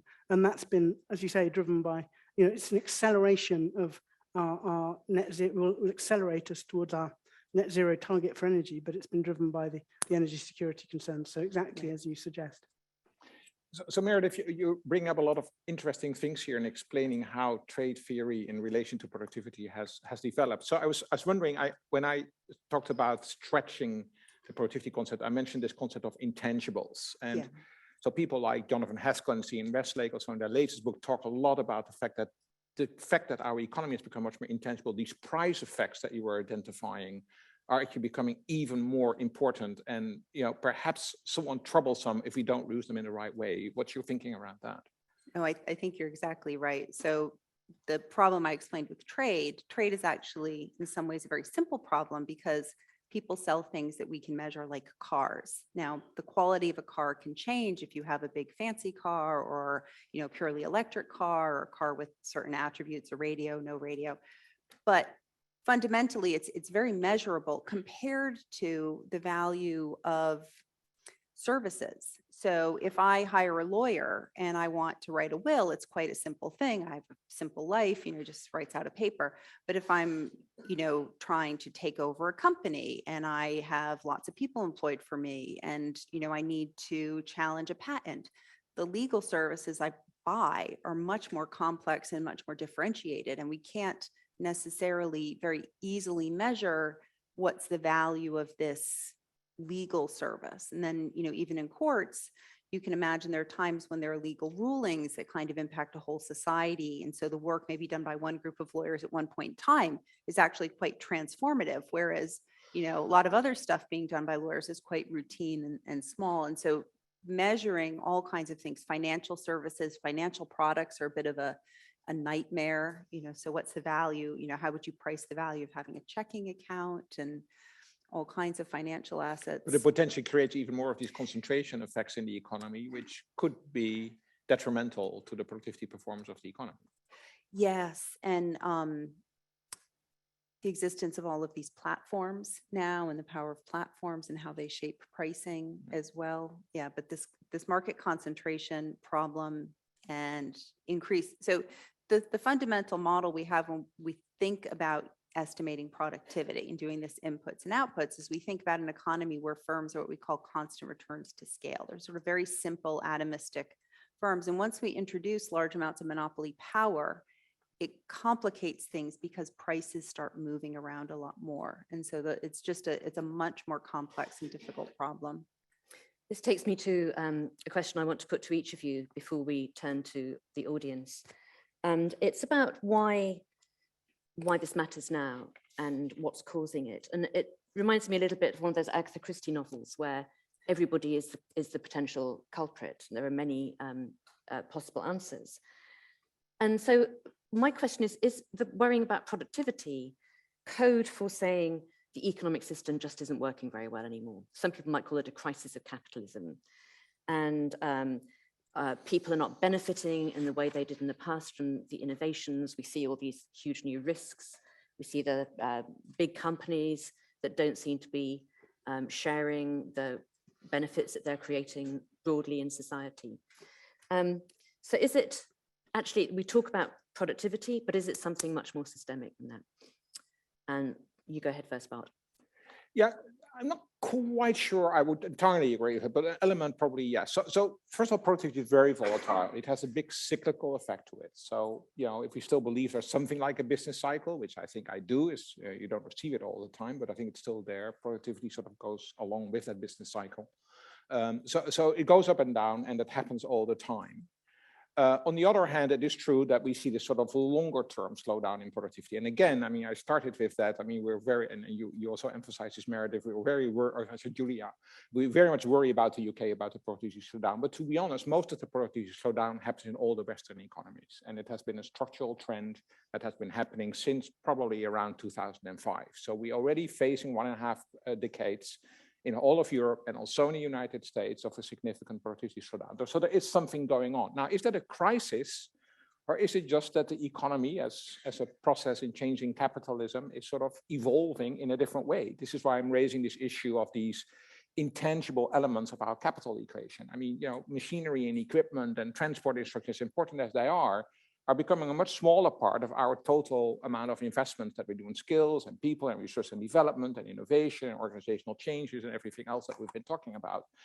And again, I refer here also to Jonathan Haskell's and Ian Westlake's book, who basically saying we're just not ready to deal with these. Our institutions are not yet ready to deal with that sort of change in the economy. So is that a crisis or is that just a natural evolution of capitalism? Well, we can argue about that. Now, having said all that, surely there are issues. Julia will certainly talk about the climate crisis that we're facing that does create a crisis element. Geopolitical uncertainty creates a crisis element. COVID has created a crisis element, but also a massive opportunity, which we're seeing with the sort of biggest labor market experiment in living memory by having suddenly a lot of people working from home and continuing wanting to do that for the longer term. So, the crisis also gives us opportunities that actually can help us productivity to grow. So I think it's a very, very mixed story to what extent this is just a reflection of crisis or whether it's just a reflection of how economies evolve. Julia, crisis, opportunity, or both? I hope the crisis is an opportunity, because I think this is not an economic system for a world which is nature constrained, which is resource constrained, and which is going to have 9 billion people in it. It's not systemic enough. It doesn't take into account all the issues in the system. It only looks at some of them. And also the signals in the system are too slow. If the signals were fast enough, a carbon tax would be brilliant. But it takes a long time to have an effect. And for me, one of the signals that I would just say in the UK, we now have this ambition that we will have a zero emissions energy system by 2032. That suddenly means you can use as much energy as you like, because it doesn't stop you getting to net zero. And because at the moment, things like offshore wind are very cheap, it means we will build far more, and we are planning to build far more energy infrastructure than we actually need. That's really bad from a resource point of view. It's bad for other people, not so much bad for people in the UK. And it's because the system isn't giving the right signals yet. It will, because the materials we'll need for offshore wind turbines will start going up in price, but they haven't done so yet. And this is going to be quite a time lag before we start thinking, no, we need to build less infrastructure and we need to have a much more sensible electricity system that does much more demand management, links our electric cars into our solar panels, into our heat pumps in a much more efficient way. But as is, we're moving towards an electricity. So we already have an electricity system where wind is curtailed 17%. If we go in the direction we're going in, we will see curtailment. At the moment, the long term, we'll see curtailment of 60, 70%. That's not an efficient electricity system. It means we've built much more infrastructure than we need. There's a well-known economist called Robert Gordon who argues in a book that came out a few years ago that we are just fundamentally not innovating in the way that we did in the early 20th century when transformations like electricity and indoor plumbing, indoor sanitation changed people's lives. But I think if we have an energy transition, actually that is the kind of complete productivity game changer that we had in the early 20th century. But Meredith, can I push you towards saying there's a crisis? So I think, productivity has slowed down. Separately, there's been a separation between increases in labor productivity and increases in median wages in societies in the high income world. And so I think what that essentially means is you're the average worker in 1950, every time the economy became more productive, your wage was going up until about 1982. And sometime around 1982, this seemed to stop. And wages haven't grown with productivity. And I think that's this income inequality that we don't quite understand.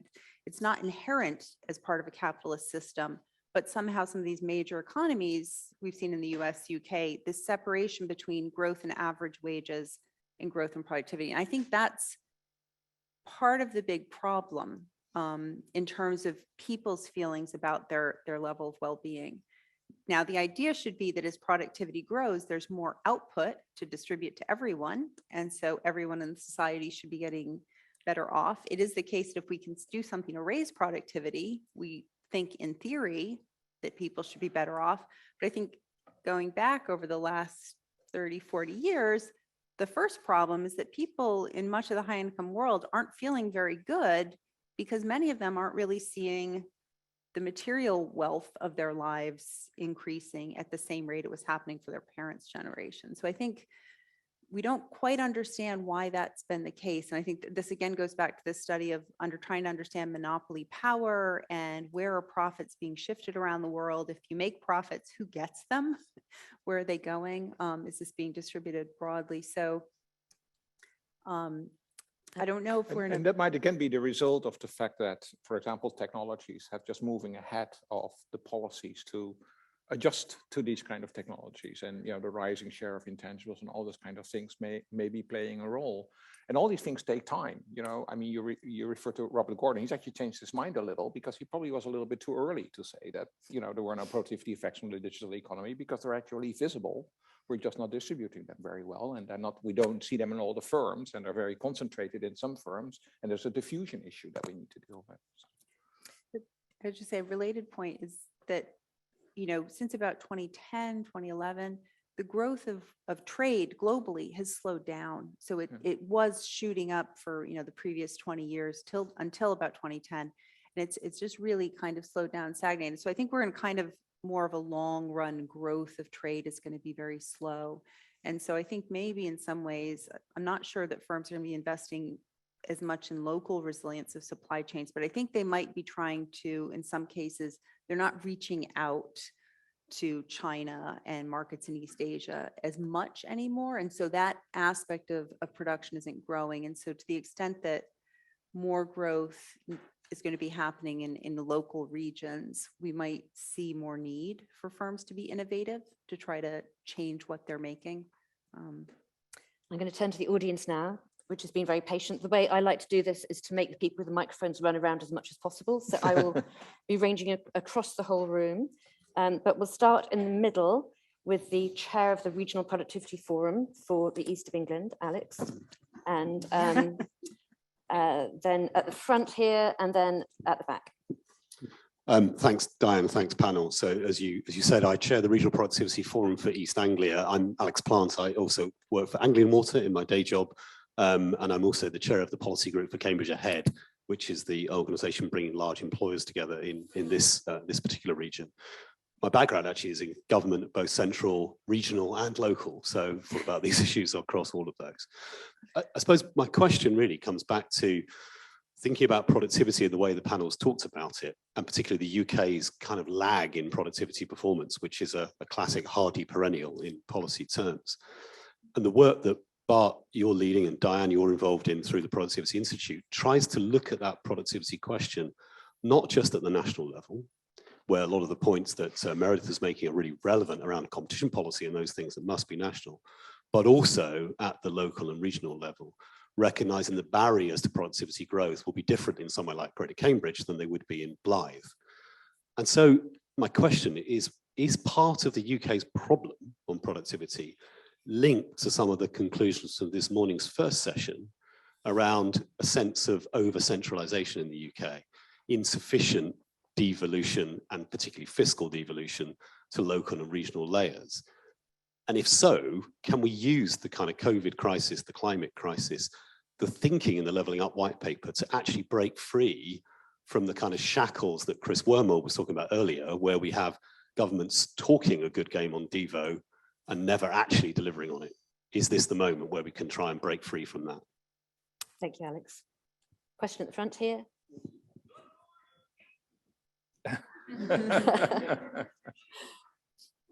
Was that a question? Thank you.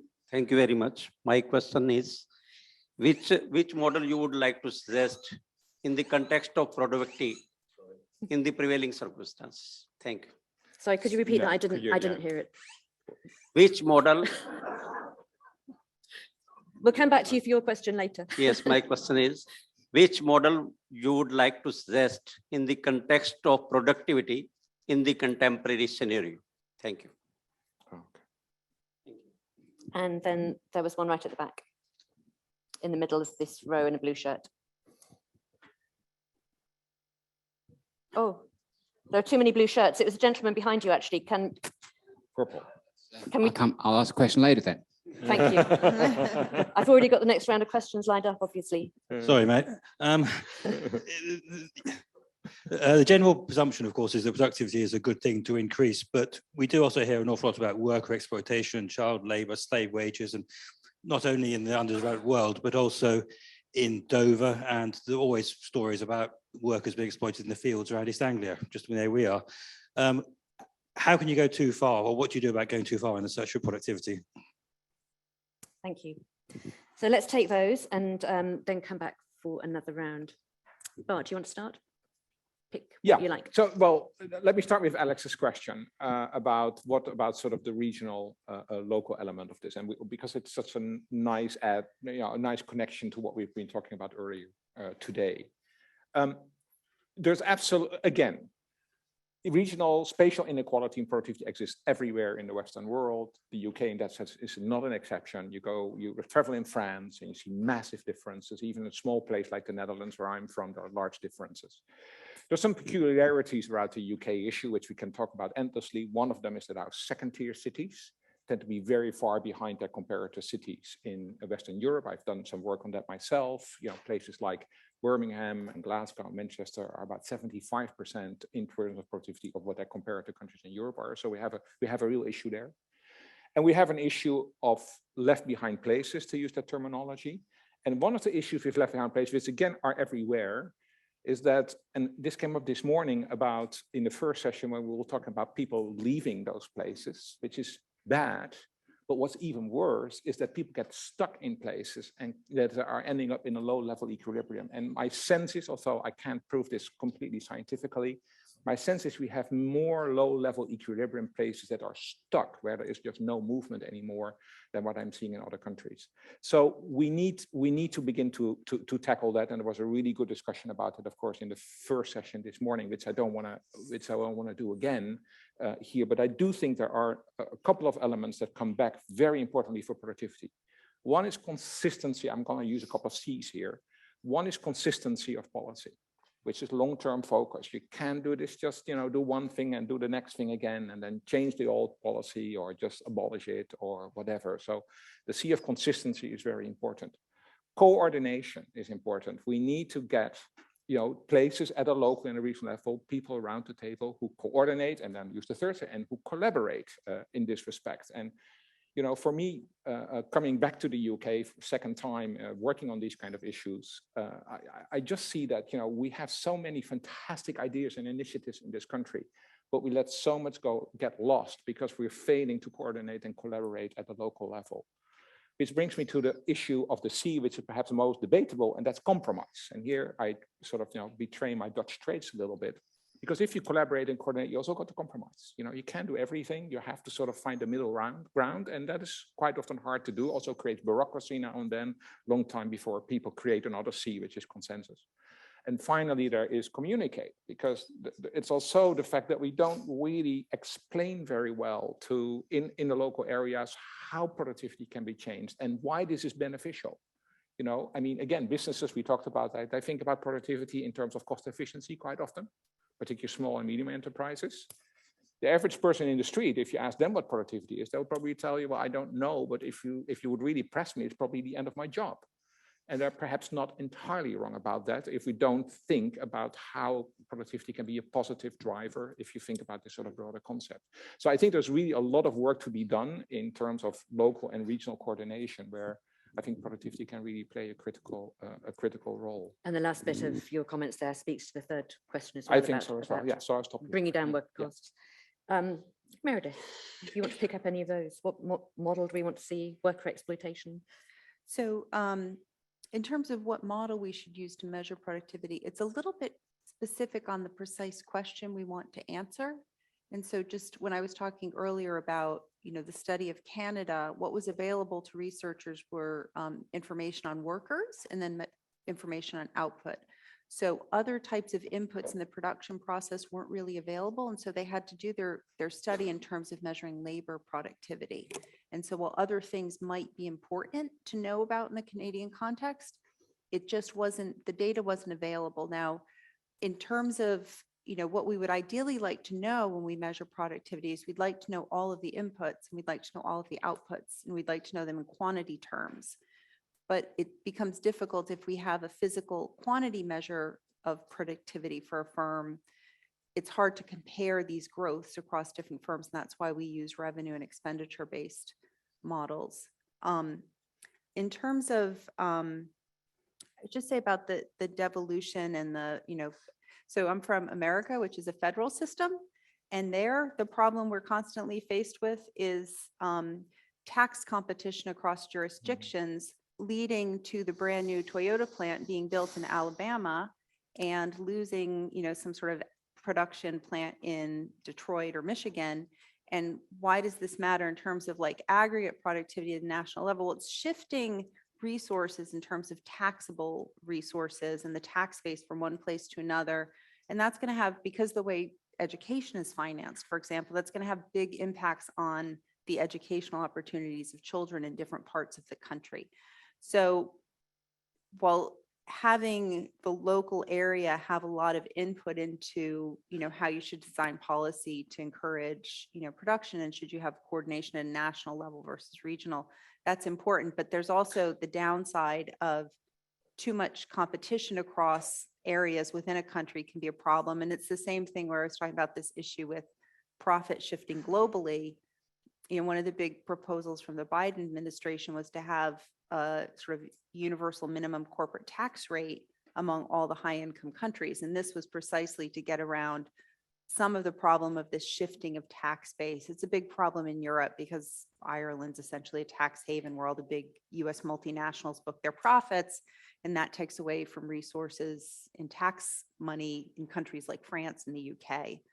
And then just in terms of worker exploitation, I mean, at some level, it's a moral issue and a law enforcement issue. And, different countries have different problems regarding, the existence of slave labor, the existence of child labor. In international trade law, there's prohibitions on the use of slave labor in any products that are traded internationally. It's difficult for the individual countries to always enforce that. And so a lot of times there's these sort of turning to nonprofits to try to enforce that. But I mean, the general, from a productivity perspective, if you have kids not going to school, but instead working when they're young and they should be learning how to, do math and read, that's going to have an impact on the society's human capital, which is going to feed into their productivity, 20 years down the road and have a negative consequence for productivity. So even from a purely self-interested perspective, it's not a great thing to exploit children. If you just care about economic output, actually you do better by educating them and making them more productive humans in the future. Economists against exploiting children. We've made progress. Julia. But there are things you can exploit, and you can exploit every kilowatt hour of electricity absolutely as far as possible, and every kilogram of molybdenum. And so, that resource productivity is something you really can drive without those negative side effects. And just on the kind of local, the devolution thing, of course, particularly on the adaptation to climate change side, the climate and the weather and the situation, and therefore how those interact, is fundamentally local. And we really, in order to avoid the productivity problems of climate impacts, we really do need more local power, more devolution of power for for the placemaking, for the local building standards that need to be applied, more local funding, because actually locally they know where that funding is needed, they know where that nursing home that might be affected by flooding is. All those things are local knowledge. And let me advertise a brilliant project that's going on in Cambridge, which is the Credo project, which is looking at interacting risks from climate. So it's looking at understanding which electricity substation is being used by which communications providers, is driving the performance of which water company and which network of homes who are reliant on that. And actually that's something that local government needs to be right on top of in terms of understanding risks to the area, all of those which are risks to people, but also risks to the productivity of an area. So absolutely, we need to be making these messages about the need for more devolution of powers and indeed funding. Fantastic. I can't entirely see the clock, I have to confess, and we're having a wonderful time, but I think we've got time for another round of questions, if there are some. Where shall I make the microphones run to? So there's one over there, Vianney, please, lady in a greyish jacket. And the gentleman in the blue shirt we missed last time will go next. And then I'm going to take one from online. Hi, so I'm Simone, I'm a PhD student here at the university, and I'm kind of following up on the previous question about exploitation. So I was interested in this equation that you brought up, Bart, because I'm a physicist, so I like equations, about the output over input and like about the human cost of that input. So we've heard a lot about the molybdenum or the hours worked or the cost of production, but not so much on kind of the human aspect. And we can stay within legal frameworks without having to go to slavery, like the kind of worker satisfaction or exploitation of workers within what is legal, or kind of precarity of contracts and so on. And so how we might begin to include the human cost of what it takes for a company to be productive or make a large profit, and whether we need to, like, I'm interested in hearing your opinions on how we should be including that within the productivity model and how we might be measuring those things and what things would be important to include. Thanks. So the online question is not unrelated. It's from Jane Patterson-Todd of Cambridge Ahead. And it's about working from home. And if that continues or we get a switch to hybrid working, what's the effect of that going to be on productivity? And the gentleman in the middle here. Hello, my name is Keith Herman. I work as a consultant in higher education, and I'm really interested in helping young people bring the future forward. But when I look at today's reality and the near future, there are some real challenges for young people around, for example, the climate emergency. There's a lot of anxiety and engagement and enthusiasm for that because it's their future. And yet we see some fairly poor decision-making in government in the UK and around the world around how we really respond to this crisis. There's also the cost of living crisis that many young people are facing today. Inflation is just one indicator of that. But also, if you look at their futures and their experiences in place, for example, around learning and access to learning, more and more young people are forced to stay at home when it comes to studying rather than going, like is the traditional model in the UK, go somewhere else to study and learn. These experiences are creating a lot of anxiety, issues around well-being for young people. So with that, those issues and challenges facing young people, productivity, you could argue, doesn't matter to them, does it? Thank you very much. So a cluster of questions around people and productivity. Let's turn to Meredith first this time. Okay. So I would argue that productivity matters a whole lot to young people because the increase of what we produce materially over what we put in materially is sort of this measure of our ignorance. This sort of productivity is this little gain, and it compounds over time. And so actually it matters more for young people than it does for people at the end of their lives. But I can appreciate that, young people are facing a number of, constraints that they look at older generations they didn't face. People used to have free education, now you have to pay for it. People used to be able to, work for a month and then put a down payment on an apartment, and they can't anymore. And so but these are sort of complicated problems that are not entirely addressed by productivity. I think these are a little bit more sort of generational justice issues and, around issues of who's voting, what are the biggest demographic groups voting and driving public policy. So I think they should be thinking about productivity and how they can enhance, an individual level, the more you get sort of educated or skilled, so not necessarily university education, but some skills that can contribute to raising your wage, the better your individual well-being would be.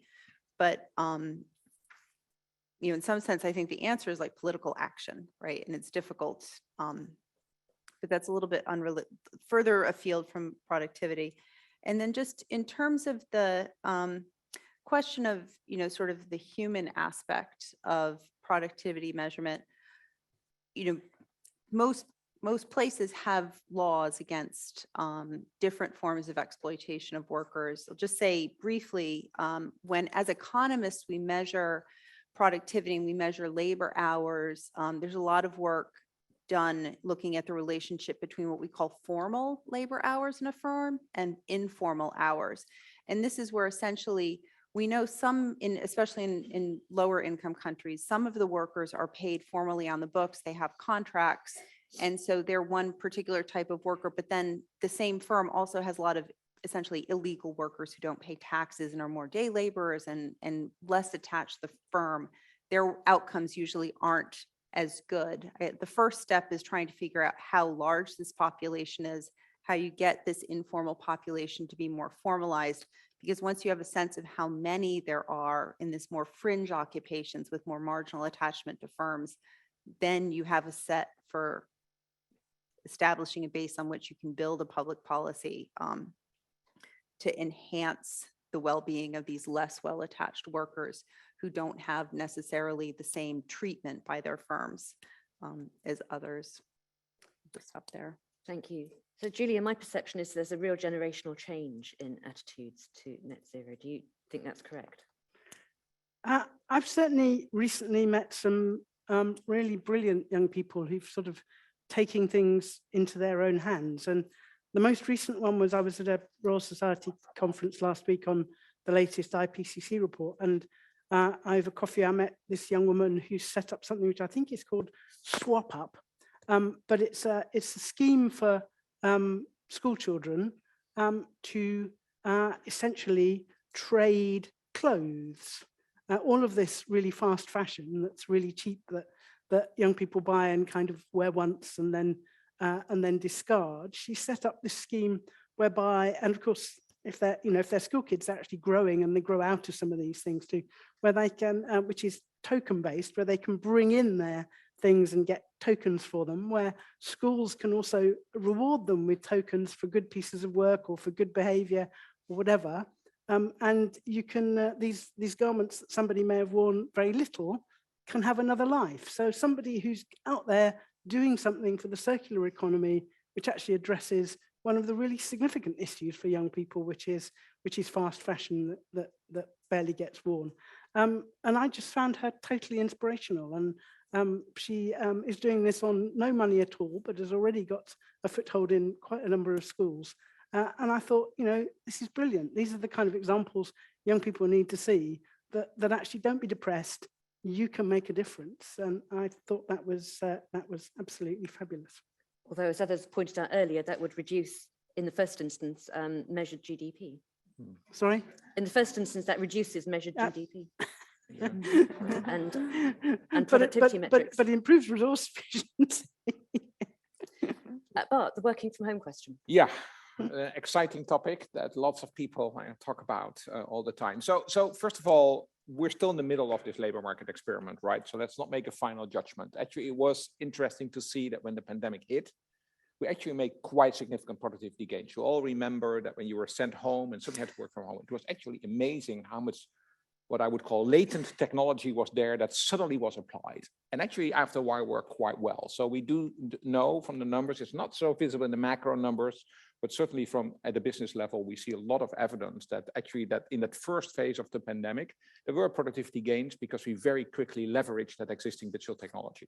Then you got the second phase. You all remember that late 2020, early 2021, when we were all completely fed up, not just with the pandemic, but also with Zoom calls and tired and burnouts and everything else. It was really bad. And I think we all had that experience because we figured that this model was not going to be sustainable in the longer term, that something, something was out of balance, if you like. Then hopefully now that we get towards the end of the worst of this pandemic, we actually begin to get some more evidence, and we have quite a bit of evidence where people's preferences are. By the way, let's not forget that between 30 and 50% of the people have no choice where they want to work. But there's another 50% of the workforce, which is quite large, which has a choice. And we know that the big majority of that 50+ % of the population has a preference for a hybrid working model.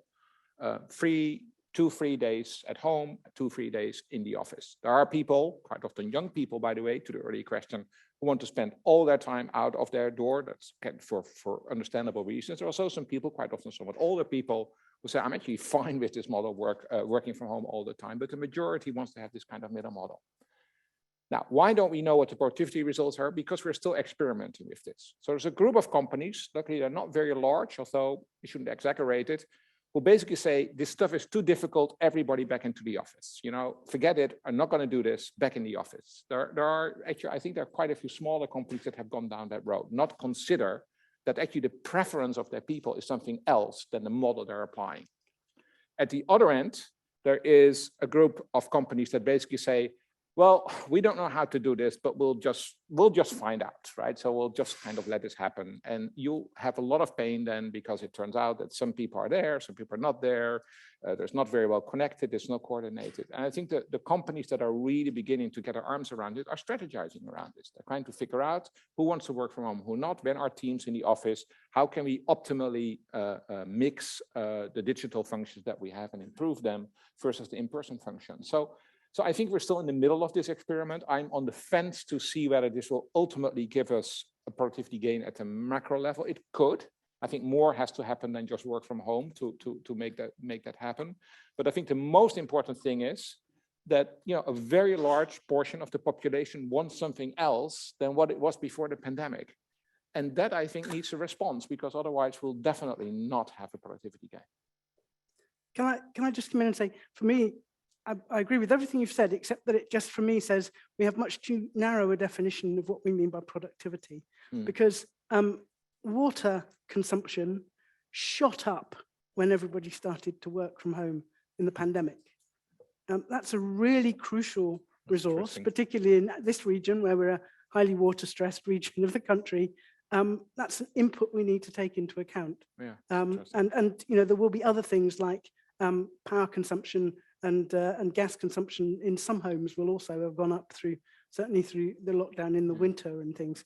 So it's not just the fact that firms got more work out of their people. So for the firm, that might be better. But actually for us nationally, we need to take into account the other things that change before we decide that was a really big productivity benefit. We are out of time, and I'm sorry for those who wanted to ask a question and haven't had time to do so. I was going to end with a straw poll to see if people thought the hybrid model would increase productivity or not. And then I realized I can't do that because we have so many people online. I haven't set up a poll for them, so it wouldn't be a good sample, and we can't do that. What happens next is that we have a 15-minute break.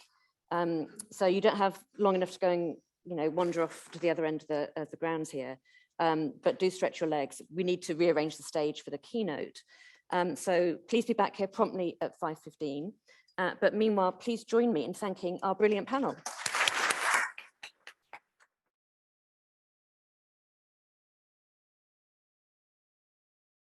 And it's delightful to be here in person with real people talking about hugely important issues. So let me first congratulate the Bennett Institute for what I hear has been a deeply stimulating day, packed with extraordinary insight from leading thinkers across the Institute's 4 research pillars: place, progress, productivity, and decision-making in government. And that, of course, is what we're going to be focusing on, I think, primarily this evening, or at least how government receives advice that helps it decide. All 4 of the themes play increasingly significant and interconnected roles in our very complex world. And I do say that in Cambridge, we are immensely fortunate to host a vibrant research community working to make sense of pressing public policy questions, particularly focused here around the Bennett Institute for Public Policy. The Institute, as many of you know, was established in 2018 thanks to the visionary philanthropy of Peter Bennett, and we'll hear more from him later. It's dedicated to addressing the patterns of inequality that pervade our societies. As an interdisciplinary center, the Bennett Institute is founded on the belief that no single social issue is isolated from any other, and nor is any state alone in the challenges that they face. If anything, the world is smaller now than ever before, and many of our challenges are, of course, transnational. The relationship between politics and economics and the role of experts in policy decisions has rightly been under intense scrutiny over the last months and years. And it's been particularly evident in everything associated with the COVID-19 pandemic. The global health crisis shone a spotlight on some of the most difficult decisions government has had to make in recent memory. It placed scientific advice center stage and made all of us more prepared to interrogate it. I suspect you felt that quite often, Patrick. For example, asking whether the advice was settled or unsettled, inclusive of many views, or unique, timely, or not. How can scientific advisors, for better or worse, deal with that type of scrutiny? How can the scientific advisory system learn from the experience of the coronavirus crisis? Is there scope to improve both the provision of evidence on which policy decisions are based and the way that data is communicated to the wider public? Well, these questions speak directly to the work of many people with us today. But few people have had to grapple with those questions as closely as today's keynote speaker. So I'm delighted to welcome Sir Patrick Vallance to bring us some unique insight and reflection on the topic, why does science matter for policymaking? Following Sir Patrick's remarks, there will be plenty of time for questions and answers. And for online guests, please do submit your questions via the Q&A button at the bottom of your screen. Sir Patrick's been the UK government's chief scientific advisor since 2018, and he has over 20 years experience of basic and clinical research focusing on diseases of the blood vessels, and was a consultant physician in the NHS, then going on to be a professor of medicine and head of the medical division at UCL. An extraordinarily distinguished career as president of R&D at GlaxoSmithKline, and lots of really deep engagement with public science from both a university and a private sector perspective. Then, of course, going on to this unique role, which it brings him to us this evening. He, of course, was well known to many people here before the pandemic, but he's become a household name, for good or ill, as one of the public officials communicating government policy during the pandemic. Probably not a role you ever suspected you would fulfill. Well, nothing more needs to be said except that from all of us, I do think it's fair to extend a very, very heartfelt thank you, Patrick, for the efforts that you've made in public leadership in science and health in probably the most difficult circumstances of our era. So thank you very much for being with us. And now, to use a phrase that you have helped make famous, next slide, please. Sir Patrick, the floor is yours. Thank you.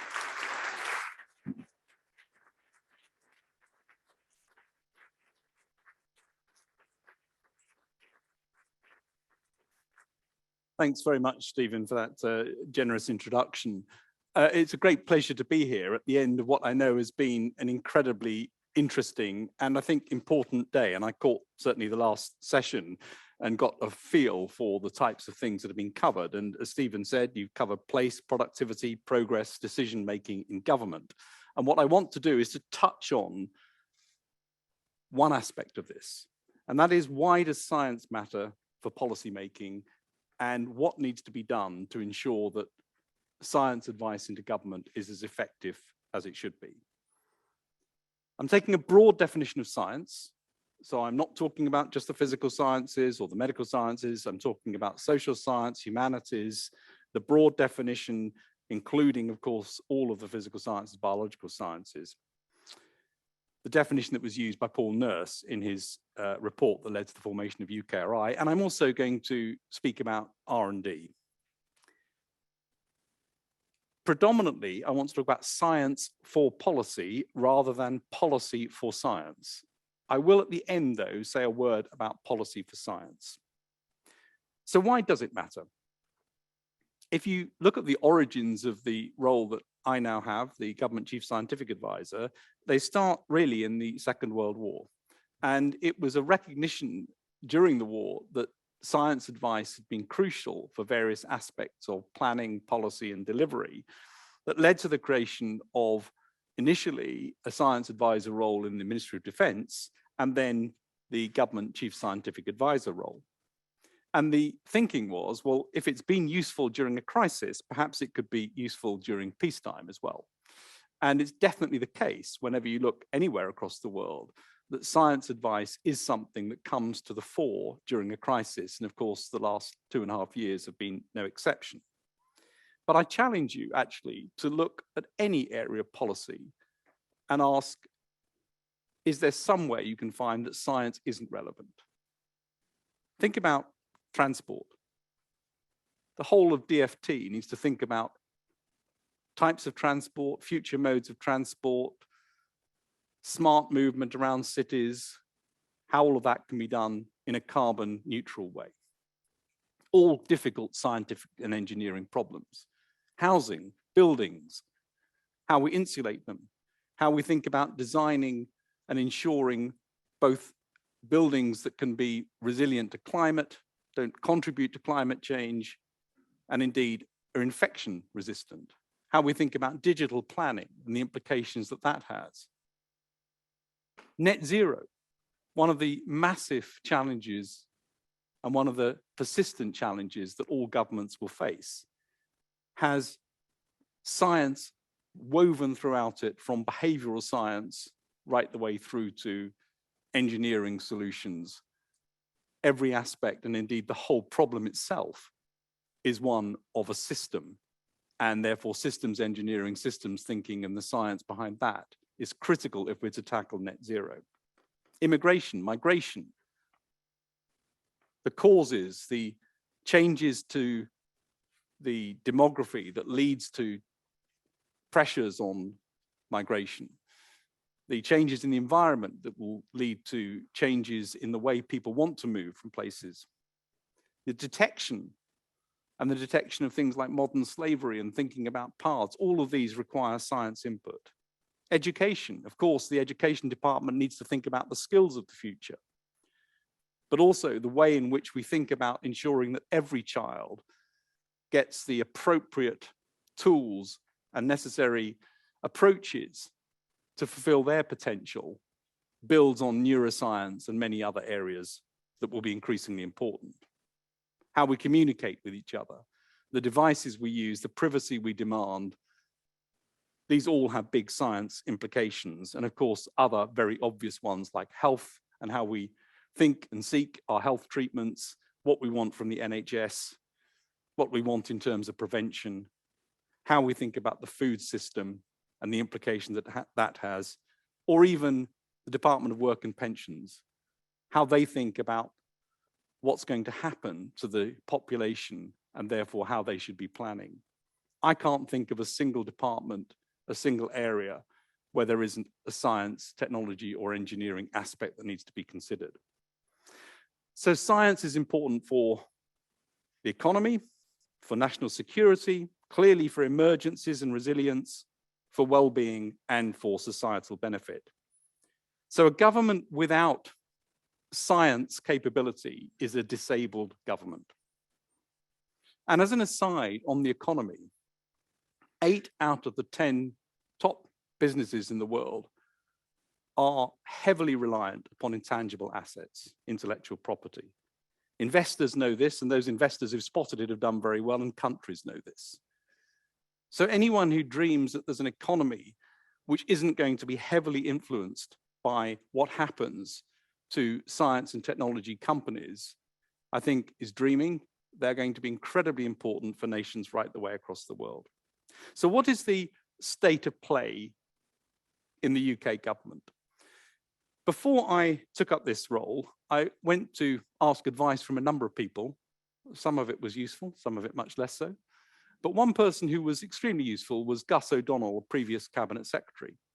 And Gus said to me, his view was that science was good in parts across government. There were places of real excellence. There were places where it was strong, but it was certainly not ubiquitous across government. It wasn't equally strong, and it wasn't embedded. And his point was that 50 years ago, economics wasn't embedded in government, but it certainly is now. And it's inconceivable in a department that there wouldn't be some form of economic analysis. And his advice was science, the rest of science should be as embedded as that is, and should be as much part of everyday life in government as that is. When I took up the role, the first thing, one of the early things I did was to ask the question, what are the capabilities in terms of people, resources in government around science? And I looked at the fast stream, so the system that brings bright young people into government and gives them a fast track through to a position, and often is the place that leaders of the future in government come from. And I asked the question, in this case, taking a narrower definition of science, what proportion of those fast stream entrants had a STEM degree? And the answer was 10%. Now, I don't know what the right answer is, and it's certainly not that it should be 90%, but I'm absolutely sure 10% is not the right answer. And you could argue perhaps 50-50 is a reasonable position. So there is a deficit in terms of the people coming into government with science, technology, engineering expertise. Government budgets for R&D had decreased by about 20% between 2005 and 2011, stabilized a bit thereafter, but many departments continued to see a decrease in their own R&D and science budgets.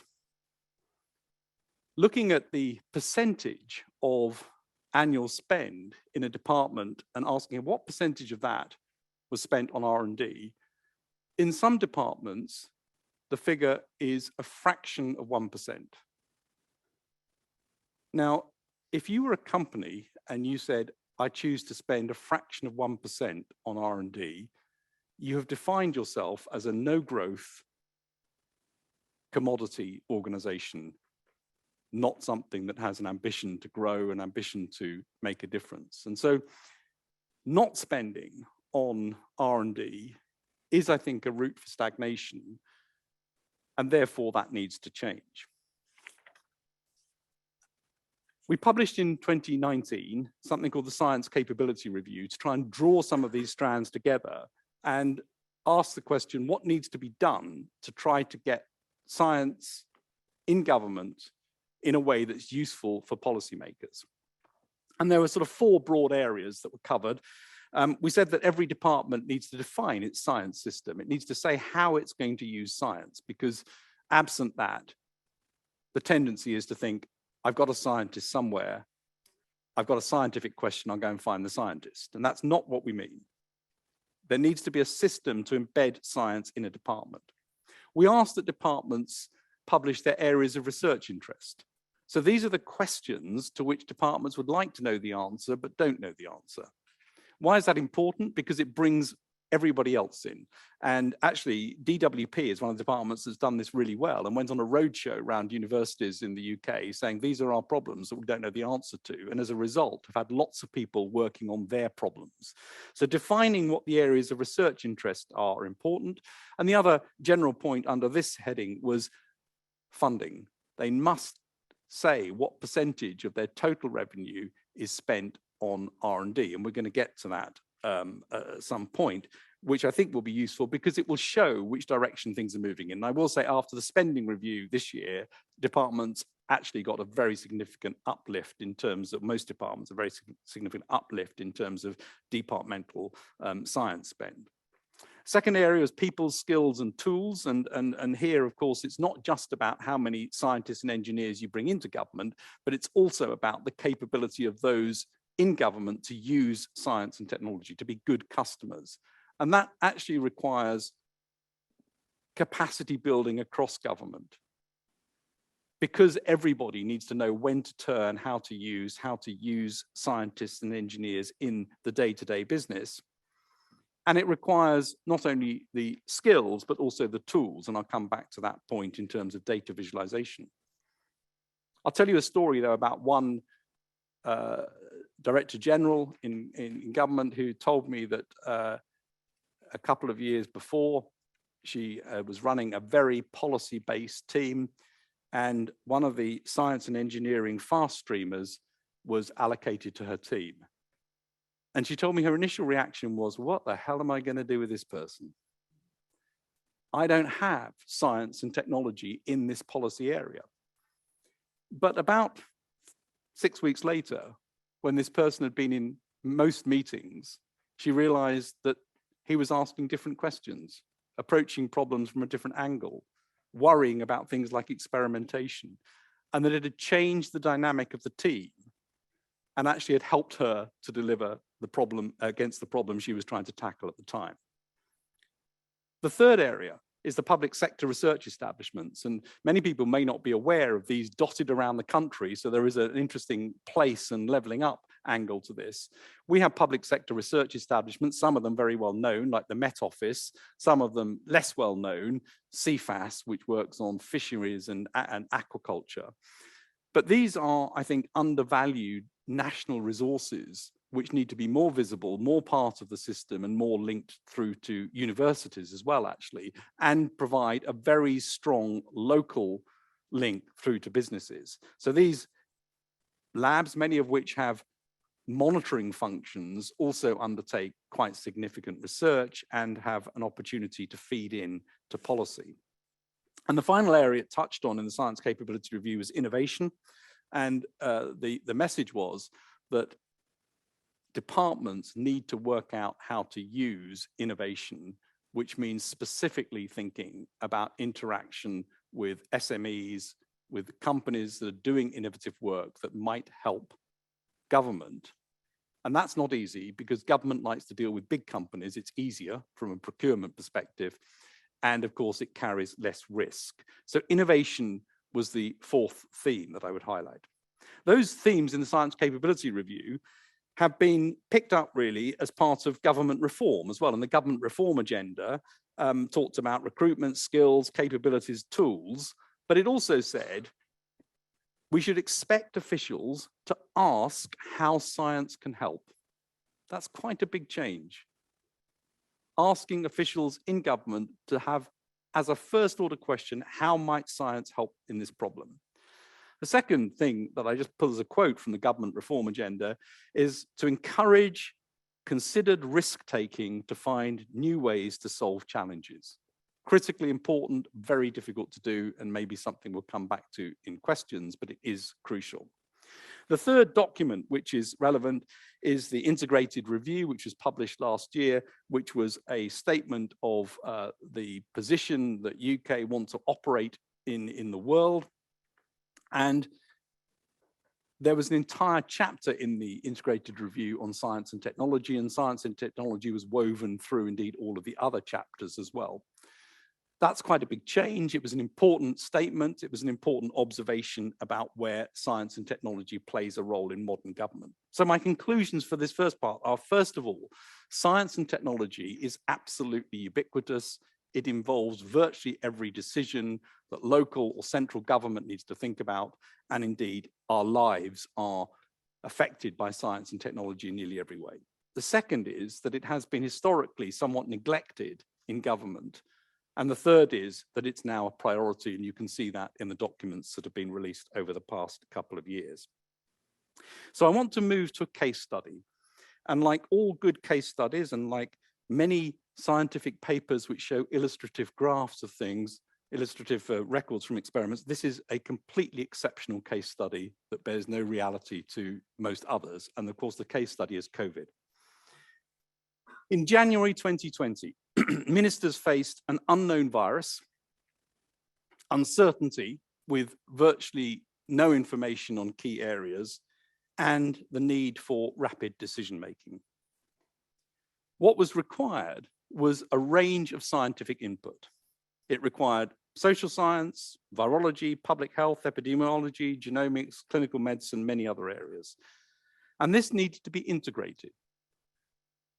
It's no good having those as separate things. This needs to be an integrated view of what the science advice can say. The advice needs to be objective.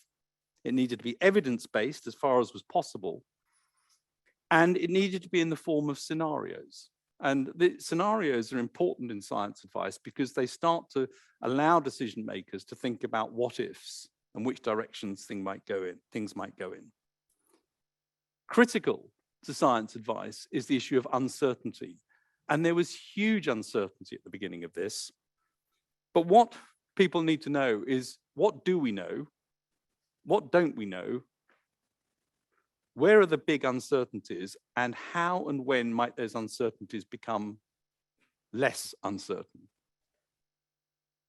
And then the final sort of general thing on advice was public support was obviously going to be crucial.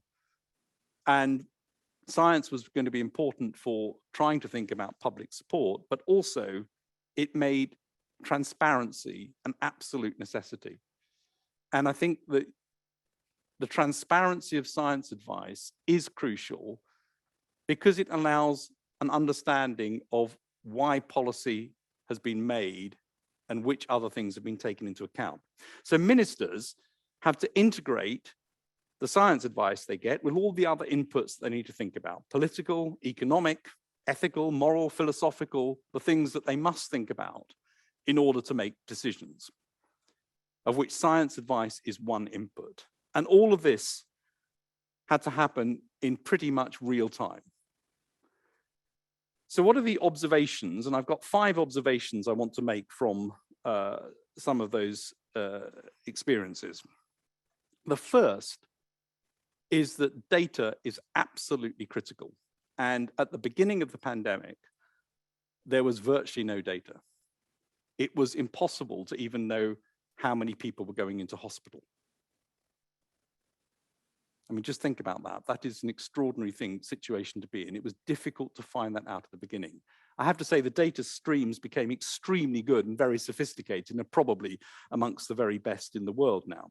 So data integration, data flow, ability to see those data were critically important. The second is there were many, many unknowns, and aligning research efforts early was crucially important.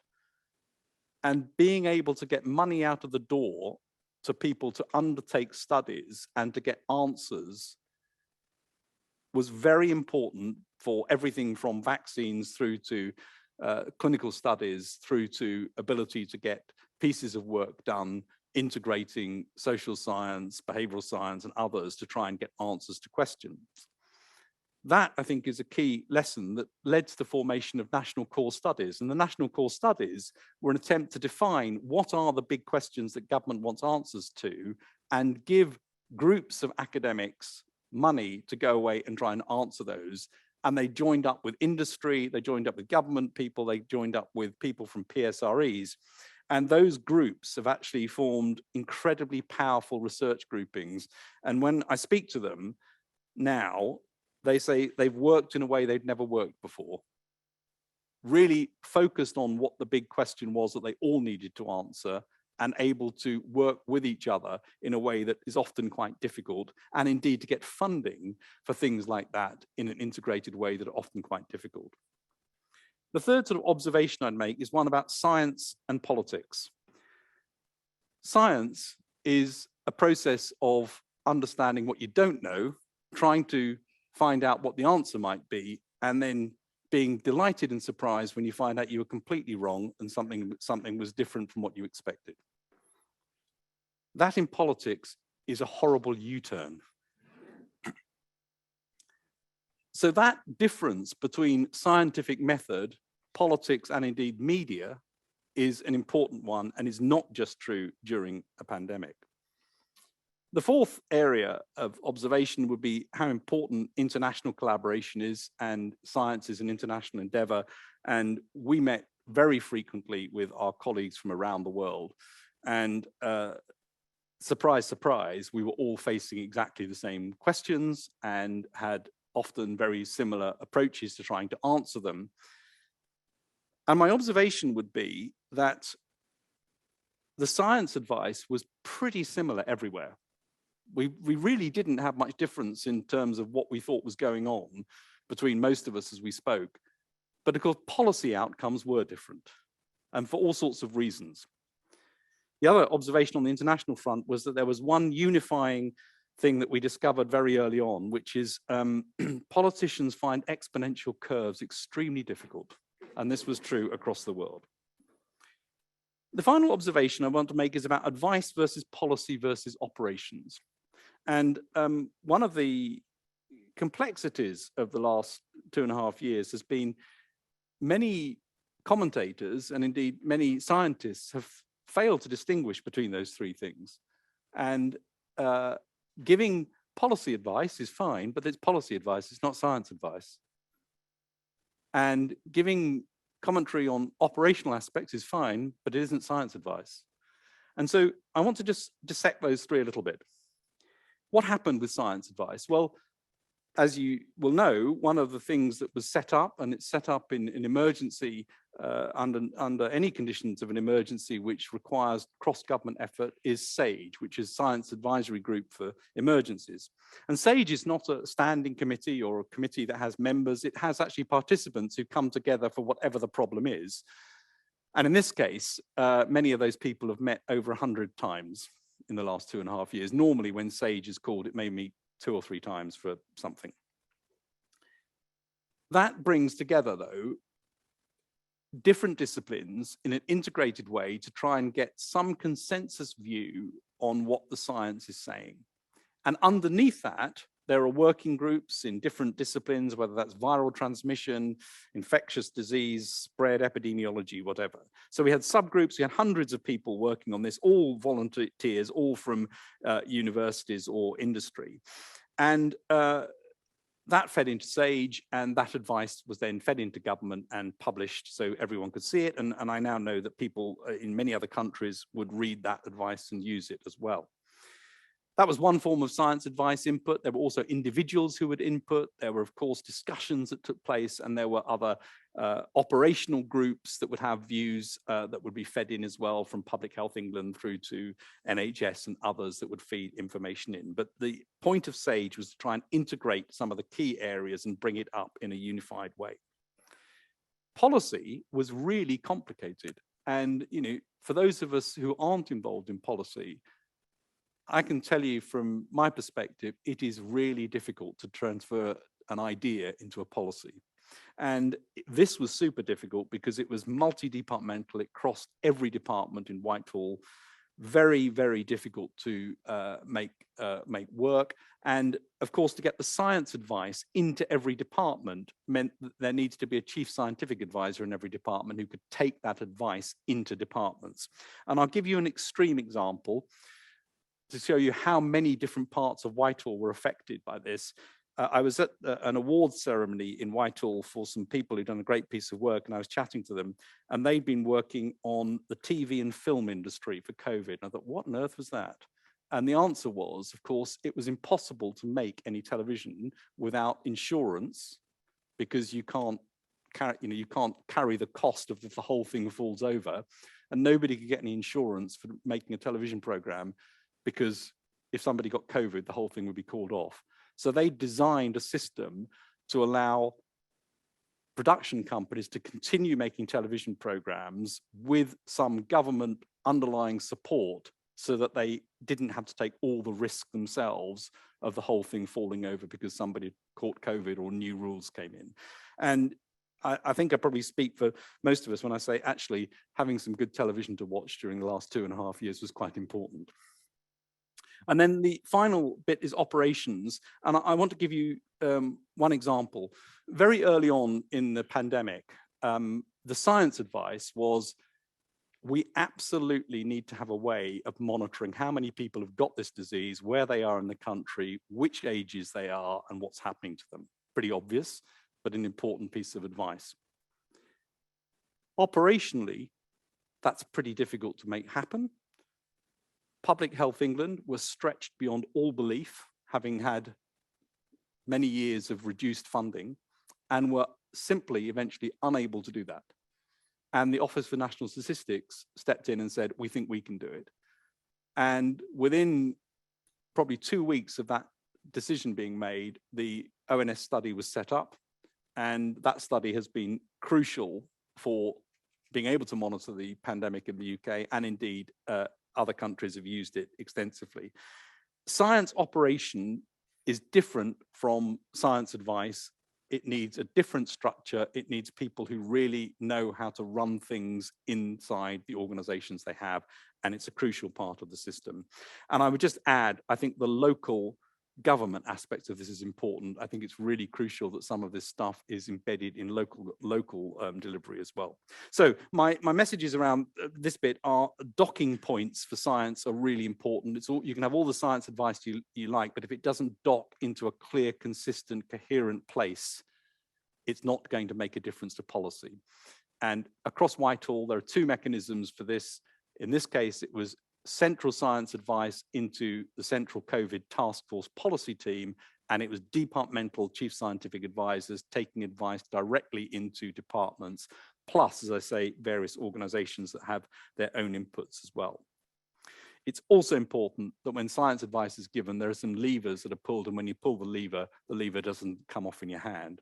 And I think the operational side of this has been crucially important. I want to give you one example of that. And again, an extreme example, which I think is overused as an example of how bits of government should run, but there are definitely some lessons that are crucial, and that's the Vaccines Task Force. Now, the Vaccines Task Force was set up because the science advice was clear. Vaccines were a very good bet as a way to try and get out of this. Doesn't mean that there was definitely going to be a vaccine. In fact, anyone who knew anything about vaccines put a pretty low probability of getting a vaccine, but everyone knew we had to try. Policy was clear, which is give us a vaccine, we'd like to give it to lots of people. Operationally, incredibly difficult. And it was clear quite early on that just allowing this to sort of meander was not going to give us what we needed. And so the Vaccines Task Force was set up.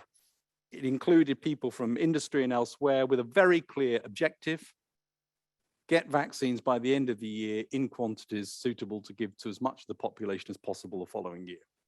And I'm not going to go into great details of this, and Kate Bingham has spoken about this a lot, but I will give you my 7 points that I pulled out from the Vaccines Task Force that I wrote down in 2020 as to the reasons that I thought this worked, and things that I think are lessons that are worth thinking about.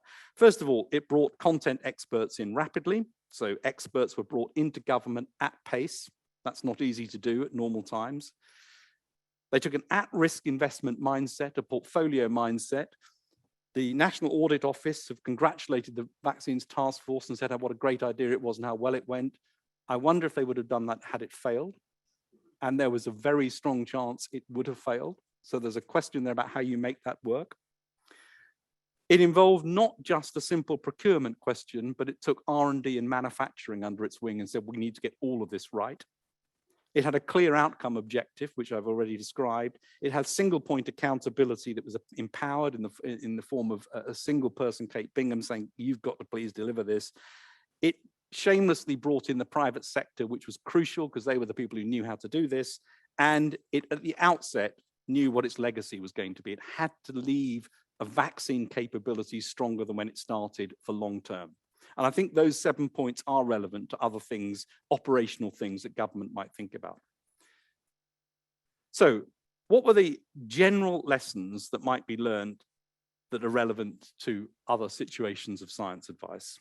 I've said one, data visualization, absolutely key. And I just want to read you something that again was published just before I took up office and struck me as being important.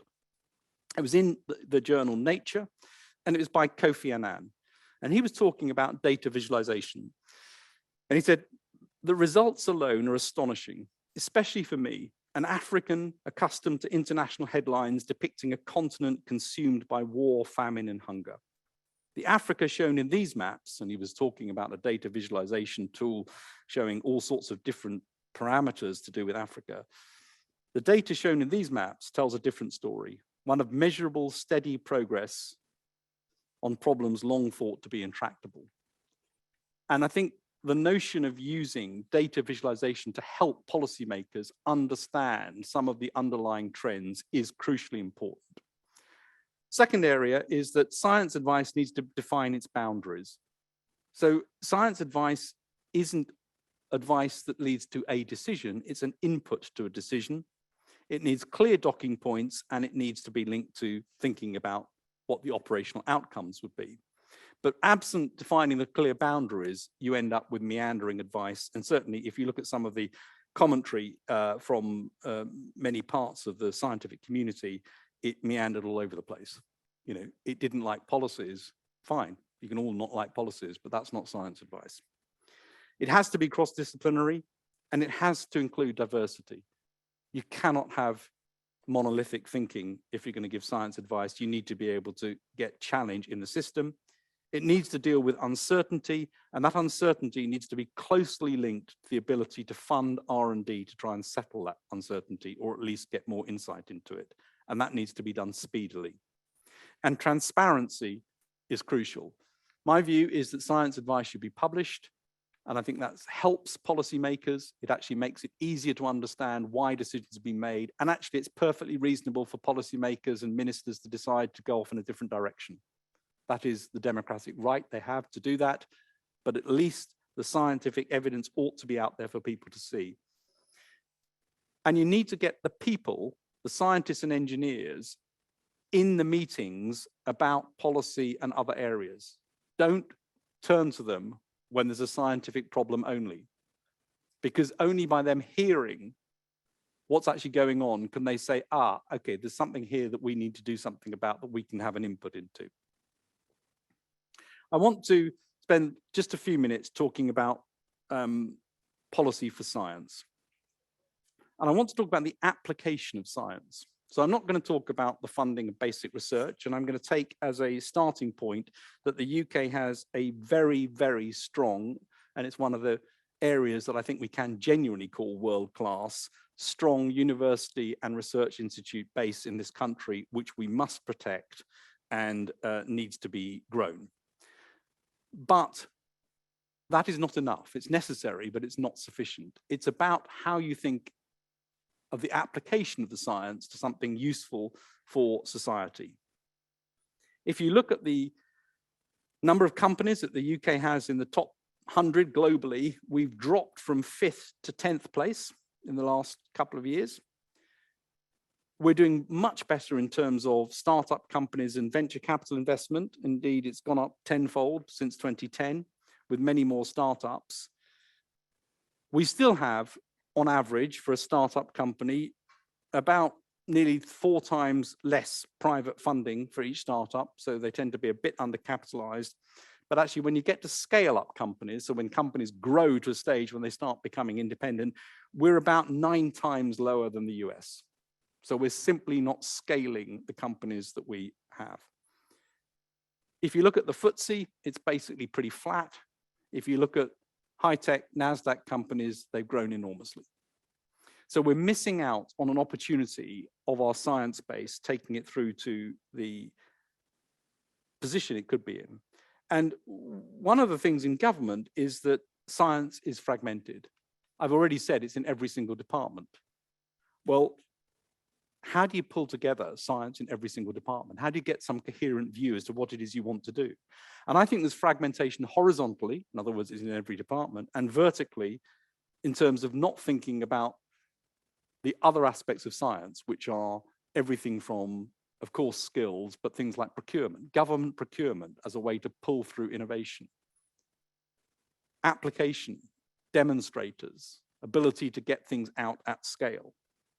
So there's a need for horizontal and vertical integration, and it's a cross-Whitehall necessity. And that's really why the new National Science and Technology Council was formed, which is a prime ministerially led cabinet committee focusing on science and technology, because this is a prime ministerial issue. It's as important as national security, the economy overall, and it needs to be something that any incoming prime minister has on his or her desk on day one. And it needs to be long-term. There's no good chopping and changing every couple of years. That's not going to make this work. It needs to be a long-term strategy, and therefore, essentially, it needs to be cross-party as a concept so that it gets some degree of continuity. It needs to be able to look at all levers that government can pull, not just how much money goes into UKRI or funds academic research, but the levers around companies and the ability to grow companies. So that's what NSTC is about. And the supporting infrastructure is the Office for Science and Technology Strategy, which is all in its infancy, but I think needs to be an established part of the landscape.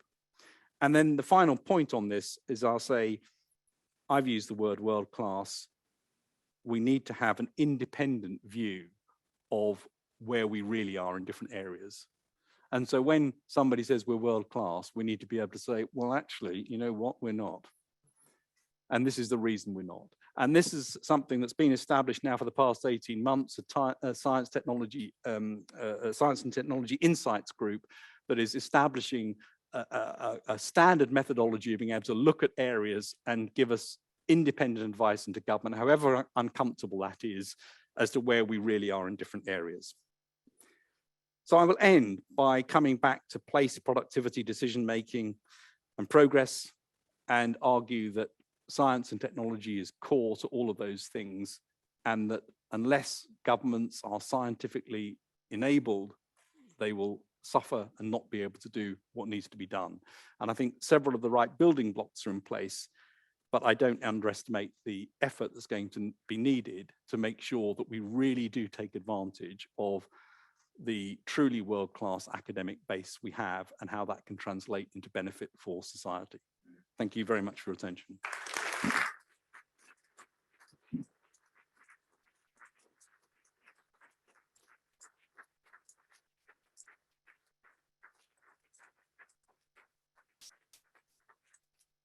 Well, Patrick, thank you very much. And there were tantalizing threads throughout that presentation. And people will want to pull on some of those in the question period. So open to questions from the floor. And we definitely have some already coming in online. Right over here, please.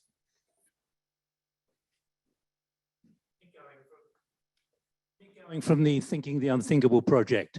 So Patrick, I know this was just before you actually took over in your job, but I remain intrigued as to what really happened to the exercises within government for a pandemic. The Cygnus exercise in, I think, 2016 brought together 950 officials right across government. And I'm wondering if you can create a context for what you've just said, for what government really does, because Sir John Aston earlier today said, you need political decisions by political leaders. And ultimately, I'm an outsider. Obviously, the recommendations of that Cygnus exercise were not taken up, mainly for financial and internal reasons. And you mentioned Kate Bingham, yeah. And she did give this excoriating speech at Oxford back in November about what doesn't really work in government. And what she needed to bring people in from outside. Yeah, so on Kate, and I'm delighted that I was responsible for bringing Kate in for that very reason. And I've said on my lessons for the Vaccines Task Force, being able to bring experts in at speed, I think is critical. So completely agree with her on that. I joined in 2018, so I wasn't there when Cygnus took place. Fortunately, I've got Chris Wormold here, who's the permanent secretary at Department of Health, so he might want to comment on this. But I do think I tell you what I think is interesting about this question, and it's important, is advice, policy, operations. And I think the question is the operational one. You know, what happened operationally that put in place the mechanisms or didn't put in place the mechanisms that were needed. And I think that is the key question around all of this. And I think that's why actually I wanted to emphasize the Vaccines Task Force example, because it's operational translation of an outcome, which is crucial, and reports themselves don't give you solutions. But I don't know, Chris, whether you want to comment or whether you'd like to run for the hills. Can we get a microphone over here, please? Thank you very much. And I'll ask you the questions I was going to. I mean, very annoyingly, Patrick, you didn't say anything I disagreed with, so so I was hoping to be able to have a row with you. But I think there's a really to be quick because we have a lot of people. Yeah, who want to there's a ask really interesting thing that came out of what you said, which I was going to ask you to reflect on actually. That which does go to the planning question. That when you look at what we were good at in the pandemic and what we were not, it exactly matches what you would have said pre-pandemic. We're actually, as a country, really good at vaccines. We're really bad at diagnostics, etc. And I think there's been a lot of emphasis on planning, but actually what is the underlying resilience of your science base? I think what has been proved is that is much more important. And the question I wanted to ask you, and it goes to that, is actually what can we do to create a more resilient science base in peacetime, both for its own sake and to help deal with the emergency? Yeah, well, I'll be very brief on this. I mean, I think if you actually look at where we were on vaccines at the beginning of this, we were not in a good position, actually, and we were in danger of losing the vaccine capability. And I think it comes back to the difference between what is the advice versus what is the operational delivery against that. I think that's what we've got to focus on. I don't think it's enough to have a report, a desktop exercise that tells you something. I think you've got to dig in and say, operationally, companies, academia, government, are we actually in a position to be able to run this properly? That's an operational question, and one that I think is crucial as we look at future risks. Thank you. If you'd bring a mic over here, thanks very much, right at the front. But I'm going to ask a question from the online audience. It's a difficult one. How do you manage, is the word here, or deal with people who spread misinformation? Well, I don't think you can necessarily manage people who spread disinformation. I think it's very, very important that information that is trusted is presented as openly as you possibly can and consistently. And I think throughout the pandemic, of course, there have been lots of sources of misinformation, and there always will be. But I think the vast majority of people actually have listened to the information, not the misinformation. And I think what you shouldn't do is give lots of space for misinformation to circulate without the true trusted value judgments to be and comments to be out there as well. And that's why I think transparency of advice is really, really important. And I think, honestly, I think a loss is made of the misinformation. The anti-vaxxer community, for example, is pretty tiny, actually. Right here. Goes perfectly to what I was hoping to ask you about. First, thank you. When I came out of Oxford, I was recruited into one of those fast track programs for Canada's government. And we started a new department in Natural Resources Ministry called Science and Policy Integration. And I was heading up international affairs. And our metaphor, which fits perfectly with what you've just said, was that science was packaged up, a pin was stuffed into it, and it was thrown over to the policymakers, who would find it and pull the pin out and see what happened. And you've just given a exactly crucial picture of how not to do that anymore. And so I wanted to tempt you. I'm the Leverhulme visiting professor here in the Bennett Institute. And I've sort of fallen forward into academia, and I'm teaching international law and climate change. And I'd love if you could just say a few more words from a regime perspective on those docking mechanisms and on international cooperation on science. And it's because of the global challenges we face, like the pandemic, like disrespect for international law and invasions, like climate change, that I think that we have to get this right now. And Yeah, I'm not sure we do. Well, so the docking mechanism point, I think, is critical. And I think there is a tendency for a report to be written, and that's the end of the job. And I think what you can't do is do that. You need to make sure who is the recipient of this report or piece of information. They need to be softened up, because people, can't be hit cold with it. So actually, I'm afraid it's a rather boring, old-fashioned thing of relationship building, and then being very clear that if the docking mechanism looks vague and as though it's gone to 6 people who say that they're all in charge of something, meaning nobody is, that you come back and challenge it and say, how really is this docking mechanism working? So I think the docking mechanism point is absolutely critical, and it needs to be in a language that is mutually understood. So that's the principle.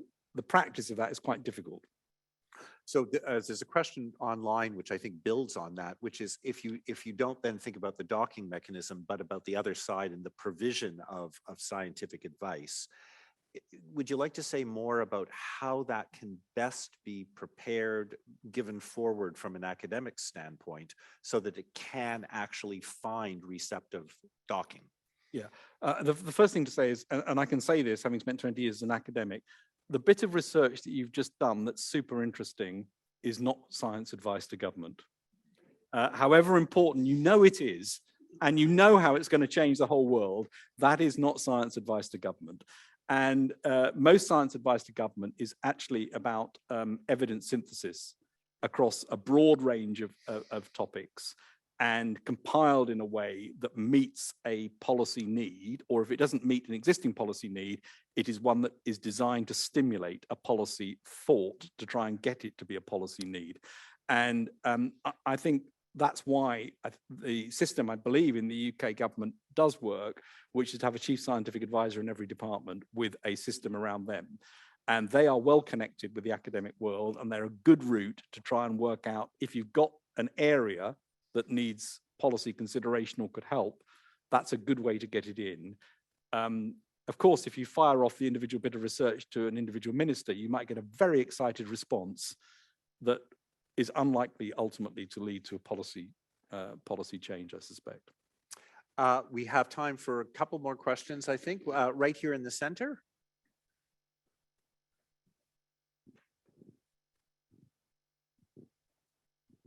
Thank you. Hi, my name is Arnoldus. I'm a policy manager at the Chartered Institute for IT. And my question is about the intersection of policy, science, and technology. I think arguably the age of the nation state as the unchallenged leader is in its twilight years. We're seeing more technology, big tech companies specifically, having more and more power, more and more influence in this world. And, you know, we're fighting algorithms, and especially in this country, we are way behind the curves of understanding algorithms and regulating algorithms. So my question is, how should we as scientists, as policymakers, adapt to the change and the challenges that we are coming across in terms of algorithms? So for example, an algorithm which favors you know, what's popular, which in most cases, it's something that's hateful and divisive, rather than what's true and what's evidence-based. How do we adapt to that so that we don't lose control of truth and evidence-based science as the world evolves to a more tech-based world? Yeah, I mean, it's an incredibly important question and a very big question. And there are some glib answers to it. And clearly regulation is important in this space, but it needs to be truly informed regulation, and it needs to understand the science and technology. And I think that is one of the biggest challenges here. It's much easier, in my view, to do this if you also understand and have a thriving industry in your own country. And so I do think we need to keep pushing startups and growth companies in tech areas, because we will develop a capability and an understanding, and we'll have skilled people who've been involved in those industries who know where the problems are. And I think that's why, if you look at something like the pharmaceutical industry in this country, we've got superb regulation. The reason is we've also got very big companies and lots of startups. People understand it. If you're trying to regulate an area that you've got no expertise in, it's very, very difficult. And particularly so in algorithms, for all the reasons you've said. And we are, of course, pretty good at those. And we've got great companies like DeepMind and others here. So we are getting experts. And I think those experts is an exact example of where you need to bring experts into government quickly to look at this, not to rely on generic policy expertise. These are deeply technical, difficult areas, including ethicists, of course. Time for one last question, right back there.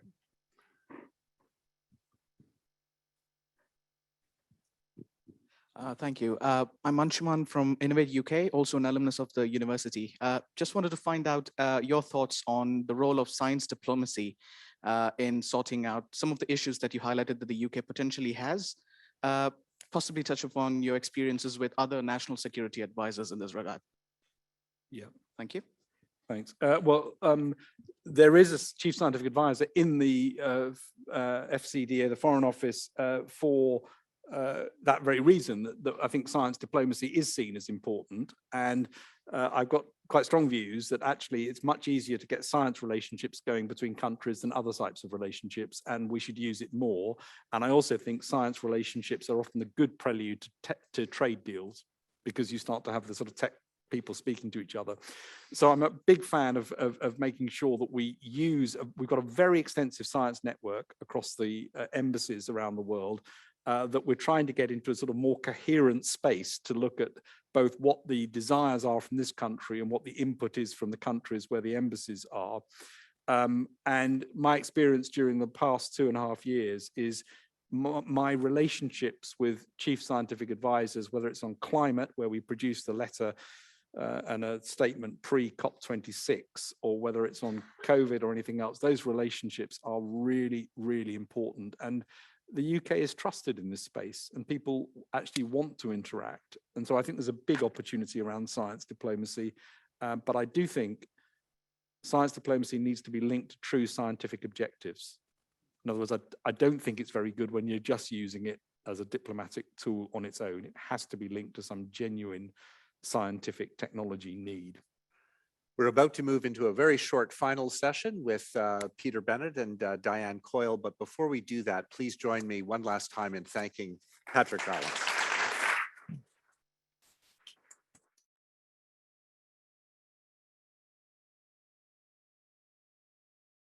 It's been an absolutely exhilarating day. So thank you, Patrick. Thank you, Stephen, for that amazing session full of really interesting insights. I'm not going to say very much. I'm just going to introduce our donor, Peter Bennett, who will bring today's proceedings towards an end. So Peter, over to you.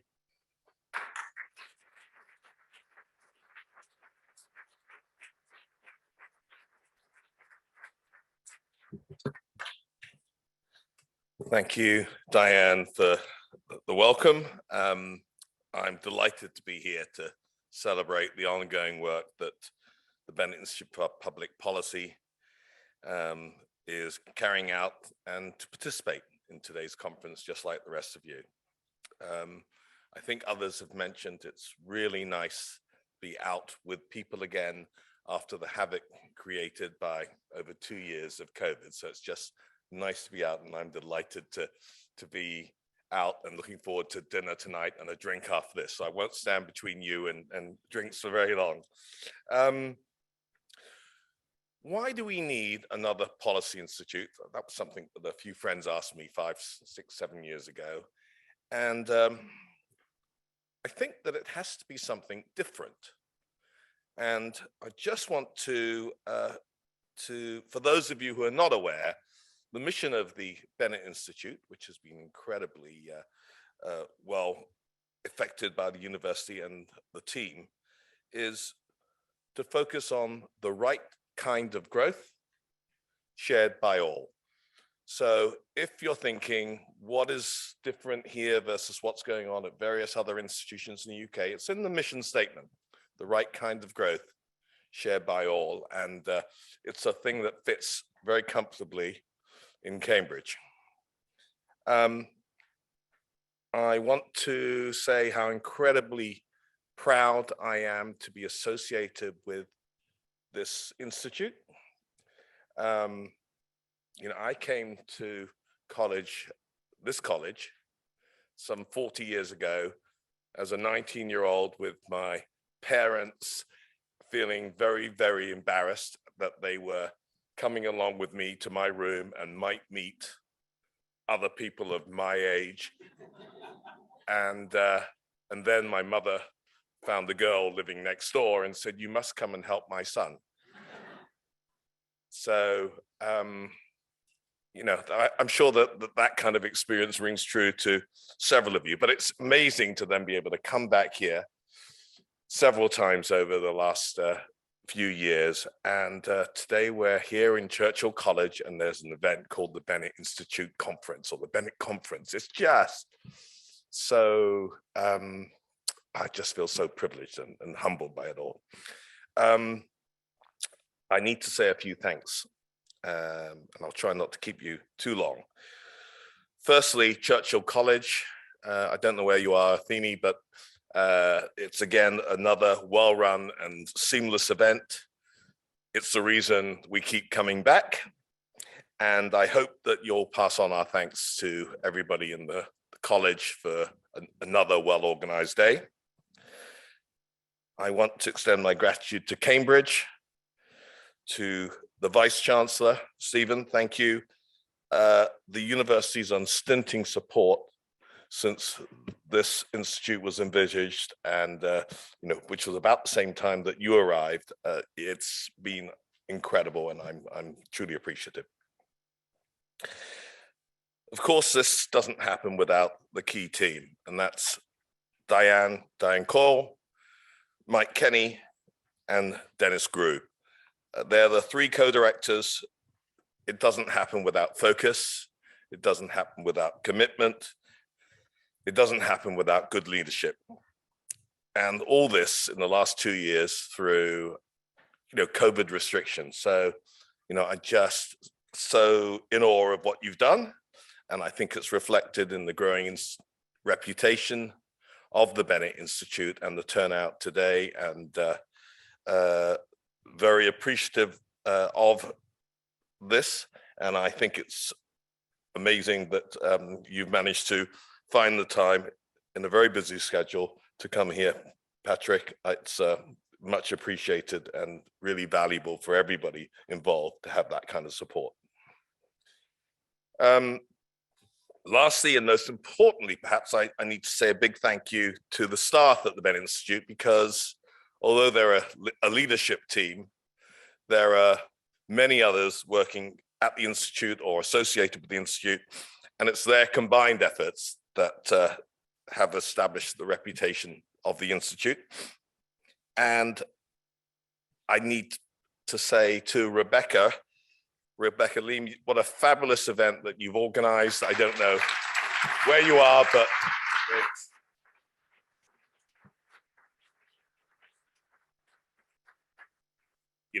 I don't need to say anymore.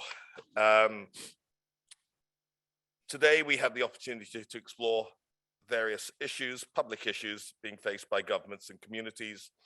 And just to remind people, it was the importance of life opportunities, how political decisions are made, the meaning of progress and how to measure it, and how to improve productivity and why science matters for policymaking. I thank all the panelists who gave their time. Excuse me.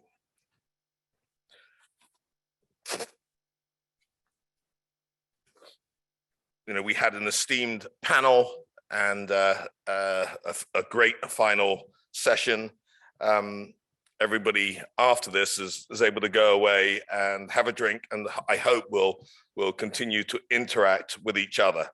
I want to say thank you to all of you for being part of this day, and hopefully you go back and extend the work of the Bennett Institute. In its short lifetime so far, it's clear to me that the Institute is having a measurable and positive impact in the public policy arena. I take great pride in that and think that everybody involved in that should take enormous pride in that. And to remind everybody of the mission and what differentiates it, it's the right kind of growth shared by all. And I think that's one of the reasons why it's been able to get this momentum. People relate to those values. So may I now take this opportunity to congratulate the 3 winners of the annual Bennett Institute Prospect Prize 2021. This award is designed to offer an opportunity for early career researchers and public policy professionals to explore challenging policy questions and to share their solutions. This year, the question posed was, is it possible to govern well in the age of populism? Indeed, a very pertinent question. And the winners were, in first place was Callum Watts, who's a policy fellow of the UK Cabinet Office. And the runners-up were Nina Foster, a clerk at the House of Commons, and Oliver Large, Senior Policy Analyst at the Center for Social Justice. Congratulations to all of you, and thank you for your thought-provoking submissions.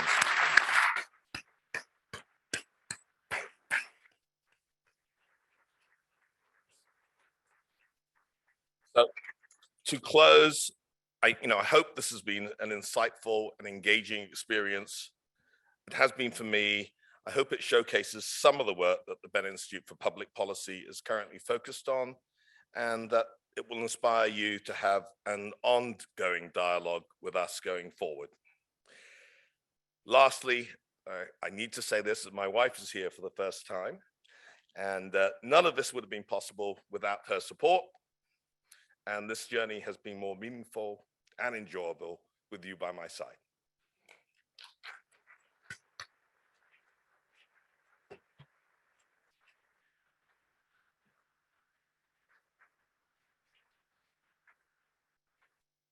So we're nearly there. I want to echo Peter's thanks to our team, to all of you in the audience today and watching online too, to all of the panelists and participants. It's been a fantastic, exhilarating day. Please do stay in touch, carry on the conversations that you've started and that you will continue now. Stay in touch with us on Twitter, through our newsletter, watching what we put out on the website. If you want to speak to anybody, follow up and we'll try to facilitate those conversations. So this is a journey, to use the cliche, and we really welcome your continuing engagement with us. And that's it, folks. Please join us for refreshments over in the same place as before, and thanks to all of you.